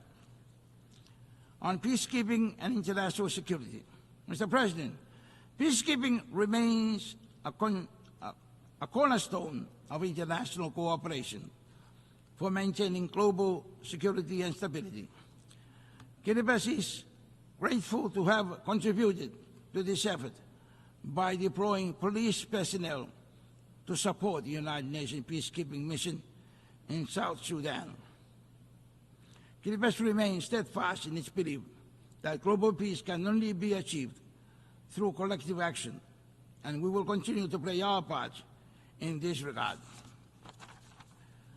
Mr. President, Kiribati firmly believes that a country without peace, as is now seen in the case of countries that are currently devastated by wars and conflicts, cannot undertake any meaningful development while their people are deprived of enjoying a normal way of life and forced to live in refugee camps or as homeless people surviving through charity and humanitarian donations. People living in such dire conditions have no way of becoming economically productive in order to feel a sense of human pride and dignity, and cannot voluntarily free themselves out of such a predicament until the conflict has been resolved, peace restored, and life is back to normal. In other words, development and human dignity are not achievable without peace. Peace must be achieved first. On the Treaty on the Prohibition of Nuclear Weapons, Mr. President, Kiribati's unwavering commitment to global peace is deeply rooted in the tragic history with nuclear weapons. As a nation that has witnessed harsh and destructive and long-lasting consequences of nuclear testing, Kiribati remains steadfast in our support for the Treaty on the Prohibition of Nuclear Weapons, a landmark agreement that represents a collective effort to eliminate the threat of nuclear weapons from our world through complete nuclear disarmament. And we stand in solidarity with the other states in advocating for a world free of nuclear weapons. Mr. President, Kiribati recently launched its first ever foreign policy during its 45th National Day celebration on 12 July this year. This landmark document principally seeks to enhance the policy objectives that the core pillars of Kiribati's vision for 20 years. It captures the way forward on how we seek to engage effectively and strategically with our partners in areas of shared and mutual interest. And it seeks to develop our nation and people, while at the same time protecting our right to self-determination over our huge ocean and airspace territory.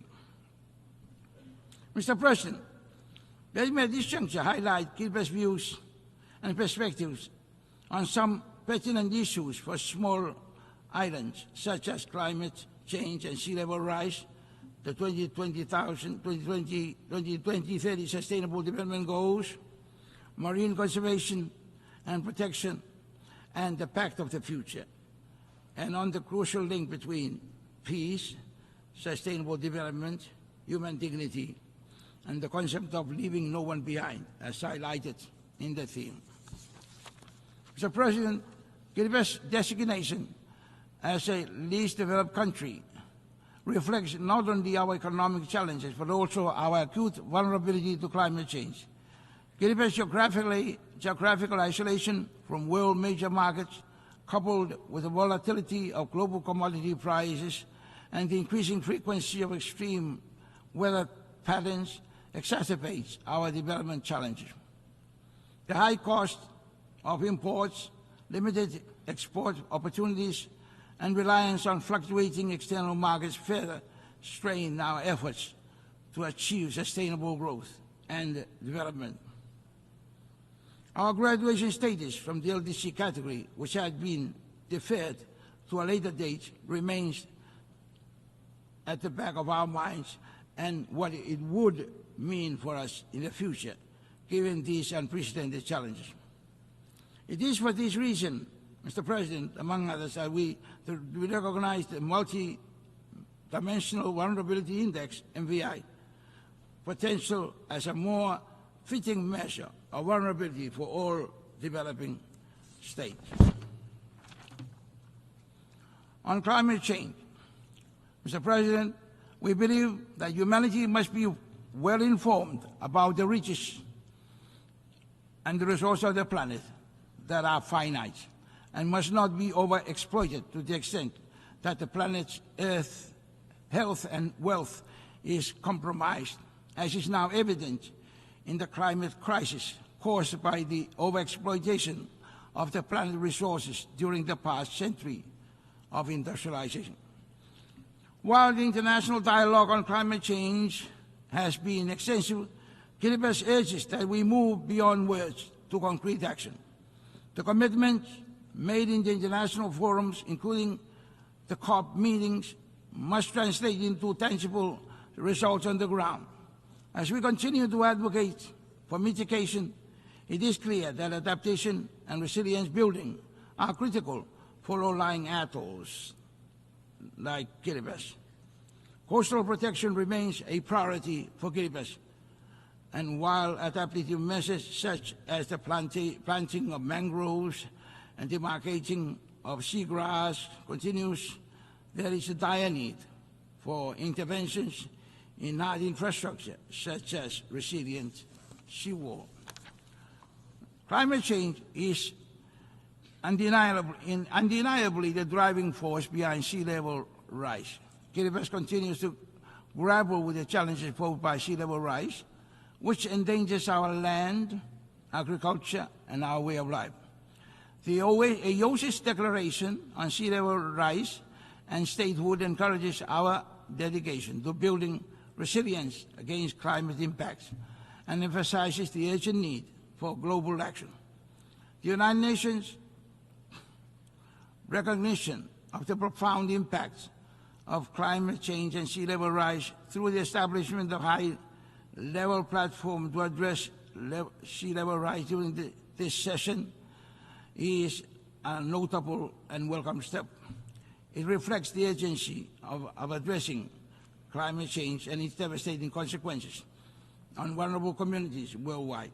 In line with the commitment of the 2050 Blue Pacific Strategy, we strongly advocate for global climate action, including maintaining the 1.5 degree Celsius goal and addressing sea level rise as essential to safeguarding the livelihoods, identity, sovereignty, and security of the Pacific Island communities, especially low-lying atolls, which are only 2 or 3 meters above sea level.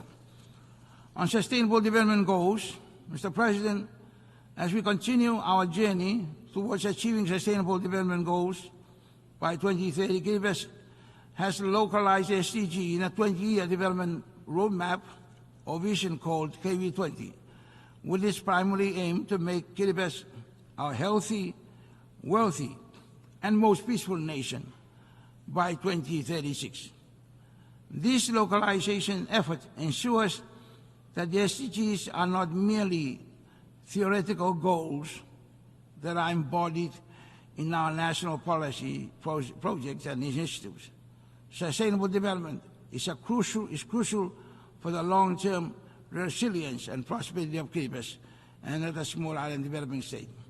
However, the realization of these goals require enhanced capacity development, technology transfer, and stronger data support systems to better meet the unique and special circumstances of vulnerable countries.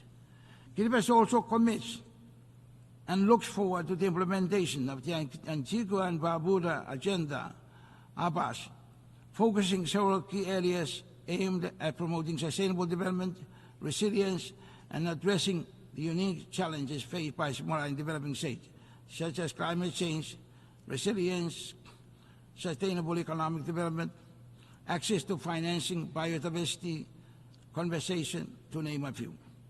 ABAS reflects the need for tailored solutions that recognize the unique circumstances of states while promoting sustainable development and resilience against external shocks. On marine conservation and protection, Mr. President, fisheries continue to hold prominence as a priority sector within our Kiribati vision for 20 years plan. Given that ocean resources are significantly contribute largely to our economy. Kiribati's huge reliance on the tuna fishing license revenue, which finances about 70% of the government's annual expenditure budget, makes it mandatory for the government to take special care of the health of the marine environment, as evidenced in its adoption of the marine spatial planning of its entire 3.5 million square kilometer of its tuna-rich ocean resource. In order to promote public awareness and participation in marine protection and conservation, a number of programs have been launched in some villages and communities in which people are encouraged to make village-based rules protecting fisheries in the areas against overexploitation and sanctioning offenders in accordance with well-accepted cultural practices.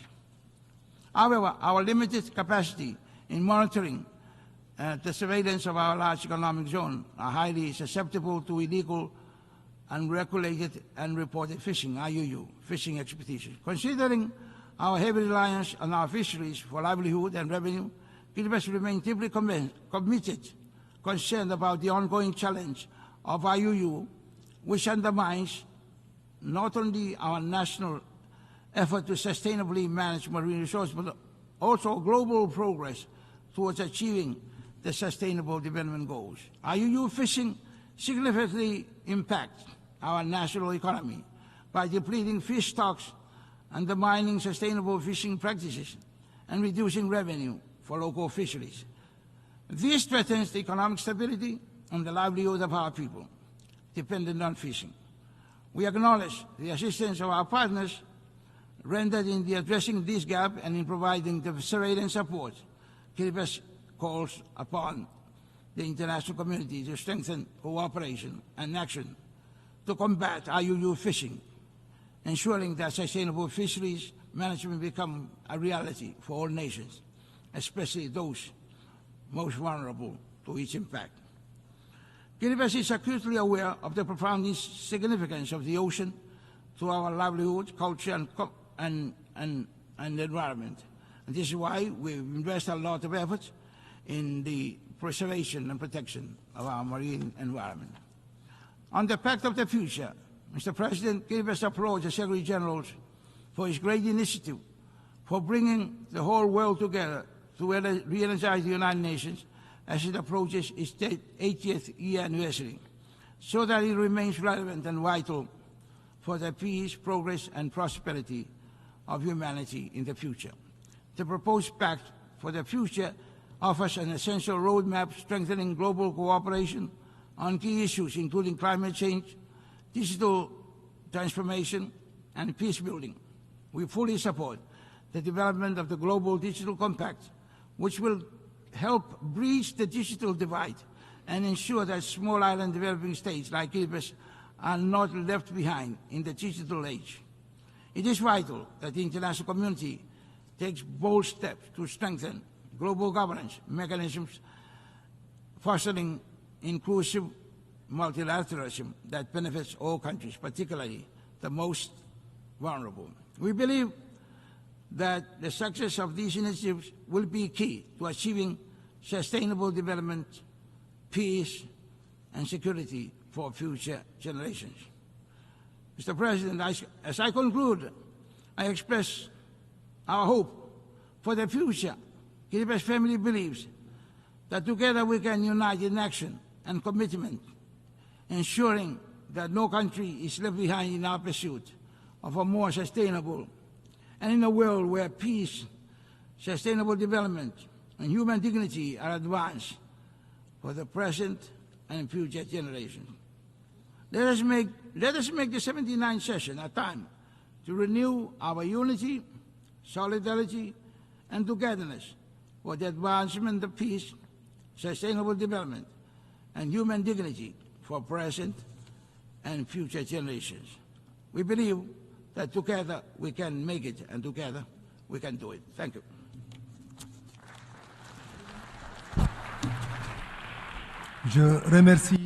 I thank the head of the delegation of Kiribati, and I now give the floor to His Excellency Mr. Mohamed Siad Douale, head of the delegation of Djibouti.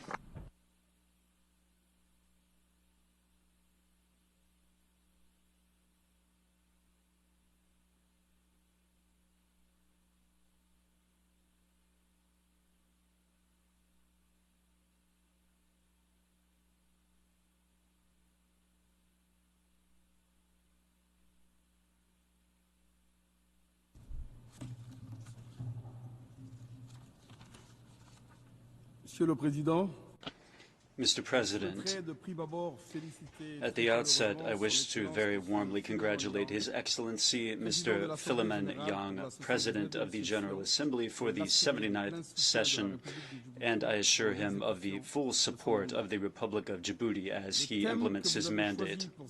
The topic that you have chosen for this session, acting together for the advancement of peace, sustainable development, and human dignity for present and future generations, encapsulates and reveals what millions of human beings are calling for all around the world.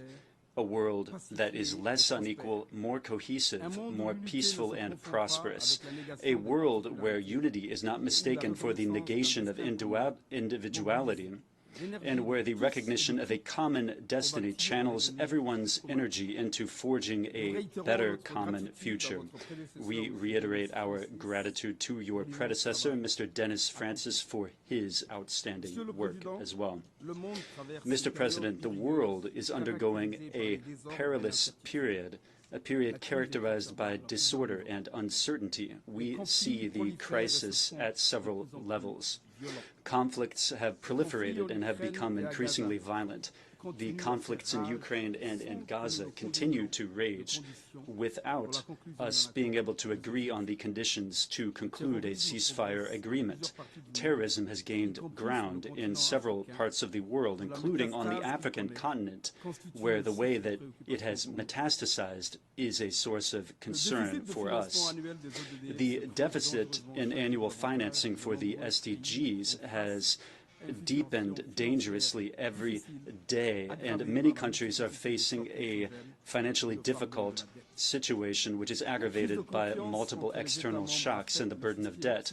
The crisis of confidence among member states has affected the multilateral system while sapping its credibility. The risk of geoeconomic fragmentation and trade wars are a set of factors that negatively impact world economic growth. They produce a chaos that drowns out the interests and the voices of developing countries. We've already taken stock of this situation during the discussions for the celebration of the 75th anniversary of the United Nations. We will not return to that assessment. The question now is to know whether we are capable of utilizing the window of opportunity for renewal that is open to us, because fortunately such windows of opportunity do exist. We must redouble our efforts, overcome our divisions, and undertake collective action to put an end to conflicts, to put in place policies, investment programs, and partnerships to make up for the delays in the implementation of the SDGs, and to reform international financial institutions so that they are able to respond promptly and effectively to the emergencies and the systemic shocks facing many countries in the world. Mr. President, financial institutions must provide developing countries with greater subsidies and access to financing under favorable conditions while maintaining their risk tolerance for investments in sustainable development. This includes the use of innovative risk instruments. These solutions need to be discussed, and their implementation should be addressed in greater depth at the Economic and Social Council, whose role and position must be strengthened. The United Nations, as stated in the Charter, must play a major role in the work of world economic coordination, because it is the organization that is the most democratic. ECOSOC must continue to play a leading role in identifying emergent challenges and in promoting innovation and achieving economic, social, and environmental integration of sustainable development. We take this opportunity to express our sincere gratitude to the member states of the United Nations for the trust that they have placed in my country, Djibouti, by electing it last June as a member country of ECOSOC for the period 2025 to 2027. You may count on Djibouti to champion the priority areas in ECOSOC throughout its mandate. Mr. President, like many developing states, Djibouti faces major challenges due to climate change, including rising temperatures, dwindling water resources, and rising sea levels. Given these persistent threats, the government of Djibouti has put in place a series of ambitious, multidimensional measures aiming to mitigate the effects of climate change and to strengthen the resilience of the country. The COP29 will be another window of opportunity for the international community to avoid a situation where the delay in fulfillment of climate change commitments becomes too great to overcome. This is a vital opportunity to elevate adaptation to the level of an absolute priority and to marshal the required resources. The promise of paying out $100 billion per year has not been kept. It is urgent to reestablish trust by moving toward the swift disbursement of the billions of dollars that are needed. There's a need to put in place measures that are needed for adaptation and for an equitable transition toward renewable energies in low-income countries. There's a need to move urgently to operationalize the Loss and Damage Fund, which was established to help countries and people suffering from the inevitable effects of climate change. And there's a need to mobilize additional resources. This is a question that affects the rights of billions of people. It impedes development and poses an existential threat. We welcome the adoption of the Pact of the Future and its annexes. the Global Compact and the Declaration on Future Generations. We live in an era of disruptive technological advances and complex challenges. Djibouti is grateful to the United States for having spearheaded the effort that led to the unanimous adoption by the General Assembly of the first ever resolution on artificial intelligence to promote safe, secure, and trustworthy artificial intelligence systems for sustainable development. We in Djibouti are convinced that preparing for the future requires optimizing our country's human capital as the most sustainable key to economic growth. Like many other African countries, Djibouti's population is young. Its population is a tremendous asset and a huge competitive advantage if it is harnessed through investment in skills development and new technologies to promote quality job and workforce competitiveness. We have the ambition to vigorously pursue education systems focused on accessing advanced technological skills. Monsieur le Président, Mr. President, Djibouti welcomes the progress achieved by Somalia in its efforts to stabilize the country, as well as the holistic approach developed by the government of President Hassan Sheikh Mohammed to deepen peace. We welcome the efforts of the Peace and Security Council to produce a joint strategic evaluation of the situation in Somalia and to produce the draft of a general concept of operations. We need to intensify discussions to agree on the best option for financing the mission. The mandate given to the future post-ATMIS mission is a robust mandate. The security threat posed by the terrorist attacks of al-Shabaab constitutes a major stumbling block to our joint efforts, which must be cleared away as quickly as possible. There is a need to guarantee that the future mission has adequate resources and the equipment that it needs, including force multipliers. We must lend our unstinting support to the efforts of the government of Somalia as it seeks to reposition itself as a key stakeholder in the region.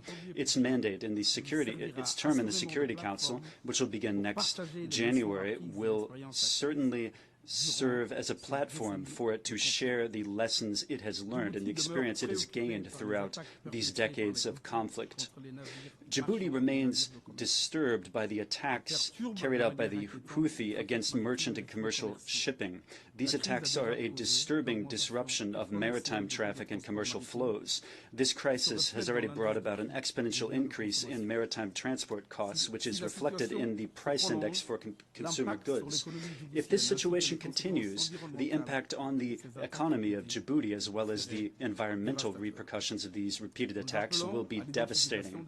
We call for solutions to be found to ease the regional tensions which are causing the deterioration of the situation in the Red Sea, and we want to see diplomatic efforts stepped up to reach a favorable outcome to the peace process in Yemen under UN auspices. We are profoundly alarmed by the continued deterioration of the situation in the Middle East and Gaza and the West Bank in particular. The violence continues unabated. We are profoundly saddened by the continuous loss of lives, in particular children in Gaza, the collective punishment of the Palestinian people, the indiscriminate and continued bombings, and the unlawful occupation in the form of a total siege. The attack on Lebanon has accelerated the regional conflagration we all fear.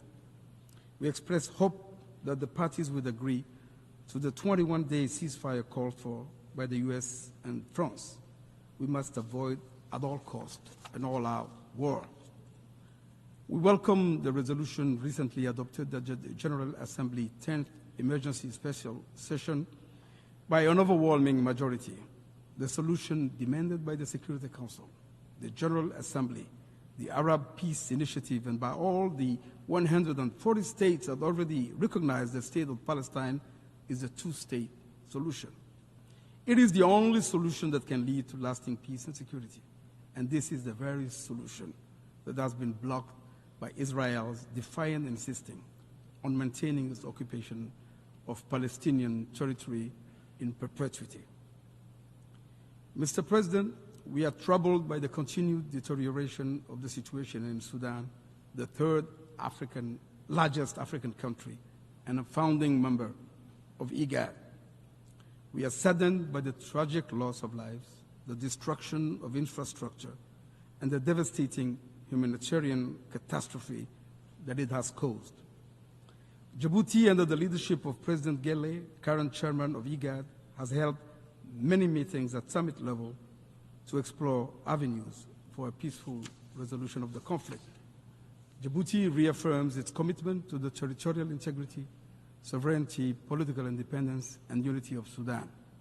In line with African Union Peace and Security Council decisions, we underscore the importance of ensuring the protection of the Sudanese state, its institutions, and its people. We just recently held in Djibouti, in partnership with the United Nations, a retreat of mediators with the ultimate goal of harmonizing the various initiatives aimed at ending the conflict. We call on the Sudanese Armed Forces and the Rapid Support Forces to honor the commitments made in Jeddah and subsequent negotiations, and further urge them to guarantee full, safe, rapid, and unhindered humanitarian access. We call on Sudanese leaders to have the Sudanese people's best interest at heart. We call on all external actors concerned by the conflict in Sudan and in a position to do so, to use their influence and bring constructive pressure to bear on the parties so that they commit to a mediation format with the ultimate objective of achieving a negotiated settlement of the conflict. We need to act determinedly and in unison. We must not give up on the prospect of peace in the Sudan. Mr. President, Djibouti stands ready to complete the normalization process with our neighbor Eritrea, and we stand ready to find a negotiated settlement to the conflict on the basis of international law, including the unresolved border dispute and other outstanding issues. The fate of our missing combatants is uppermost in our hearts. Their families need closure. To conclude, at UNGA 79, we have made significant commitments. We have adopted the Pact of a Future, a bold and ambitious document which bestows important responsibilities to our organization and strengthens it. It also calls for a reformed global governance structure.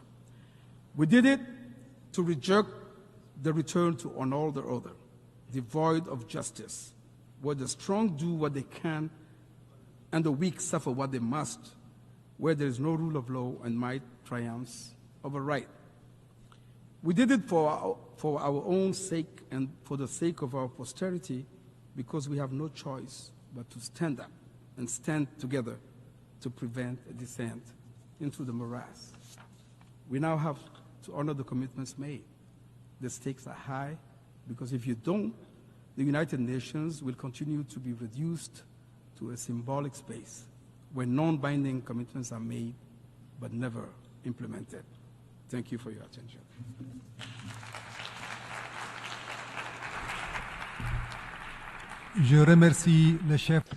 I thank the head of delegation of Djibouti.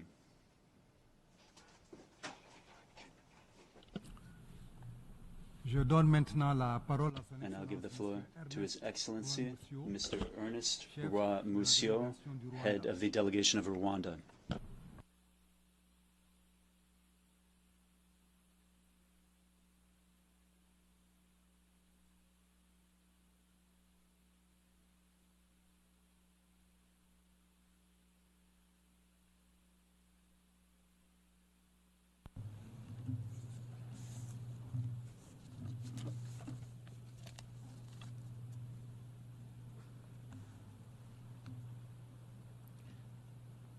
Excellencies, heads of delegations, ladies and gentlemen, at the outset, I would like to congratulate Ambassador Philemon Yang on assuming the presidency of the 79th UN General Assembly and assure him of Rwanda's full support. As we conclude the 79th United Nations General Assembly debate, unity has been a central theme throughout this year's high-level week, and rightly so. Rwanda is of the view that in today's increasingly fractured world, unity is central to addressing pressing issues, most of which transcend borders and national interests.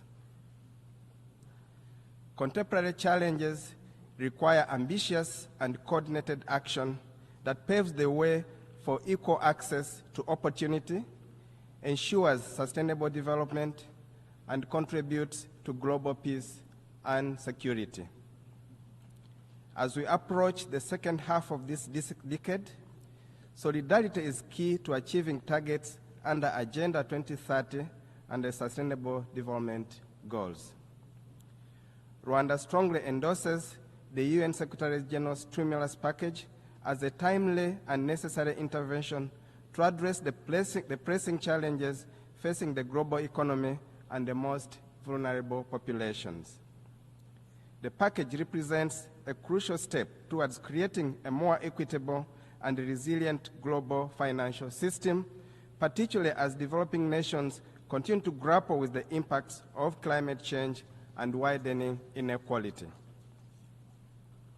For too long, African countries and other marginalized regions have borne the brunt of global economic shocks without sufficient support from the international community. This stimulus package not only acknowledges these disparities, but also seeks to collect them through targeted financial aid, debt relief, and sustainable development initiatives. By addressing structural inequalities and ensuring that resources reach those who need them most, the Secretary General's proposal is a call to action for global solidarity. It will empower nations to rebuild more sustainably with renewed focus on green energy, digital transformation, and poverty eradication. Rwanda believes that now is the time for bold multilateral action, and this package is an essential step towards securing a more just, inclusive, and sustainable future for all. Mr. President, Rwanda commends the efforts by the Secretary General and Member States for convening the Summit of the Future. This summit and the adoption of the Pact of the Future are crucial steps in boosting action to protect the interests of present and future generations. Rwanda knows firsthand what division and fracture can do to a society, let alone a community of nations. In the aftermath of the genocide against the Tutsi in 1994, we Rwandans found ourselves at a crossroads where we chose unity over division for our own survival. This choice was not an easy one, but it was the right one and has defined Rwanda's post-genocide nation building ever since.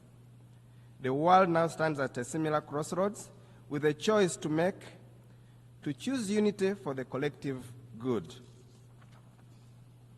This is what the Kwibuka Frame of Hope monument in memory of the 1994 genocide against the Tutsi, recently built in the gardens of this United Nations building, stands to remind the world.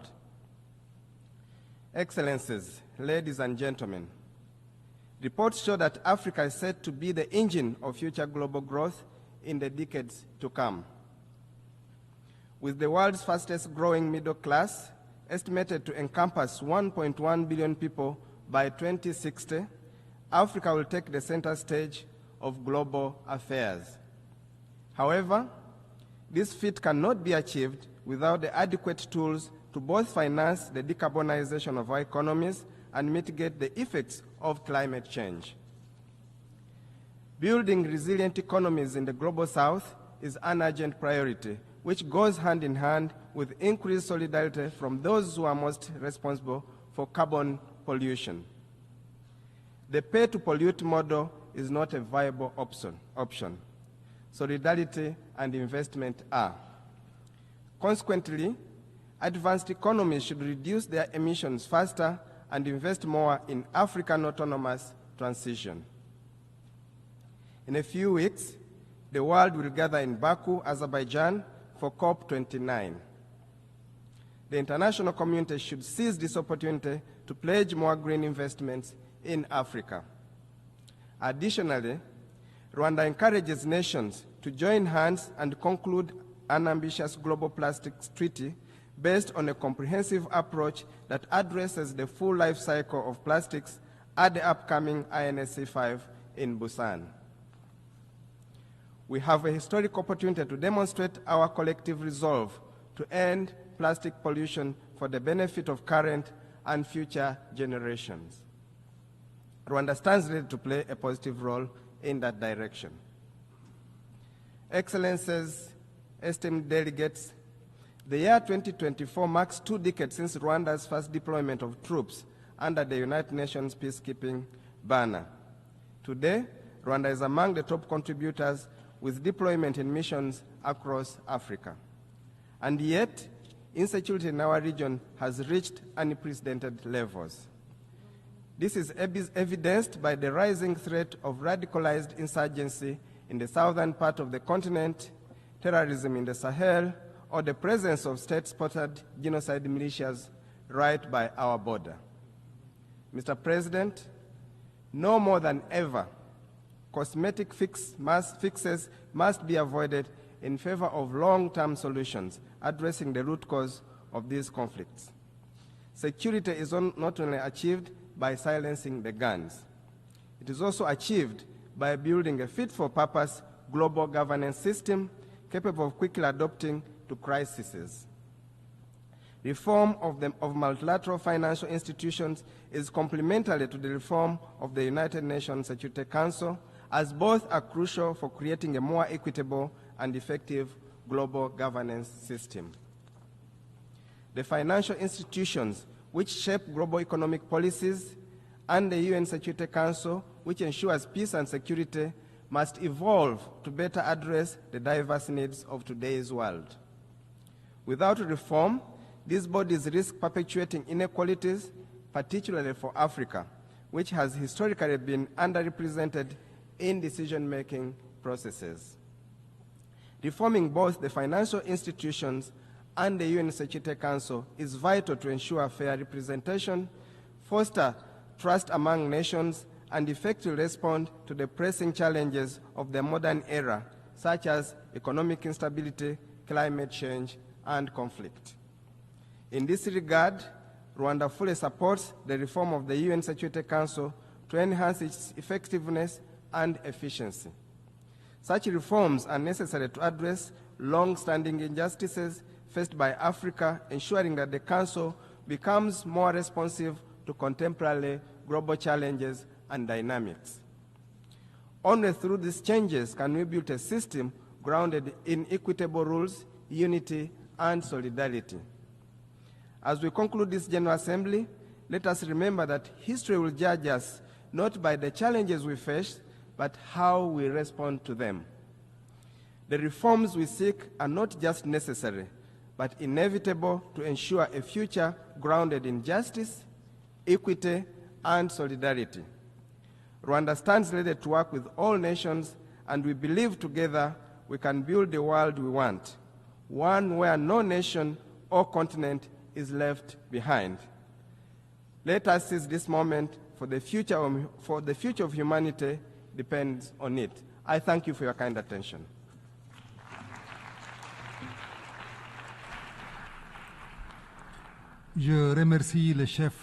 I thank the head of delegation of Rwanda.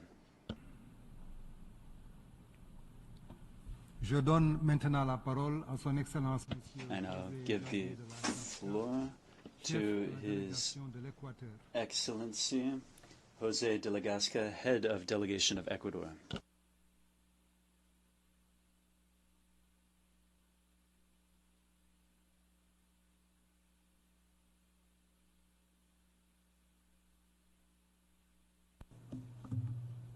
Señor Presidente de la Asamblea General, President of the General Assembly, distinguished representatives, I begin by bringing you the regards of the President of the Republic of Ecuador, Daniel Noboa Asim, who is the leader of a young government and is a young leader who has sought to break the patterns that prevented us from delivering the change that his generation was calling for and that my country is calling for.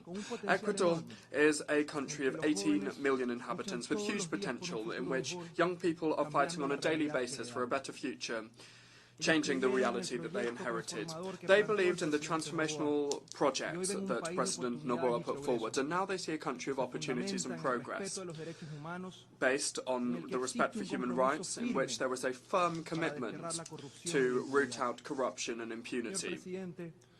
Mr. President, ladies and gentlemen, despite the fact that it might look like the global and multidimensional crises are overwhelming us, international law and the principles and aspirations of the United Nations Charter must remain our guiding light.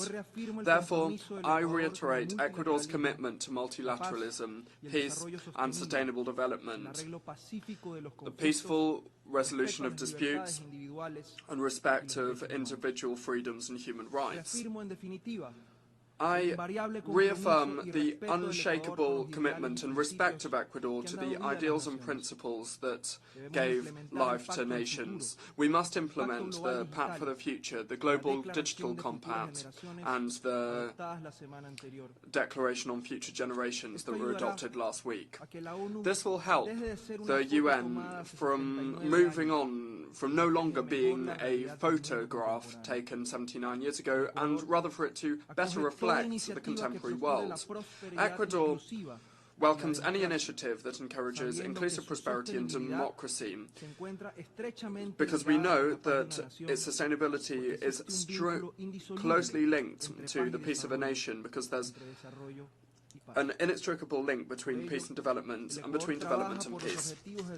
Therefore, Ecuador is working to achieve the Sustainable Development Goals, and we have shown that the so aspired to Objective 16, which is peace, justice and strong institutions, is being met with synergy and is interlinked with 125 of the 169 goals of the 2030 Agenda. We must understand it. When we strengthen democracy and institutionality, we fight violence in all of its manifestations. Tackling corruption, we achieve better justice and peace for our citizens.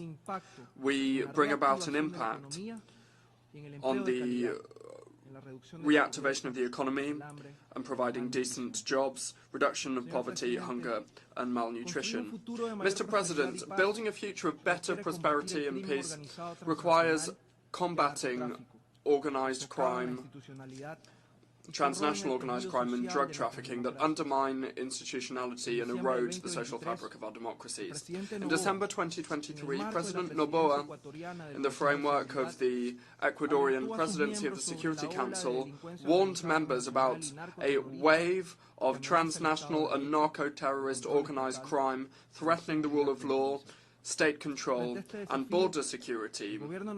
Faced with this challenge, the national government of my country has adopted responsible decisions and is waging an unshakable, unrelenting fight that past governments avoided. However, national actions are not enough when it comes to the threat of transnational organised crime that has resources that significantly go above the ones that are used to fight it. Only by strengthening efforts and working in a coordinated and effective way with the international community can we defeat this phenomenon.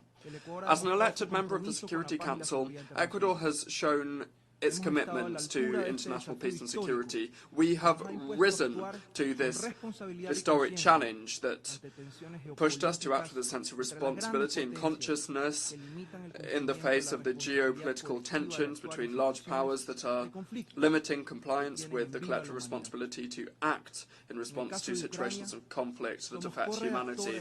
In the case of Ukraine, we were co-pen holders on the humanitarian file, and on the situation in Palestine, we voted in favour of all resolutions adopted by the Security Council to halt the hostilities, to free hostages, to allow a proper flow of humanitarian aid, and to advocate for the respect of international humanitarian law. In my region, we are leading the authorization of the Security Council to deploy the multi-dimensional support mission for security in Haiti that was adopted by way of Resolution 2699 in October 2023, and today has just been renewed up to 2025, just a few minutes ago. The role of CARICOM has been key in the support provided to Kenya as leader of the MSS. This first step forward must contribute to the sister Republic of Haiti blazing its own trail towards peace and sustainable development.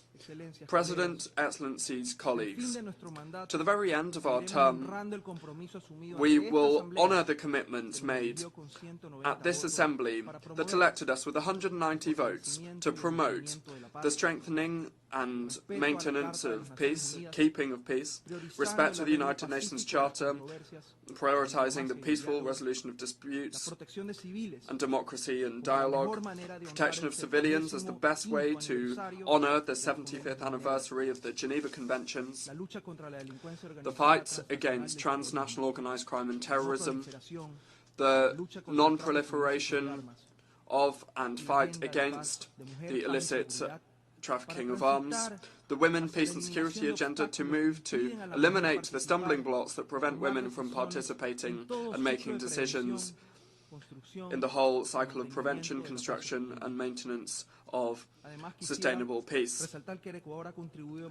Those are all of the commitments we made. Furthermore, Ecuador underscores the fact that we have contributed constantly to peacekeeping operations of the UN with military personnel in various missions, supporting initiatives that strengthening them also with the historic resolution 2719 of 2023 that was adopted during our presidency of the Security Council. This resolution opens the way for sustainable financing for missions mandated by the Council for Peace and Security of the African Union. This brings me on now to another challenge that we face in Latin America, the absolute need to preserve the rule of law and respecting the will of the people. The escalation of tensions in Venezuela, the systematic violations of human rights, the persecution of political leaders, and the daily violent repression by a totalitarian government against its own citizens who are calling for their right to be respected, to be able to express their popular will at the ballot box. We're seeing a direct threat to regional security and regional stability with possible repercussions on peace and security internationally. The critical humanitarian, economic, political and human rights situation and security situation in Venezuela has caused 7.7 million Venezuelans to leave the country seeking better opportunities. Many of them have been welcomed with open arms in other countries in Latin America, including in Ecuador, that is host to the largest number of Venezuelans per capita in the region. Faced with the ongoing deterioration, gravity and complexity of this crisis, Ecuador has shown leadership for the Venezuelan people and will not relent in its insistence before all international fora for there to be a peaceful and democratic transition for all of the Venezuelan people. The international community must give a clear and timely response here. President, migration is one of the most complex and pressing challenges that the world faces. Behind irregular migration, we see the operation of human trafficking networks and illegal smuggling of migrants, putting the lives and integrity of millions of people at risk. And, of course, unaccompanied children and women are the most vulnerable. This is intolerable, and fighting against this phenomenon requires joint and coordinated actions with a comprehensive approach. Ecuador experiences all dimensions of migration because we are a country of origin, destination, transit, and even return, and we even host refugees. Therefore, we call for safe, orderly, and regular migration in all areas of human mobility, and this requires decisive support from the international community that must be clear on the fact that this can be achieved without criminalizing it. The international community must also be united in facing the devastating effects of climate change.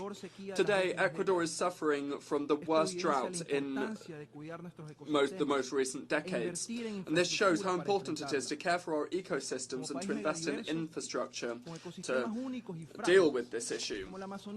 As a mega-diverse country with unique ecosystems that are also fragile, like the Amazon, the Andes, and the Galapagos Islands, we are committed to conservation of biodiversity, and we are updating the national biodiversity strategy, and we have set forth a transition policy, an ecological transition policy that preserves our natural heritage. These efforts require more of a sense of joint responsibility from the international community, especially when it comes to finance, technology transfer, capacity building and scientific research that are currently not up to the mark. The Paris Agreement and the principle of shared but differentiated responsibilities must not be undermined. In fact, they must be strengthened. Ecuador also supports initiatives in the realms of protection, conservation and sustainable use of the ocean. And we should see this through the entry into force soon of the agreement, the BBNJ agreement, and the organisation of the 3rd UN Oceans Conference in 2025. Our commitment is further reflected in the efforts that the Ecuadorian presidency of the committee tasked with drafting a legally binding instrument to eliminate plastic pollution is pressing on with. The Ecuadorian presidency is pressing on with that. We hope that this will be delivered soon and that the Galapagos Islands, which are a World Heritage Site, will be the venue for the signature of this instrument. President, security, transnational organised crime and climate change are just some of the challenges that we face as humanity, and they require a better use of global cooperation mechanisms and development finance mechanisms. Ecuador is convinced of the need for a true transformation of global governance and its institutions to provide them with legitimacy and thereby avoid them being condemned to irrelevance. And this includes the Bretton Woods institutions and this very organisation. Perfecting the bodies of the UN system is not the ultimate goal, but rather just one step forward to achieve the ultimate goal, which is peace and security in the world. Therefore, bearing in mind the relations between the main organs, in order to benefit from a stronger and more effective Security Council, we also require a more modern and effective General Assembly. We must reaffirm the role of this General Assembly so that it can bring about the necessary reform of the Security Council. Ecuador is clear on the fact that we are a non-permanent member of the Council and we are finishing our term in December this year, but we also know the role of the elected members when we act together is fundamental, and we must continue on this front. An essential part of the transformation is the participation of women in leadership positions. Ecuador reaffirms its support for a woman from the Latin American and Caribbean region to be the next United Nations Secretary General. I conclude by recalling that crises can be overcome with political decisions, willingness and bravery, the courage to make the right decisions, and this will be achieved by strengthening multilateralism, not by weakening it. Thereby, we can achieve the dream of a better world, a world that is more peaceful with more opportunities for all. Thank you very much.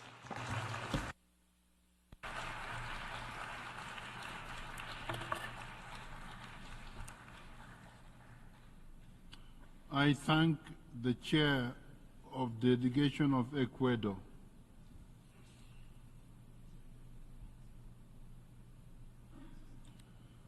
We have heard the last speaker in the general debate.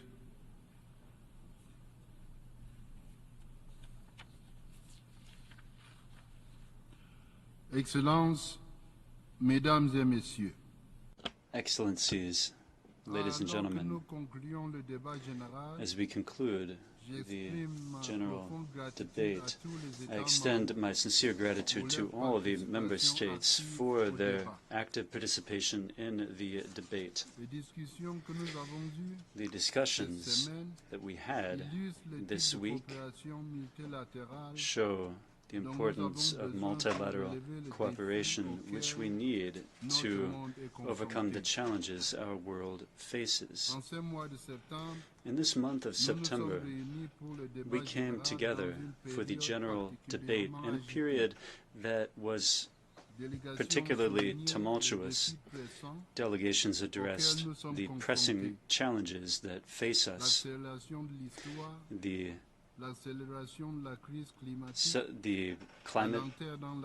crisis of climate change, the Sustainable Development Goals, abject poverty, and a global international financial architecture that is ineffective, persistent gender inequality, and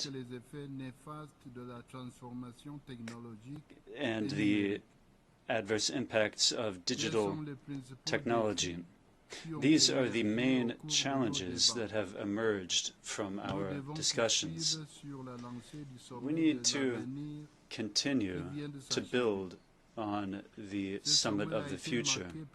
This summit was marked by the adoption of the Pact for the Future and its annex, which aimed to revitalize our multilateral system and international cooperation.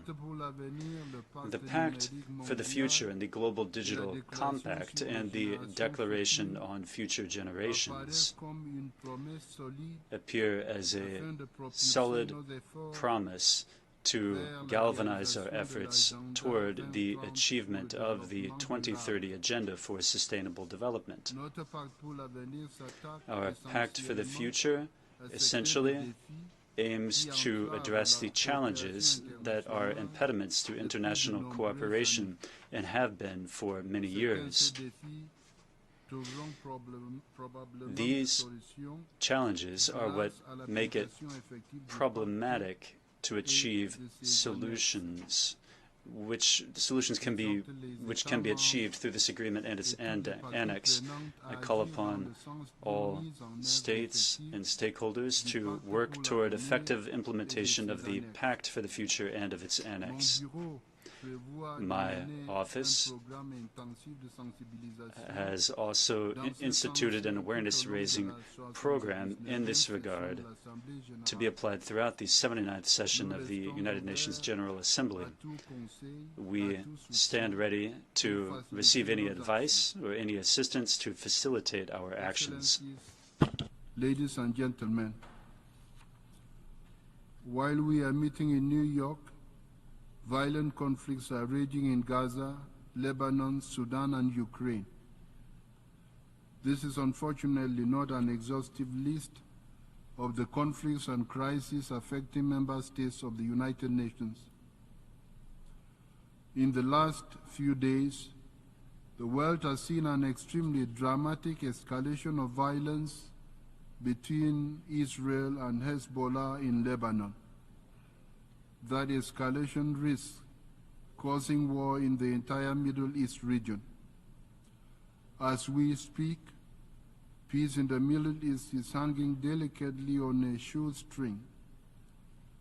There is pervasive tension and uncertainty in the region.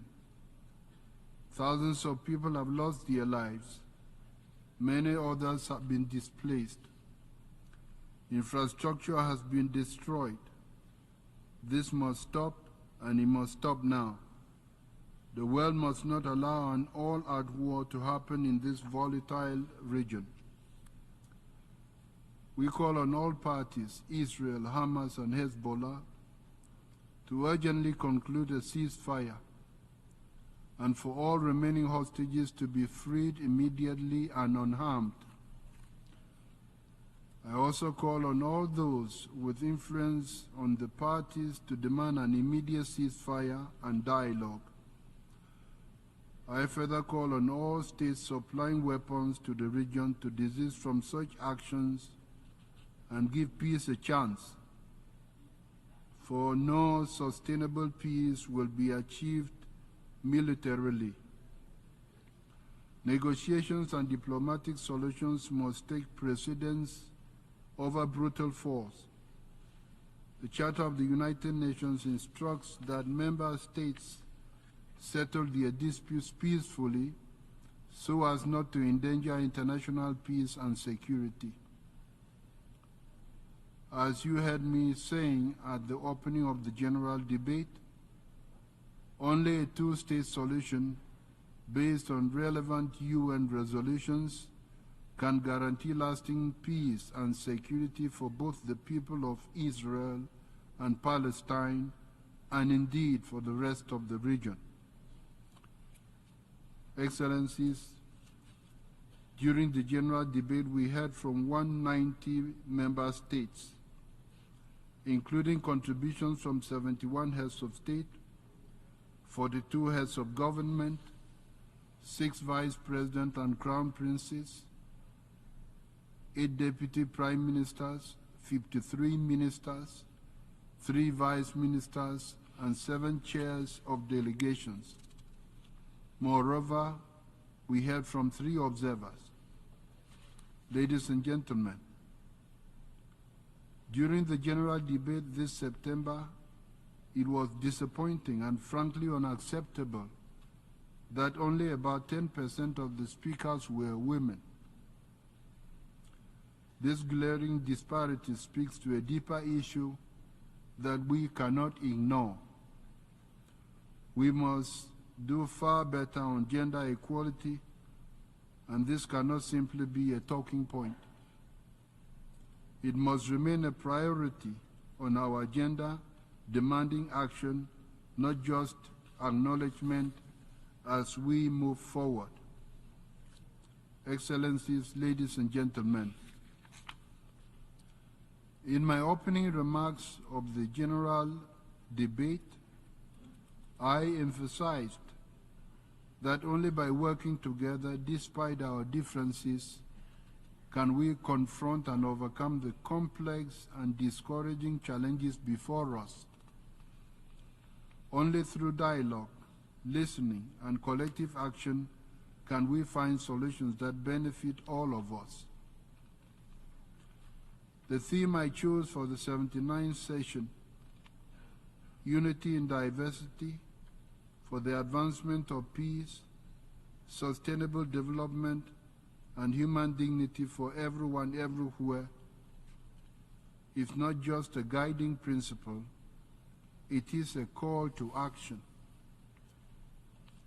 The theme reminds us that our strength lies in our diversity and our ability to unite stakeholders around our common goals. Let us all move forward together with this spirit of unity and shared responsibility. Let us continue our work with the clear aim of building a peaceful, just, and dignified future for all. Thank you.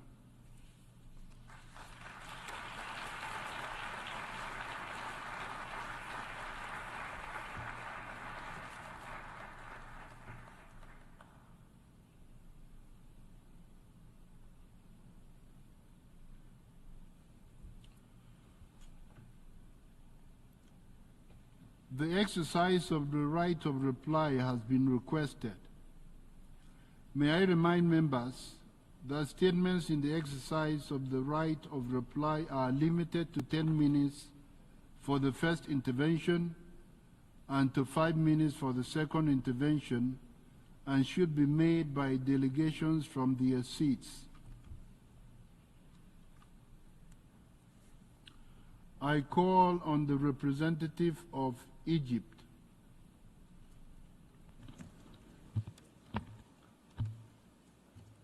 Mr. President, Egypt categorically rejects the reply delivered by Ethiopia representative to Egypt's statement during the general debate. If Ethiopia were to reflect on its own conduct and behavior in the region, Ethiopia would recognize that it's the party that is the principal source of threats to peace, security, and stability in the region. It was Ethiopia that concluded a memorandum of understanding that infringed on the sovereignty and territorial integrity of a sisterly neighboring African state, Somalia. It's Ethiopia that has repeatedly violated cardinal rules of international law and undermines the principle of sanctity of international borders, which is established in African laws and practice. It's also Ethiopia that under the illusion that it was established control over the Nile River, and it will deprive the two downstream riparian states, Egypt and Sudan, of their established historical rights to the Nile waters. Ethiopia ought to relinquish its aspiration of regional hegemony. Ethiopia also ought to realize that fabricating baseless allegations against other states and inventing fictional external enemies are nothing but futile attempts that are meant for internal consumption to distract attention from Ethiopia's many domestic challenges that are of its own making. Egypt, which is an ancient civilization, a responsible state in Africa, and a voice of peace and prosperity globally, does not engage in deplorable conduct of this nature. We call upon Ethiopia to exercise responsibility and to desist from threatening its neighbors and from engaging in conduct that undermines stability in Africa. We also invite Ethiopia to return to the African family as a contributor to peace and stability in the region, and not as an agent of insecurity and destabilization. Thank you, Mr. President.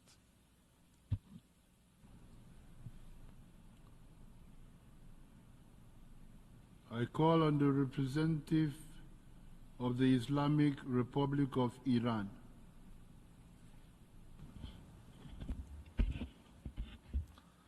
Bismillah ar-Rahman ar-Rahim.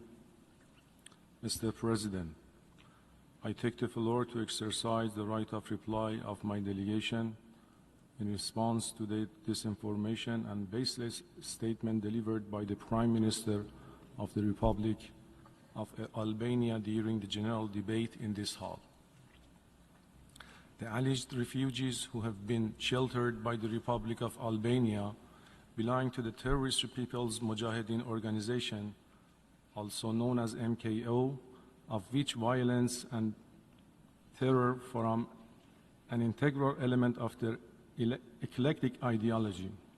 They never dismissed the ideology of violence and recourse to arms. Rather, they have always been looking to revert to their hate-mongering nature and do commit violent acts of terrorism. The Islamic Republic of Iran rejects the disinformation delivered by the representative of the Republic of Albania. In the meanwhile, it is the obligation of Albania to bring to justice or extradite members of this cult for their role in organizing, supporting, and perpetrating terrorist attacks in Iran. The Islamic Republic of Iran believes that the failure of the government of Albania to take appropriate and necessary measures against this terrorist cult constitutes a grave threat to international peace and security. Moreover, the Islamic Republic of Iran categorically rejects and denounces any kind of unwarranted attribution for the alleged cyber attack on Albania's infrastructure.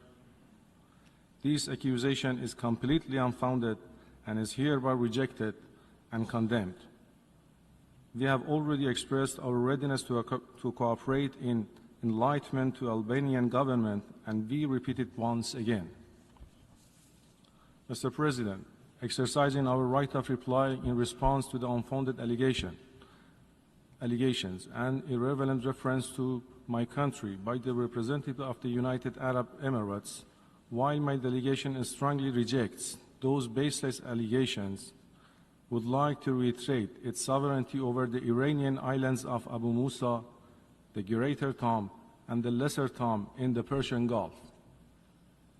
We consider the statement by the delegate of the United Arab Emirates as a flagrant violation of the principles of sovereignty and territorial integrity, as well as an interference in Iran's domestic affairs, in violation of the principle of non-interference in the internal affairs of the state as enshrined in the Charter of the United Nations, and is categorically rejected. The Islamic Republic of Iran has always pursued a policy of friendship and good neighborliness towards all its neighboring countries. It is obvious that the territorial integrity as well as the sovereignty of the Islamic Republic of Iran over the said islands are not negotiable. We invite the delegation of the United Arab Emirates to stick to the principle of good neighborliness and refrain from raising issues that are based on unsubstantiated accusations. I thank you.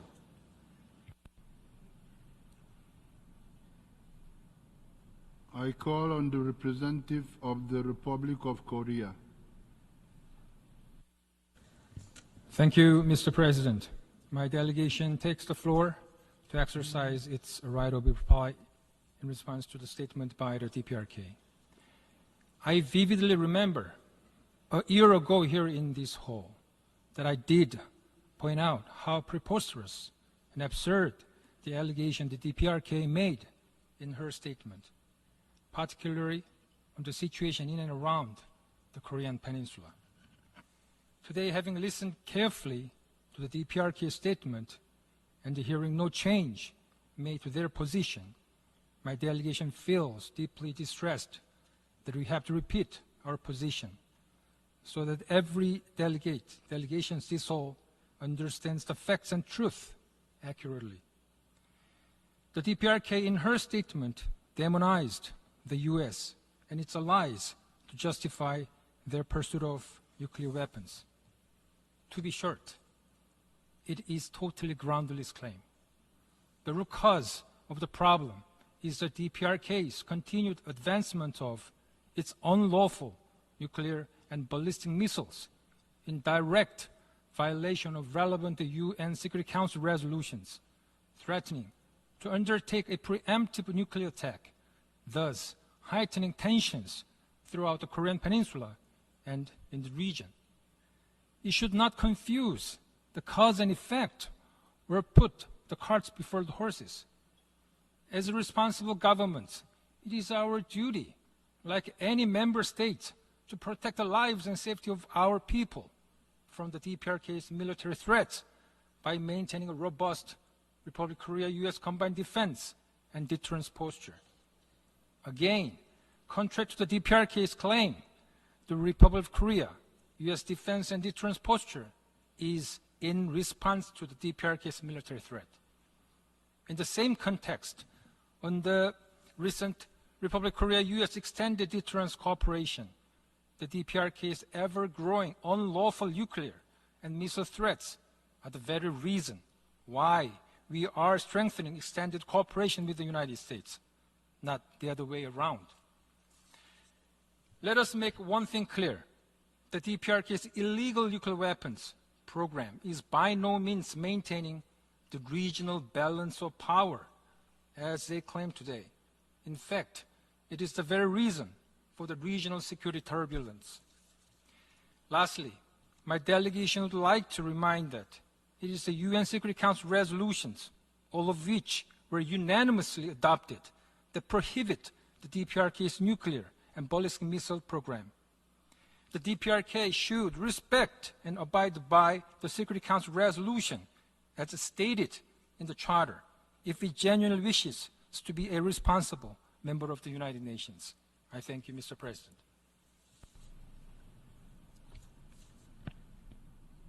I call on the representative of Morocco. Merci, Monsieur le Président. Thank you, Mr. President. Mr. President, this is an exercise that we are engaging in this room,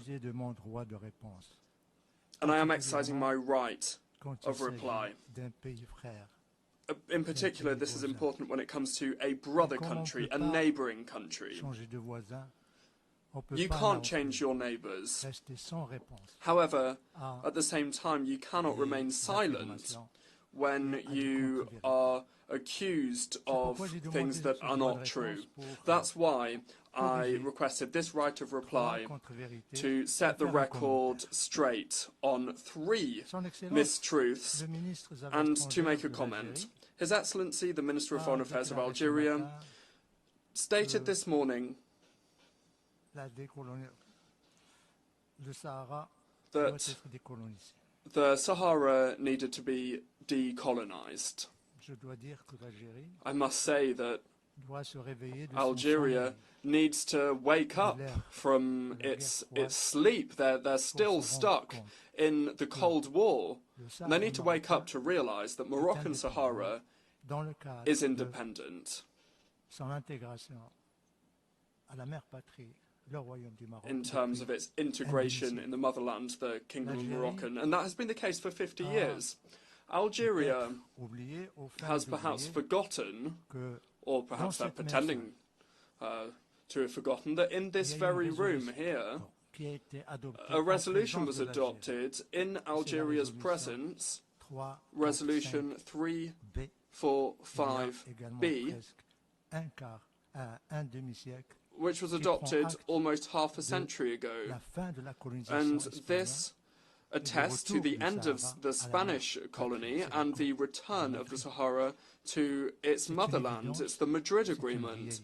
That is a truth, it's the reality. This is an agreement that was struck in line with international law.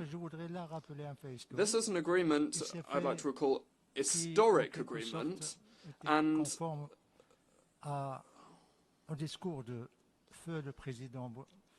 the late President Boumediene, during the Arab League summit in Rabat, talking to his brother princes and heads of state, stated that he would support any formula that would allow the Sahara to be decolonized. Well, 1 year later, 1 year after that, Moroccan Sahara was indeed decolonized. That's the first counter-truth I wanted to respond to. The second one, Mr. President, the Algerian minister stated that his country supported the efforts of the Secretary General. In that regard, I'd like to say that it's absolute nonsense. It's not true, Mr. President. Just because, and a lot of people must know, the envoy was nominated 3 years ago, he was appointed 3 years ago. Why hasn't there been a single meeting here or anywhere else? Well, the reason is because Algeria is refusing to return to the negotiating table. It's refusing to take its seat at the negotiating table. It's renouncing the political process, and Algeria is rejecting the resolution that is based on a political process. And the minister said this morning that he supports the political process. It's really quite bizarre that Algeria say that they want to support the efforts of the personal envoy and the efforts of the Secretary General. However, they are imposing the conditions, who can come, who's allowed to participate, who's not. And it's quite strange that Algeria, who claims to support the political process, are opposed to their name being cited in rejecting the resolution, even though they are cited in all the Security Council resolutions as a main stakeholder in this regional dispute, and that they must return to their seats at the negotiating table. We hope that when the Minister of Foreign Affairs of Algeria will meet the personal envoy this afternoon, he'll be able to tell him finally that Algeria is returning to the negotiating table, that they'll be able to give him that good news, that they'll be doing that in line with the Security Council resolution and in line with the statement made by that very minister this morning from that rostrum up there. The third mistruth, Mr. President, the minister accused Morocco of falsifying an immutable reality. We sometimes say that there's nothing worse than a blind man that doesn't want to see. What is Morocco trying to change or falsify? Well, nothing, actually. We're doing everything in broad daylight in the eyes of the international community. And we're doing it here in this very room. We're doing it with friendly countries. And I'd just like to tell the Algerian delegation and His Excellency, the Minister of Foreign Affairs, that there is no refuse de truth that voir, Algeria, c'est que well, the truth that Algeria refuses to see is that over 100 members of the international community support the Moroccan Autonomy Initiative. sont membres de l'Union européenne, non des moindres. And La France, many of them are members of the European Union. l'Allemagne, France, Danemark, Spain, Germany, Denmark, Slovénie, Slovenia, Finlande, rien que Finland, ces derniers mois. just to cite a few that have recognised this over the last few months. Furthermore, this room has heard the voices of many heads of state and government who have not only supported the initiative of Moroccan autonomy, but also supported Morocco's sovereignty over its Sahara. The next truth that the Algerian delegation is pretending to ignore is that 29 consulates have been opened in Moroccan Sahara, and the 30th one is currently being built and will be opened soon, and there will be others. And I hope the Algerian delegation will put on a different lens so they can finally see the light, see what exactly is happening in Moroccan Sahara. Another reality is economic development.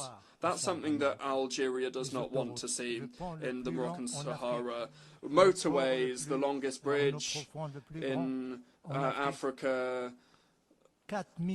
We have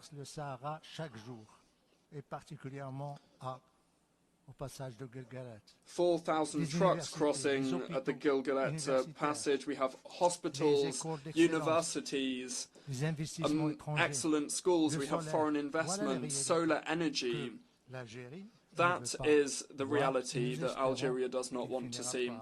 And we hope that soon they will realise the truth. They will see the light, that we're not trying to hide what's happening in Moroccan Sahara. The last thing I wanted to say, Mr. President, is more of a comment. It's more of a remark. The Minister of Foreign Affairs of Algeria talked about the threats that weigh on the Sahel-Sahara region. Terrorist threats, separatist threats, lack of development. For once, I agree with him. I agree with his prognosis. However, His Excellency the Minister forgot to mention the remedy and also the causes. Because what is the cause of this? Well, it's Algeria. Algeria is responsible for all of the problems that the Sahel and the Sahara face. Because where do the terrorists and extremists hide? Where do they seek refuge? Where do these separatists seek refuge? Well, the answer is in Algerian territory. It's true, Mr. President. There is a terrorist threat in the Sahel-Sahara region. There is a separatist threat. There is an extremist threat. But it's because of your country. Algeria's borders are crossed and full of terrorists and separatists. Furthermore, the minister didn't talk about the remedies either. The remedy, the solution is simple. Halt your interference in the internal affairs of the countries of the region. Put an end to your efforts to not respect the will of your neighbours, and also stop interfering in the politics of these countries. And my last observation, re-listen to the speech of the eminent minister made on Saturday from this rostrum here at the General Assembly. The minister that taught about this situation, that exposed the relationship. I'll stop there, Mr. President. Thank you.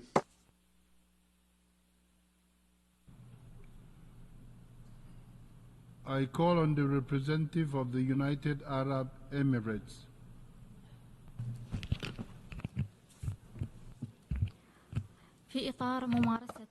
As we practice our right of reply, on the right of reply by the Islamic Republic of Iran, I would like to note the following. The UAE believes that the three islands, Greater Toom, Lesser Toom, and Abu Musa, are in the Arabian Gulf. They are part and parcel of the UAE. They are occupied by the Iran. For this reason, Iran is an occupation force in this field. Any Iranian claims will not change this reality. It is unacceptable and unacceptable for Iran to claim that this is an internal affairs issue. And the UAE stresses firmly that these three islands are part and parcel of the UAE. They are an integral part of the UAE. We strongly reject the continued Iranian occupation of these three UAE islands.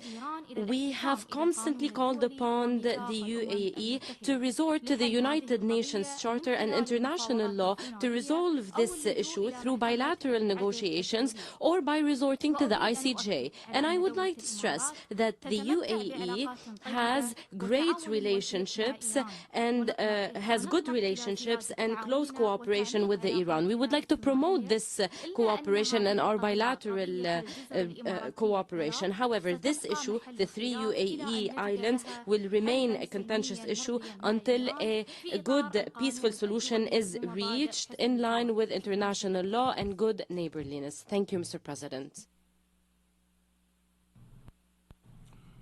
I call on the representative of the Democratic People's Republic of Korea. Thank you, Mr. President, for giving me the floor.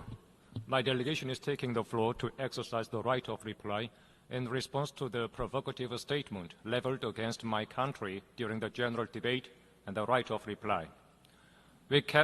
Some days ago, the ROK foreign minister abused this August UN platform to commit a grave political provocation against the DPRK, a dignified UN member state. We categorically condemn and reject his reckless statement as a blatant affront to the sovereignty of the DPRK and wanton interference in its internal affairs. ROK foreign minister shall pay a high price for his despicable attempt to tarnish the dignity and prestige of the DPRK.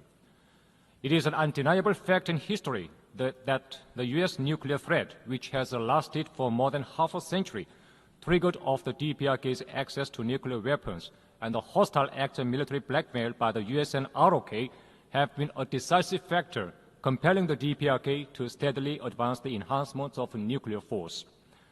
As of today, various U.S.-led military blocs exist throughout the Asia-Pacific region, including the Korean Peninsula, and the Nuclear Consultative Group aimed at using nuclear weapons against DPRK is in operation.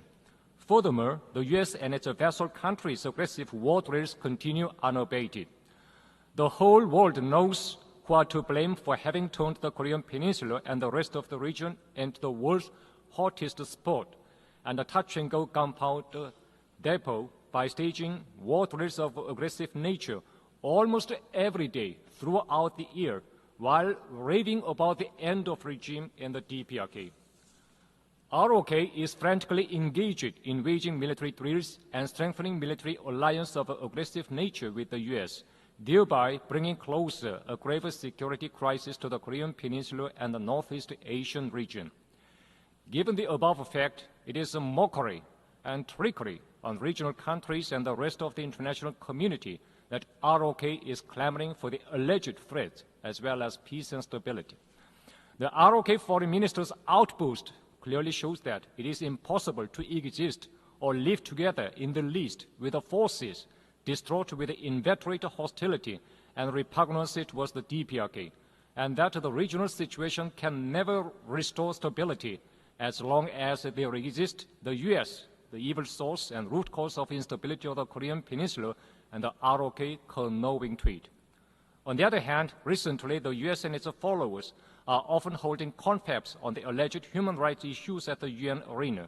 Such performance is prompted by their sinister intention to tarnish the image of the DPRK at any cost by resorting to the despicable smear campaign, since they could not subdue the DPRK by military force.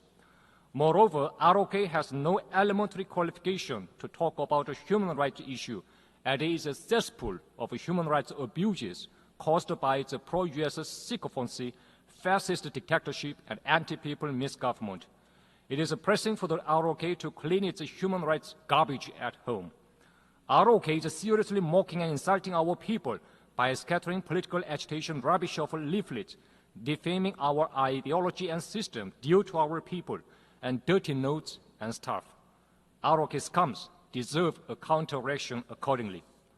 No matter how desperately the ROK may try to disguise itself as a victim by racking its brain and playing on words to turn black into white, no one will be fooled into believing it anymore.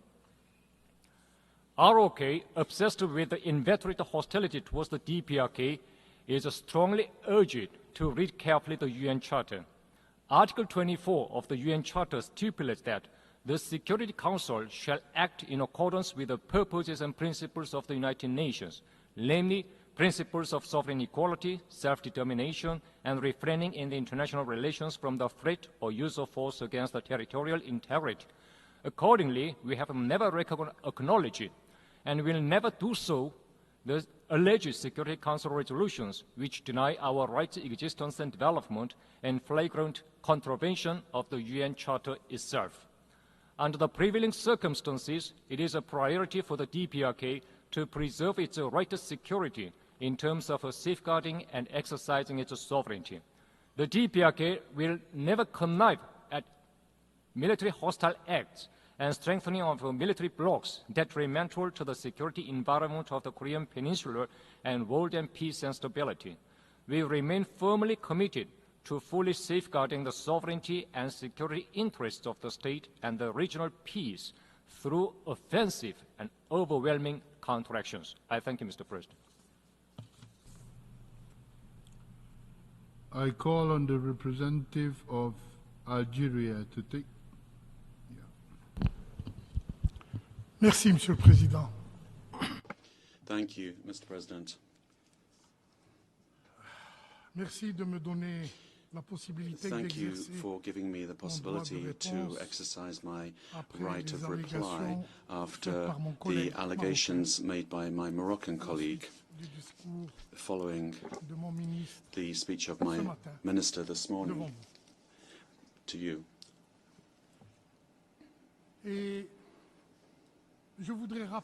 And I would like to remind us all that since Algeria's independence in 1962, so 62 years ago,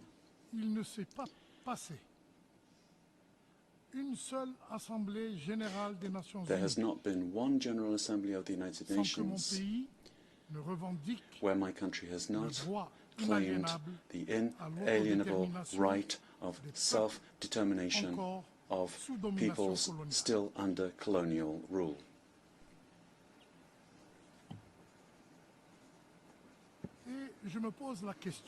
And I ask myself the question, a lot of states or delegations have referred to the issue of the Western Sahara from this very forum. Why? The distinguished delegate of Morocco, does he want to single out the declaration of my minister from this rostrum? Why would he want to do this?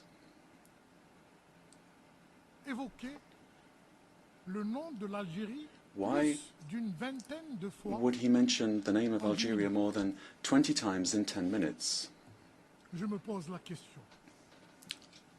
I wonder, this attempt to take a subject on the agenda of this General Assembly and act as if it's just the concern of two countries will not work. And I'd like to stress here 3 points. Firstly, we should reread my minister's statement.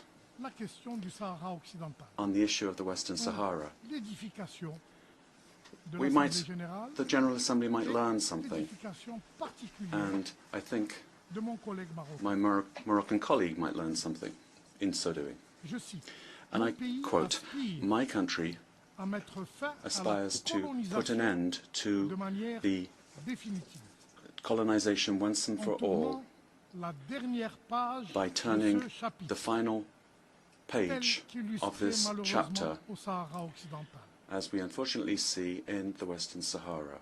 Le secrétaire général des Nations Unies The Secretary et son General envoyé spécial of the United Nations and his special envoy peuvent compter sur notre plein soutien may à leurs count efforts on our full support pour permettre in their aux deux efforts parties to enable au conflit, the two parties to the Maroc conflict, et Front Polisario, Morocco and the Polisarian reprendre Front, le processus de to négociation resume the process afin de of parvenir à une negotiations solution politique in order to arrive at a political solution that will guarantee the Sahrawi people the full exercise of their inalienable rights to self-determination. à ceux qui veulent imposer And to those who le want fait accompli to impose colonial a colonial fait accompli en gagnant du temps, by en falsifiant gaining les time, faits by indiscutables falsifying et en intensifiant les facts manœuvres nobody can argue with, désespérées pour détourner and l'attention by attempting by various maneuvers to turn attention away from what is clear and established. We, Algeria,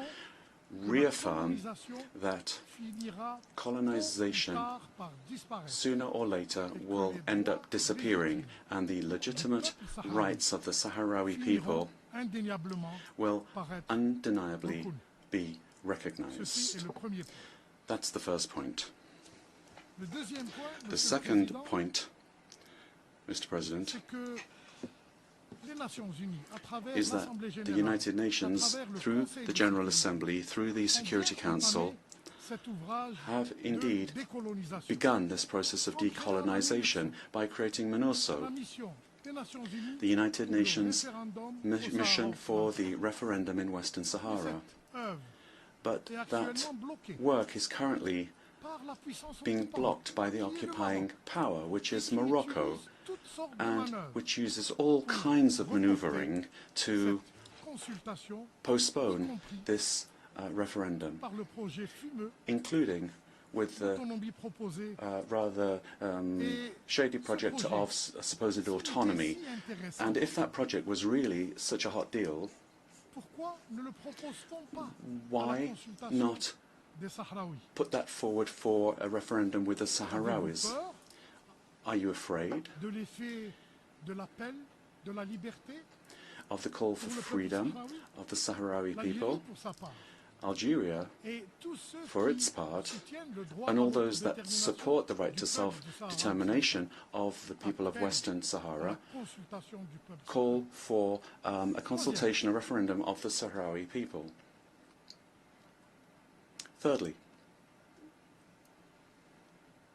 le processus politique. the political Le processus politique process. dans le cadre d'une Yes, négociation a political process as part of negotiations les représentants légitimes between du peuple sahraoui the legitimate representatives of the Sahrawi people and the occupying power, Morocco. et s'ils arrivent à un accord politique And if they reach a dans le political cadre du droit agreement inaliénable à l'autodétermination, under the inalienable right of self-determination, Algeria would be very happy about that. Monsieur le Président, Mr. President, je ne voudrais pas prolonger cette session. I don't want to prolong Mais this je voudrais session, rappeler but I would like to recall que le droit du peuple du Sahara occidental that the à right of the people l'autodétermination of Western Sahara to self-determination ancré dans le is droit international. solidly anchored in international law and resolutions of the General Assembly and the Security Council. And my country, Algeria, Forte de son héritage historique et de ses valeurs, based on our history and values and our fundamental tiendra principles, inébranlablement will aux côtés des peuples never fail to stand alongside oppressed peoples under colonial occupation, which is the case of the people of Western Sahara. And it is with that determination that will never change, and this deep-seated conviction that we, for our part, will continue with our unfailing support for the people of Western Sahara so that they are able to fully access their inalienable right to self-determination. I thank you. I now call on the representative of Morocco for a second intervention. Thank you very much, President. I'm very grateful, my brother, Ambassador of Algeria, for having reread the part of his minister's intervention on Moroccan Sahara. Now, it means that those that didn't hear it or who weren't here in the room will understand why my country wished to exercise its right of reply. Because the Algerian ambassador, what did he do? Well, all he did was confirm with more aggression and with more virulence and more detail what was said. And more the better, really, because now the international community can understand why Morocco referred to Algeria 20 times. Why 20 times? Well, quite simply because every day that passes, you drag in the separatarists, you train the separatarists of the Polisario Front. Every God-given day for half a century, you've been hosting terrorists, militia. Every day, every God-given day for half a century, you are letting them cross borders to come and attack us. Thousands of Moroccans have died because of you, Ambassador, because of your country. Suffering has been inflicted. And there are even foreign citizens who've been killed too.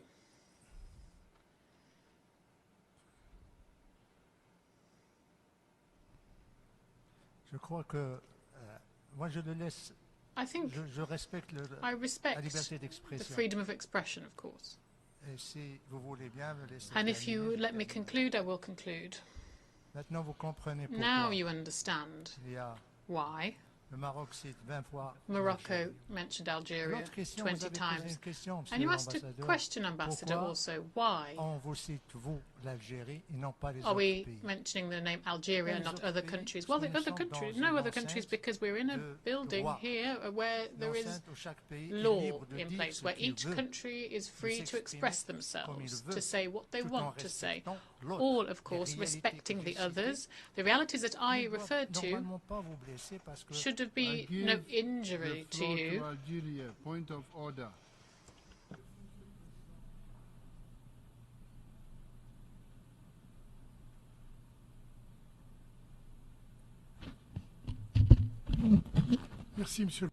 Thank you, Mr. President. I'm sorry to interrupt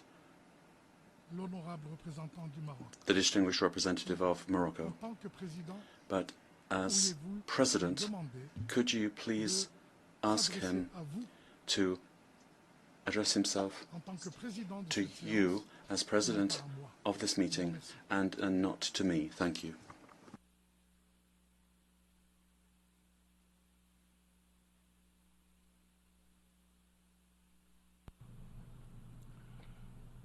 Morocco, the representative of Morocco, continue your second intervention, and I may ask that you address yourself to the President, who I am. Thank you. Merci. Thank you, President, and I will be happy to do so. All I was doing was responding to accusations that were made against my country by my brother from Algeria, but given that he doesn't wish me to address him, I will speak to Algeria. Algeria. Why is Morocco addressing Algeria and not the other delegations who discuss self-determination here in the UN? Well, quite simply, President, because we believe in the principle of the right and freedom of expression. We are here in a place where international law rules. Everyone can say what they wish. But why are we addressing Algeria? Well, because Algeria is the source of all our problems, because Algeria created the Polisario, because it's Algeria who is financing the Polisario, because it's Algeria who's paying the Polisario, because it's with Algerian passports that the separatists from the Polisario Front are traveling around the world. It's in Algeria that there are the camps. It's the Algerians who are misappropriating humanitarian assistance with the Polisario Front. So that's why we're addressing Algeria. The other countries aren't financing this. They're not giving them passports. The other countries, we respect. We don't agree. We respect them. We respect their position. We don't agree with them. We try to enter into dialogue with them. And dozens of countries actually have withdrawn their acknowledgement and support for the Polisario Front. They've closed their embassies that Algeria was paying for the political process, President. It's unfortunate that my brother from Algeria, and I hope he will let me call him my Algerian brother, we can't let him falsify the reality of the political process. It's at a dead end because Algeria simply does not want to, as I said, is rejecting the resolution, does not want to host personnel, and when they say it's as long as it's confidential and it's not communicated, etc., basically they don't want to return to the table for dialogue, for negotiations now. I request that the representative of Morocco wraps up. He's reached the 5 minutes. Let him conclude. Okay. Je m'arrête là. I'll stop there, President.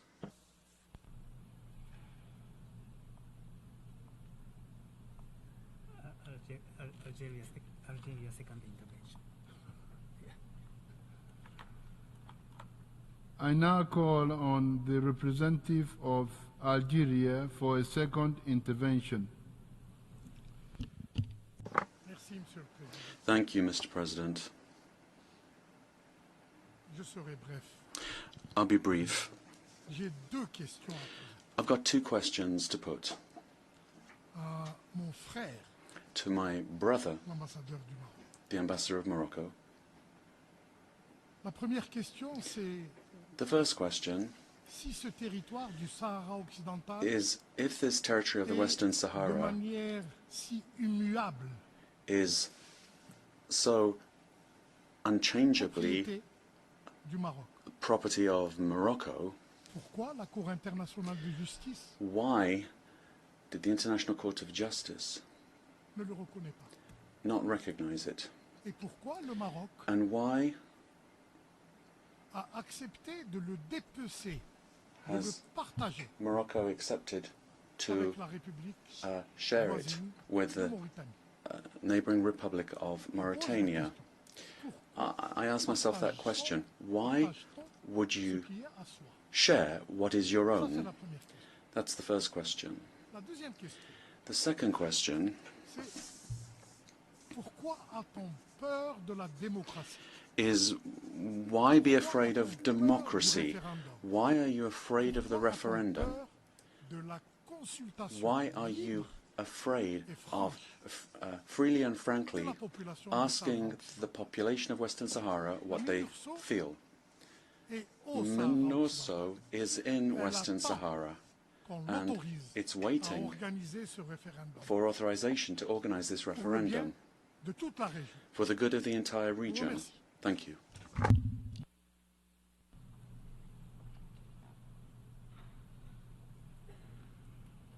May I take it that it is the wish of the Assembly to conclude its consideration of Ethiopia second intervention. Ethiopia second. I now call on the representative of Ethiopia for a second intervention. I thank the President.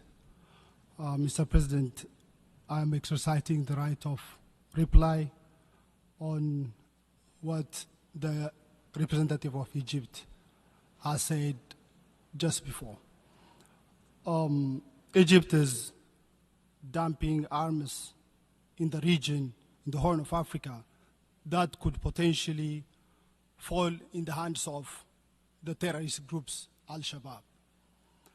Still, Egypt is trying to stick to colonial policy of monopolizing the waters of the Nile River.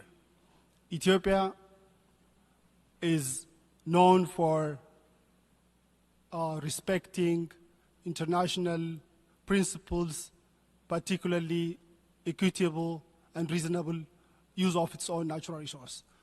I thank you, Mr. President. I now call on the representative of Ethiopia for a second intervention. I'm sorry, of Egypt. I now call on the representative of Egypt for a second intervention. I'm sorry. سيادة الرئيس. Mr. President, مجددا مداخلة أثيوبيا once again, Ethiopia has just proven what we said before regarding its approach, is dealing with the Somali government, now a support for terrorist groups. We know well who is exporting weapons and who is supporting terrorist groups and who is working on spreading instability in the Horn of Africa. Ethiopia is the one who is doing this. We have never heard from the Ethiopian delegation any clear example that supports their claims. They follow the approach of hiding the truth. The real case here is respect for international law in terms of trans-border water sources. Egypt has always adhered to respecting the international law. And despite this, Ethiopia, through their policies, are always trying to veto issues related to the Nile, and they have turned all issues related to it to controversial issues. We retain and reserve our right, as given to us by the United Nations, to take any approach to maintain, to protect our resources and maintain our rights. Thank you.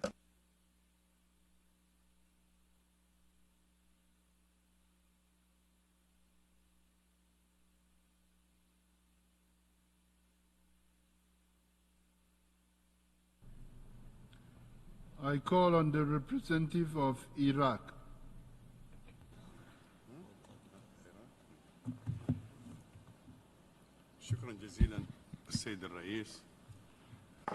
Thank you, Mr. President. I'd like to thank you for your excellent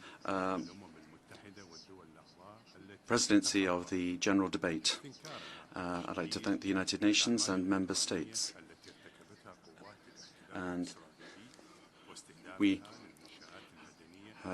those states who have rejected the Israeli actions and attacks on civilian infrastructure and violated the sovereignty of member states in flagrant violation of international law and international humanitarian law. We denounce these criminal acts committed by the Israeli occupying forces, and we also reject what we have heard from the Prime Minister of this occupation force and the accusations made against countries in the region and really to all members of the United Nations. We call upon the United Nations and its various bodies to act quickly in order to put an end to these acts of Israeli aggression and to protect the region from the results of